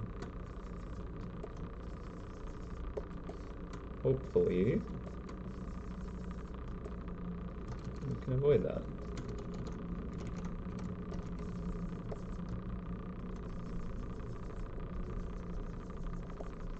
Yeah, we'll just flatten it. I think that would probably look natural anyways. Especially if I give a little bit of definition to the edge here. So if I kind of break the silhouette with just kind of like little notches here, it'll help kind of read as if it's just like a bunch of kind of like clustered plant fibers. Same with up here.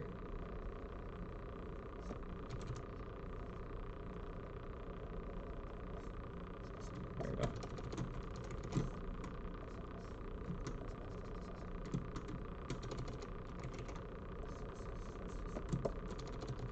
There.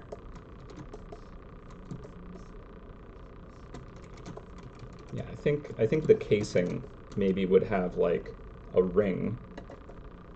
So we can maybe imply that with kind of like darkening the outer ridge, let's say, and then the inner kind of center part might be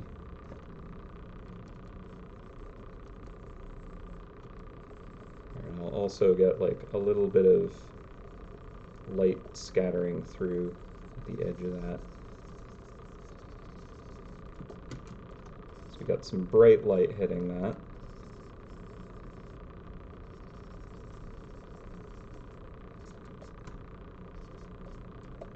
It's probably a bit kind of, you know, fresh and moist. There you go. Threw some tryptophobia at everybody, and then also the word moist. That's what you get. Just a monster.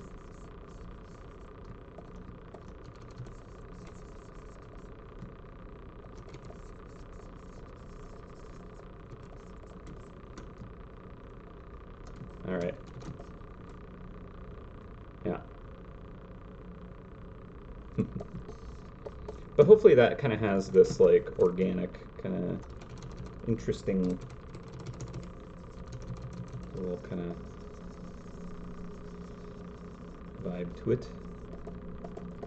Looks like it could be a plant fiber sliced and maybe dried over on the cap, or maybe I'll even lighten that a bit more. We won't have it very saturated though. I think that will be important.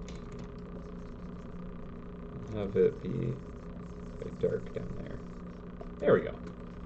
That feels like I took a piece of broccoli and I like cut it, and then I just kind of like let it sit for a bit, right? I think that's what I wanted it to look like.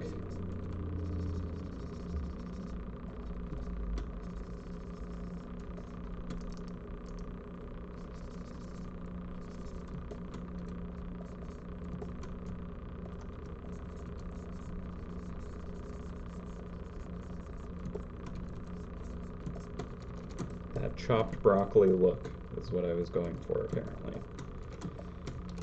Right. Okay. So, this needs to...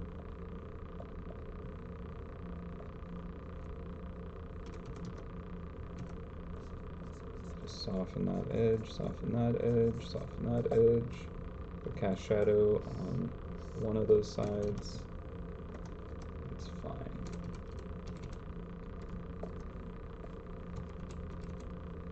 And flip my brush.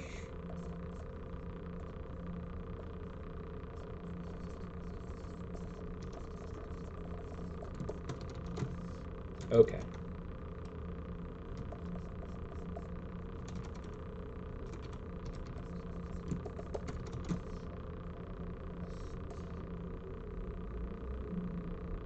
This leaf, I don't like the look of that right now. Something about it's just not there.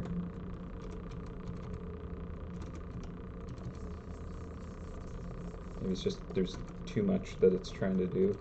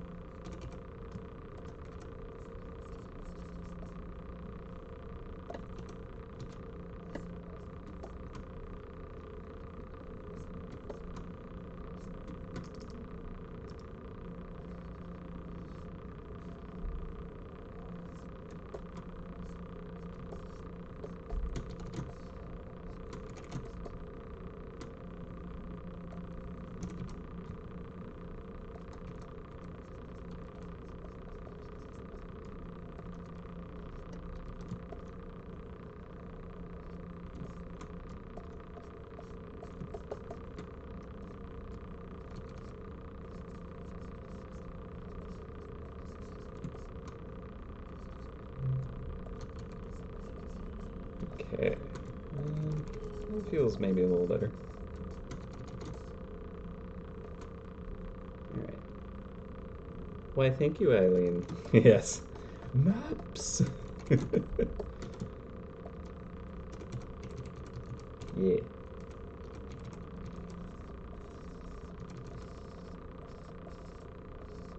Now, it's not as if this is coming out like super soon. This is going to be for the Beanstalk area, so I just wanted to paint something relatively relevant, what with the area coming out very, very soon.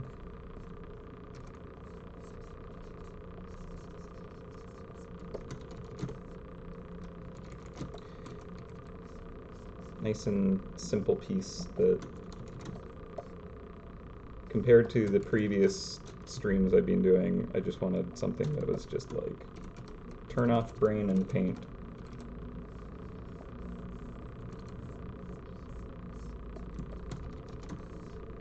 Alright, so we're getting close.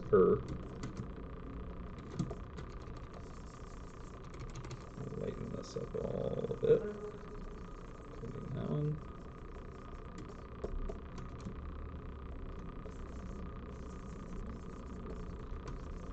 I think that those deeper shadows would have been more beside the vine.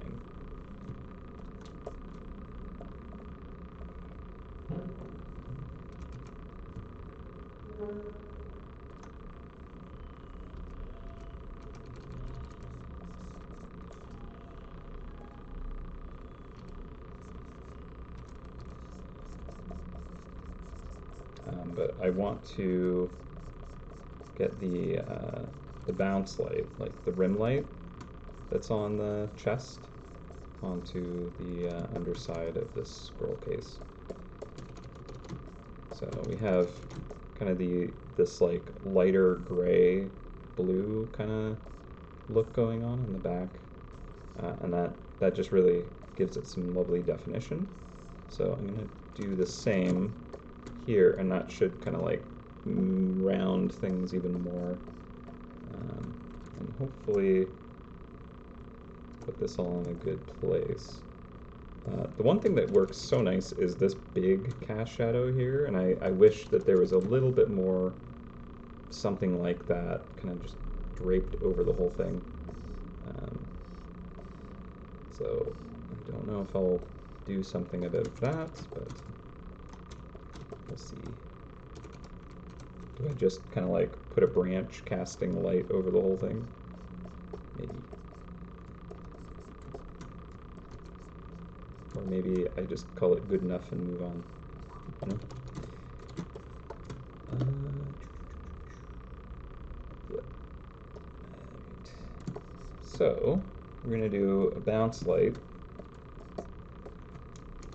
for the back side of this, and all that needs to be is like a lighter kind of gray. Having a bit of the blue is nice because that's just kind of like the sky.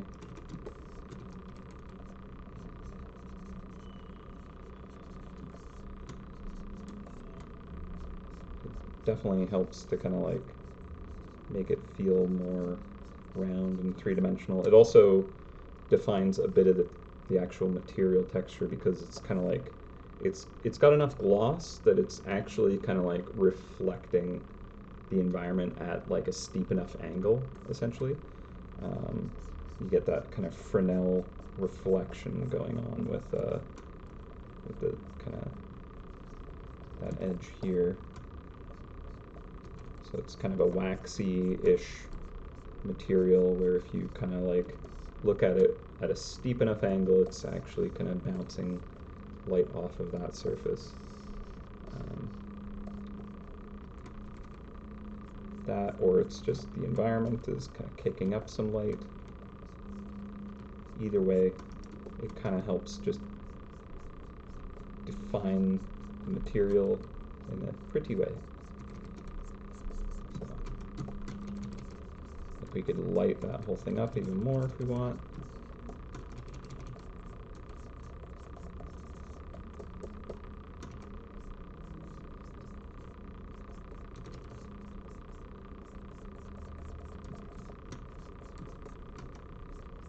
Honestly, just mainly treating it as like what would make this read the cleanest, what makes it easiest to look at and like see what I'm trying to show you. So probably putting it in most places to start, and then we can always just pull it back. So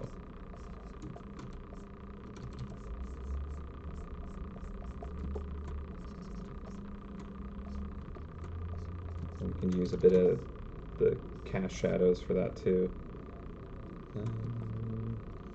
Okay, so now I feel like we don't even need that lapis to have been quite so dark to kind of like stand out.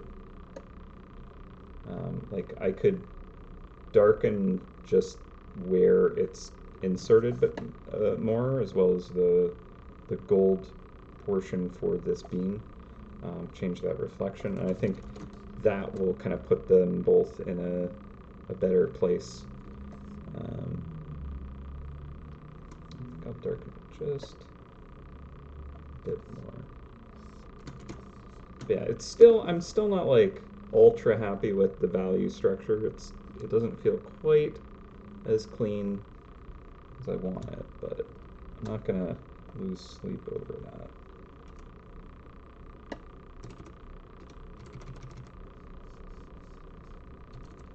Lighten that up a bit more.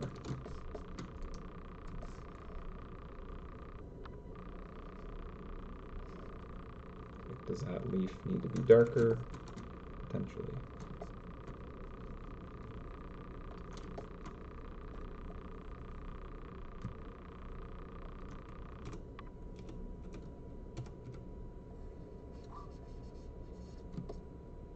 Right?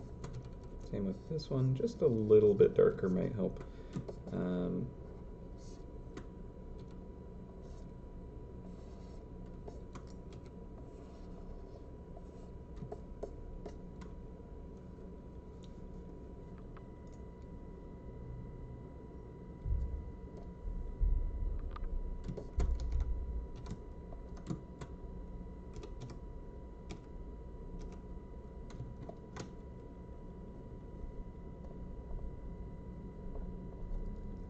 Okay, and I think here I want it to be darker as well. And let's see about getting some like really deep dark greens around some parts, just to help with definition. Just so things are a little bit more clear. Don't need to put it everywhere.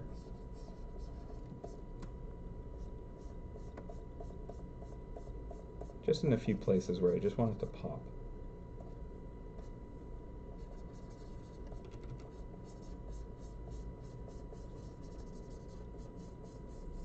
Like, it might not even make sense to like put that like edge around it, but if it's gonna make it look nicer and maybe read nicer, I think that'll be worth putting that there.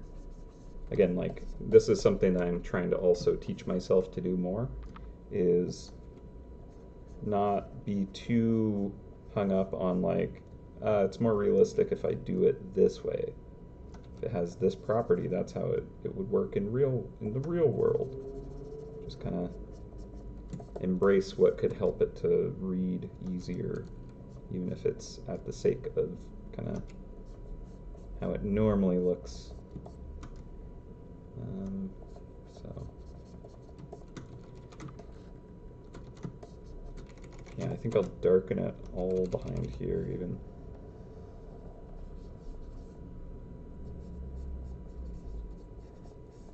Again, it's not necessarily justified, but like with how bright the reflection of that metal is right there, I think it'll just look nicer. And then what I'd actually do is something I don't tend to do very much, but I think it could look nice here, is create a kind of bloom effect. So maybe the occlusion brush, nice and big, but maybe make that much brighter. And maybe not the occlusion brush, maybe just the gentle brush. Okay, now I do want more color in that. And maybe it needs needs to be an add or an add glow. Nope. Overlay. Soft light. Okay, it's not exactly it yet.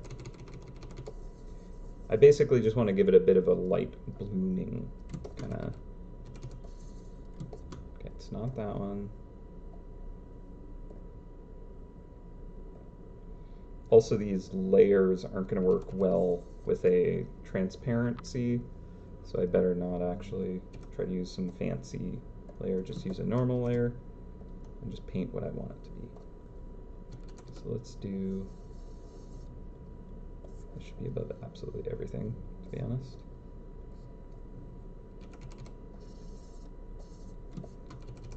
Yeah, I just want it to kind of like blow out everything a bit.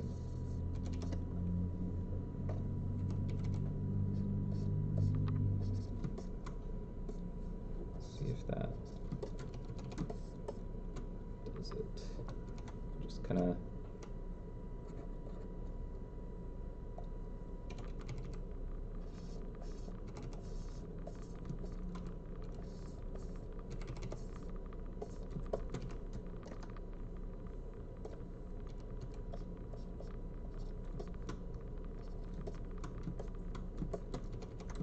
it just kind of maybe makes it feel like it's like very, very sunny, and it's just like, it's bright. It's so bright that it's like almost kind of overwhelming. So that's kind of the purpose of that. Hopefully it's looking right. Should it just like bleed out over that? Probably not.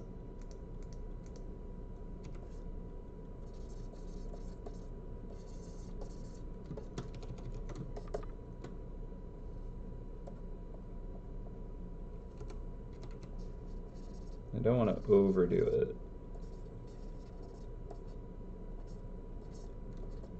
As I've said before, it's easier to start where you push it too far and pull it back than to kind of like creep up on it and then hope you went as far as you needed to.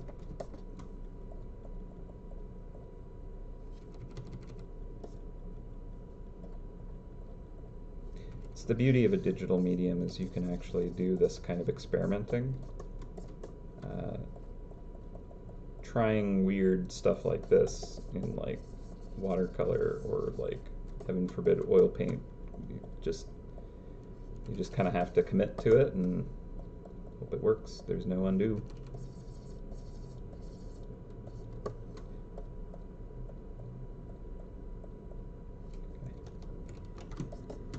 That could look nice.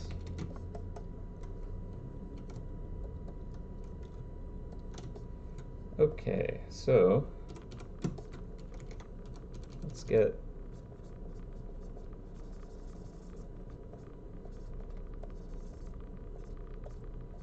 a little bit of that sunny edge on the leaf, the stem of the leaf.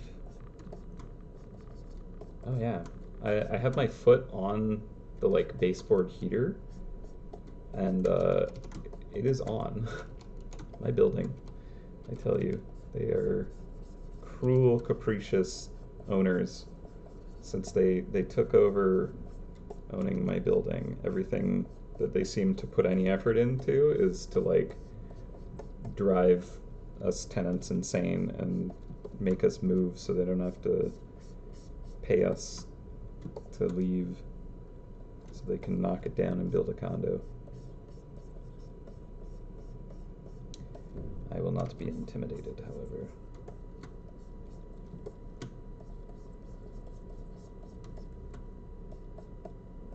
All you're going to make me do is run my AC longer or earlier in the year. Alright. Yeah, actually I had to file a complaint last year because they had the heat going like way, way, way too long, like into like heat waves where there was notices up around the town about where you could go to like get into, you know, like safety because of, you know, just it being too hot for people, like cool off locations, and they like had the building's heat going. And I wrote to them, I'm like, what are you trying to do? You need to turn this off. And they're like, well, the bylaws from like 30 years ago say that we're supposed to run it until this date. Sure, that makes sense now. Okay. Plant. All right. Oh, I should save, shouldn't I? It's a good thing to do. I hear. Saved.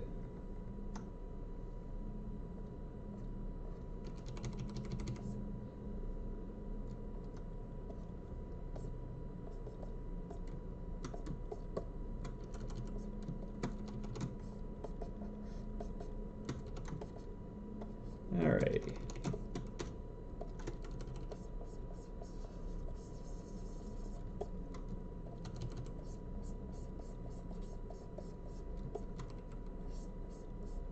Get that same rim light happening on this vine surface. It'll help that to read nicely. Also, this just kind of cuts off in a weird way. Fix that.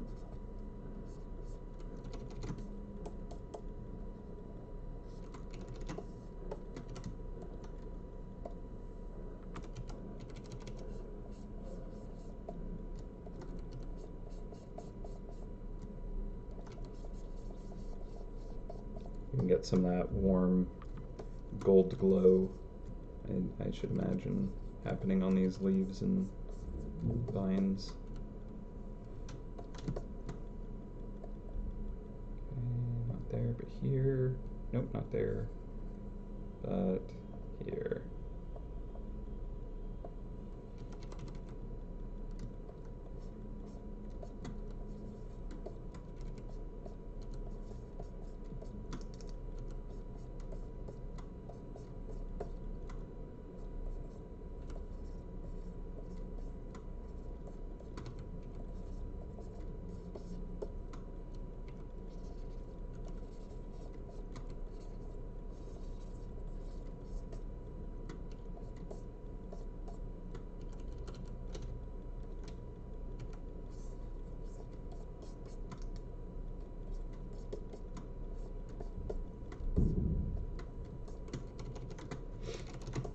Alright, we're actually almost done. Actually almost done, and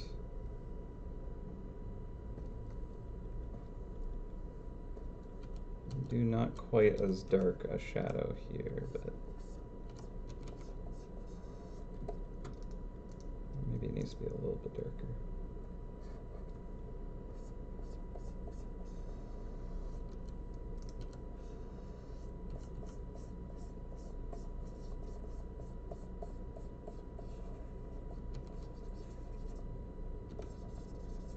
Yeah, it's just kind of distracting.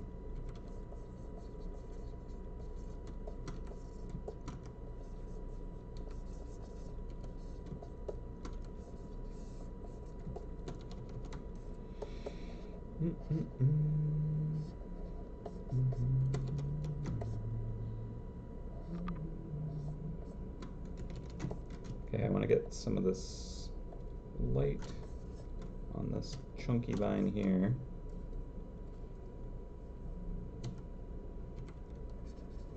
That's not the color.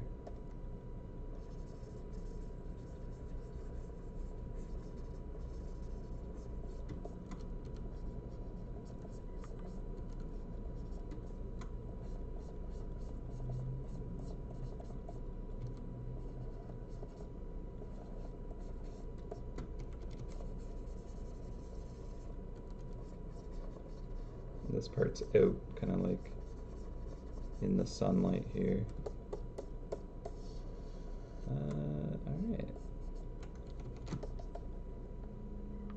Do we like the bloom?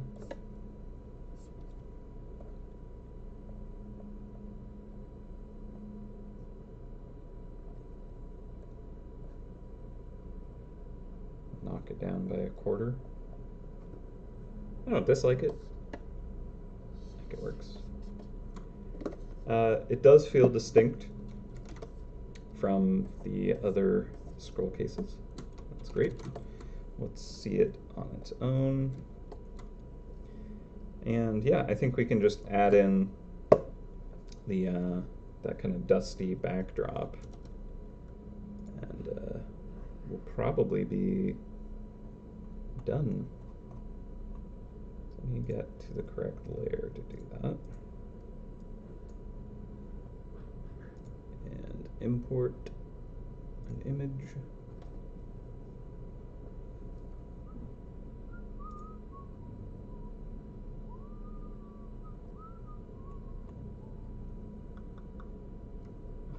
Where is that?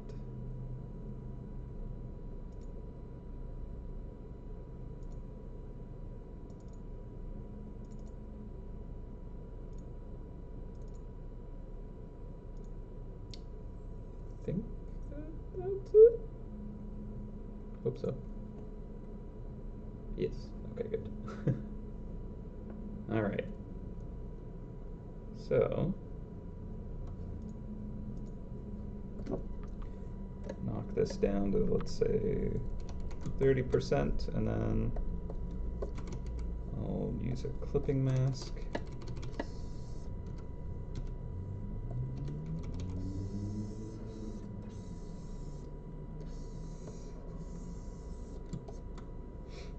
And let's see, we'll use our flat brush just to kind of give it some shape.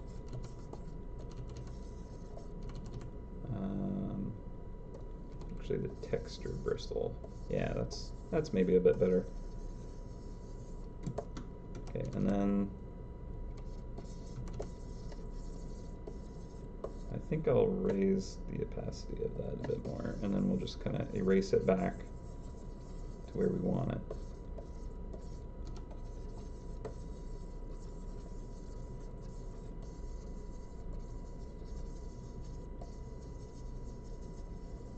Yeah.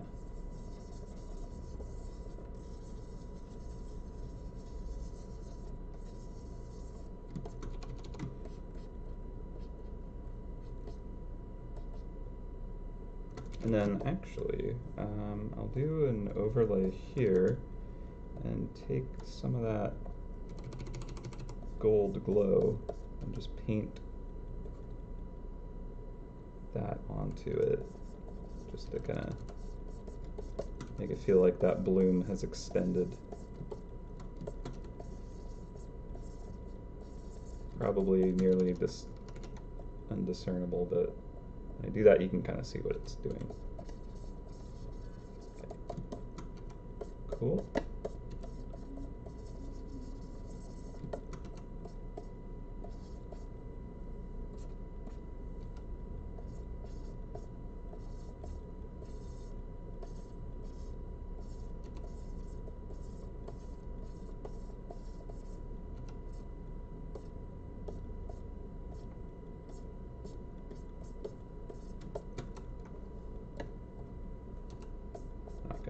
Just a little more. Maybe even a bit of blue from the lapis. Kind of nice. Okay. So we got a significant amount of glowing. I might even knock this back more. Let's look at it in grayscale.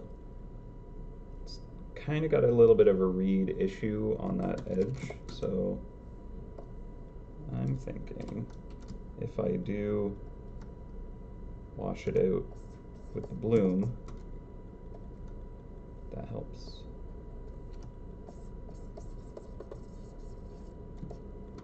Maybe.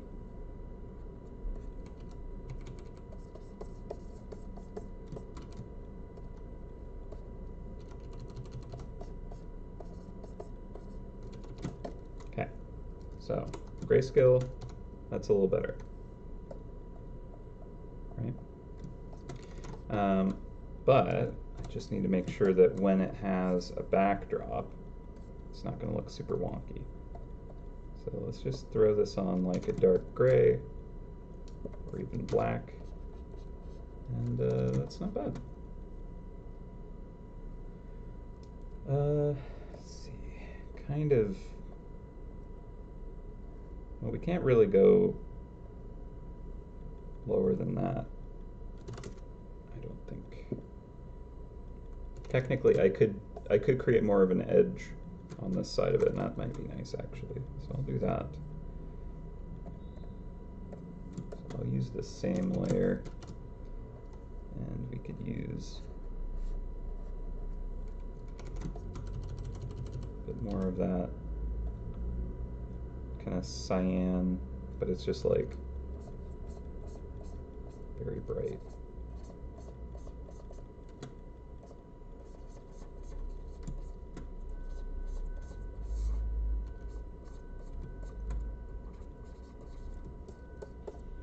Just to see if this helps with that kind of the ease of like looking at it and reading the visuals. Again, this is kind of like going away from like how I would think the material would actually operate, for the sake of like, if I do this, is it going to look cleaner? And if so, maybe that'll be better to add, because ultimately when something reads more effectively, it looks better. So I'm gonna change that hotkey. The hotkey to activate a brush also activates like a secondary brush if I hit it twice, and I never use that brush, so I kind of don't like it being there. All right.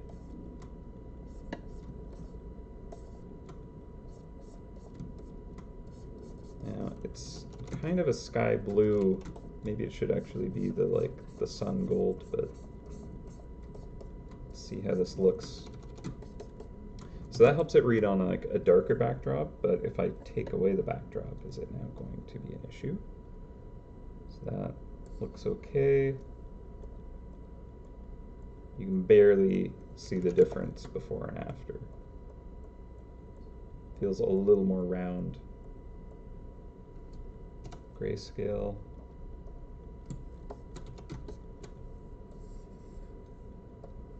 And on a darker backdrop, also pretty not noticed, but here it actually does help. I think I'll leave it. It doesn't take away on the white version, which is the main view that you'll have of it, so I'm okay with that. Also, technically, for the ruby bean, I might,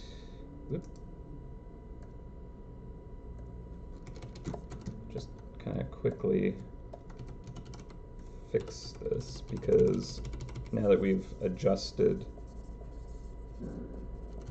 the direction of the light for this, I want to flip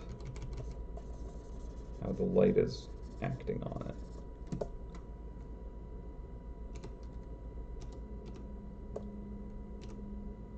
Yeah, I really got to change the hotkey.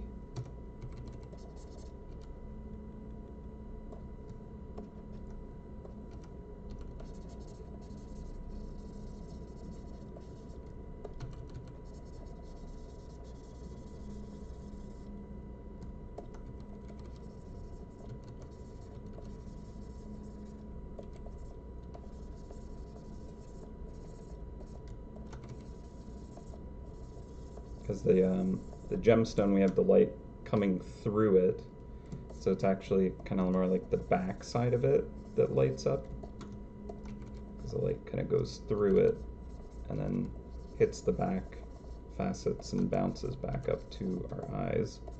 So even though the light is hitting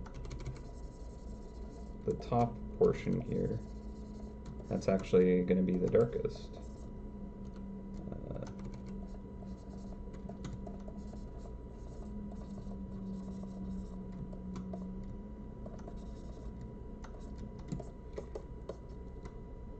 except we can also have it reflecting the actual environment a bit.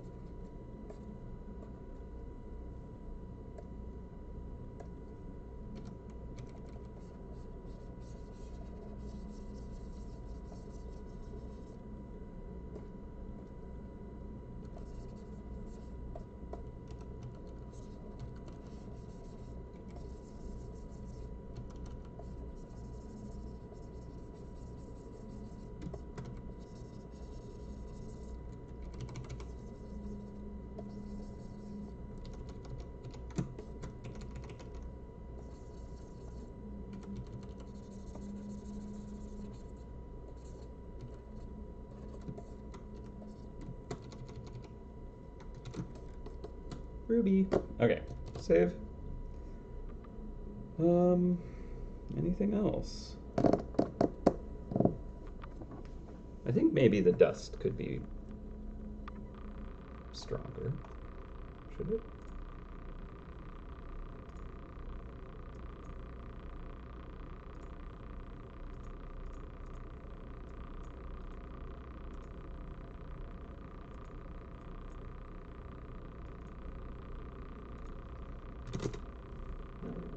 %, dust. Yeah, it's fine. All right, well, all right. I think that with that, I'm gonna call it. Like, I could fiddle and futz more. There's definitely things that I'm looking at and like, oh, I could tune that, I could tweak that, but I think I'll call it because it is nearly 5 o'clock already, and I know that I wanted to be doing some other kind of like testing and validation of things earlier in the day. So, oops, actually there is one thing.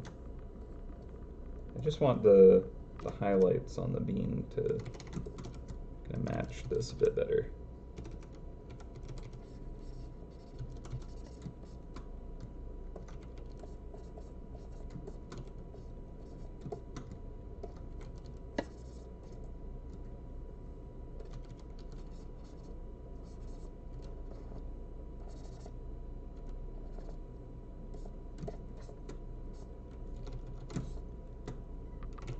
Sure.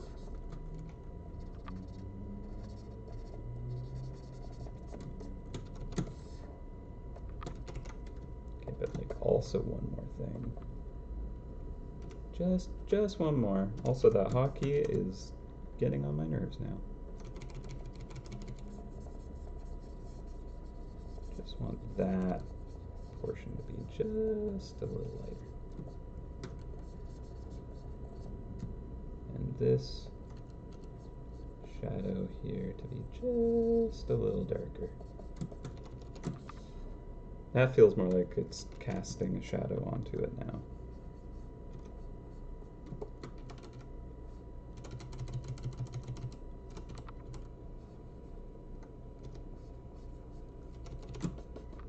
Yeah. Cool. All right. Oh, we're good. Let's load up that time lapse that I said I would share, and I remembered to.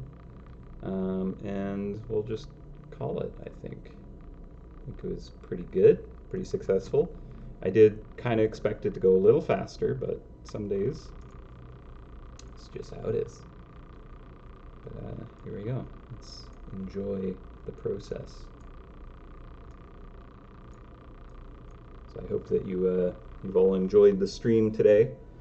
And for all of you who are looking forward to the area this belongs to, it is very, very soon approaching. So make sure you're ready. There's the kind of like limited special adventure to get the access to the area. I believe it is restricted to archdukes.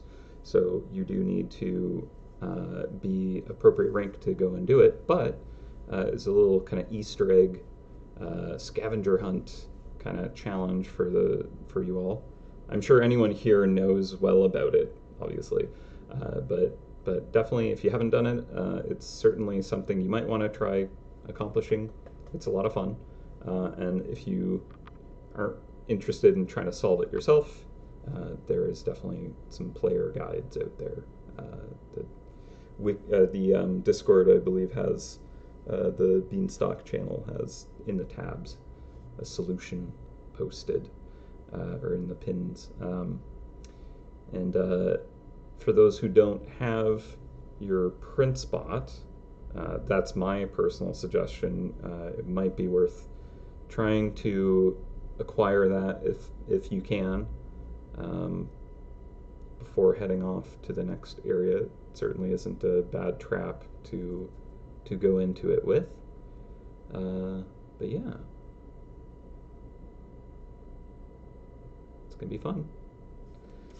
Very excited for the area and all the amazing art that the MouseHunt team has put into it. I think you're going to enjoy it a lot. And honestly, like for the art streams, we really haven't put a whole lot of the content that is in that release on the stream. Not entirely intentionally avoiding it, it just kind of worked out where we blasted through a lot of the art. The timing of things wasn't quite right to stream it. I think for the next kind of like portion, I'll try to make sure that I do get more kind of character stuff on stream because I really like creating those with you all. So we'll see about that in the future. But I'm really, really hopeful that you'll enjoy what is to come. There's a lot of cool stuff to come. And this is just a portion of it, so yeah. Look at that beanstalk slice for the scroll. Sorry about the tryptophobia right there.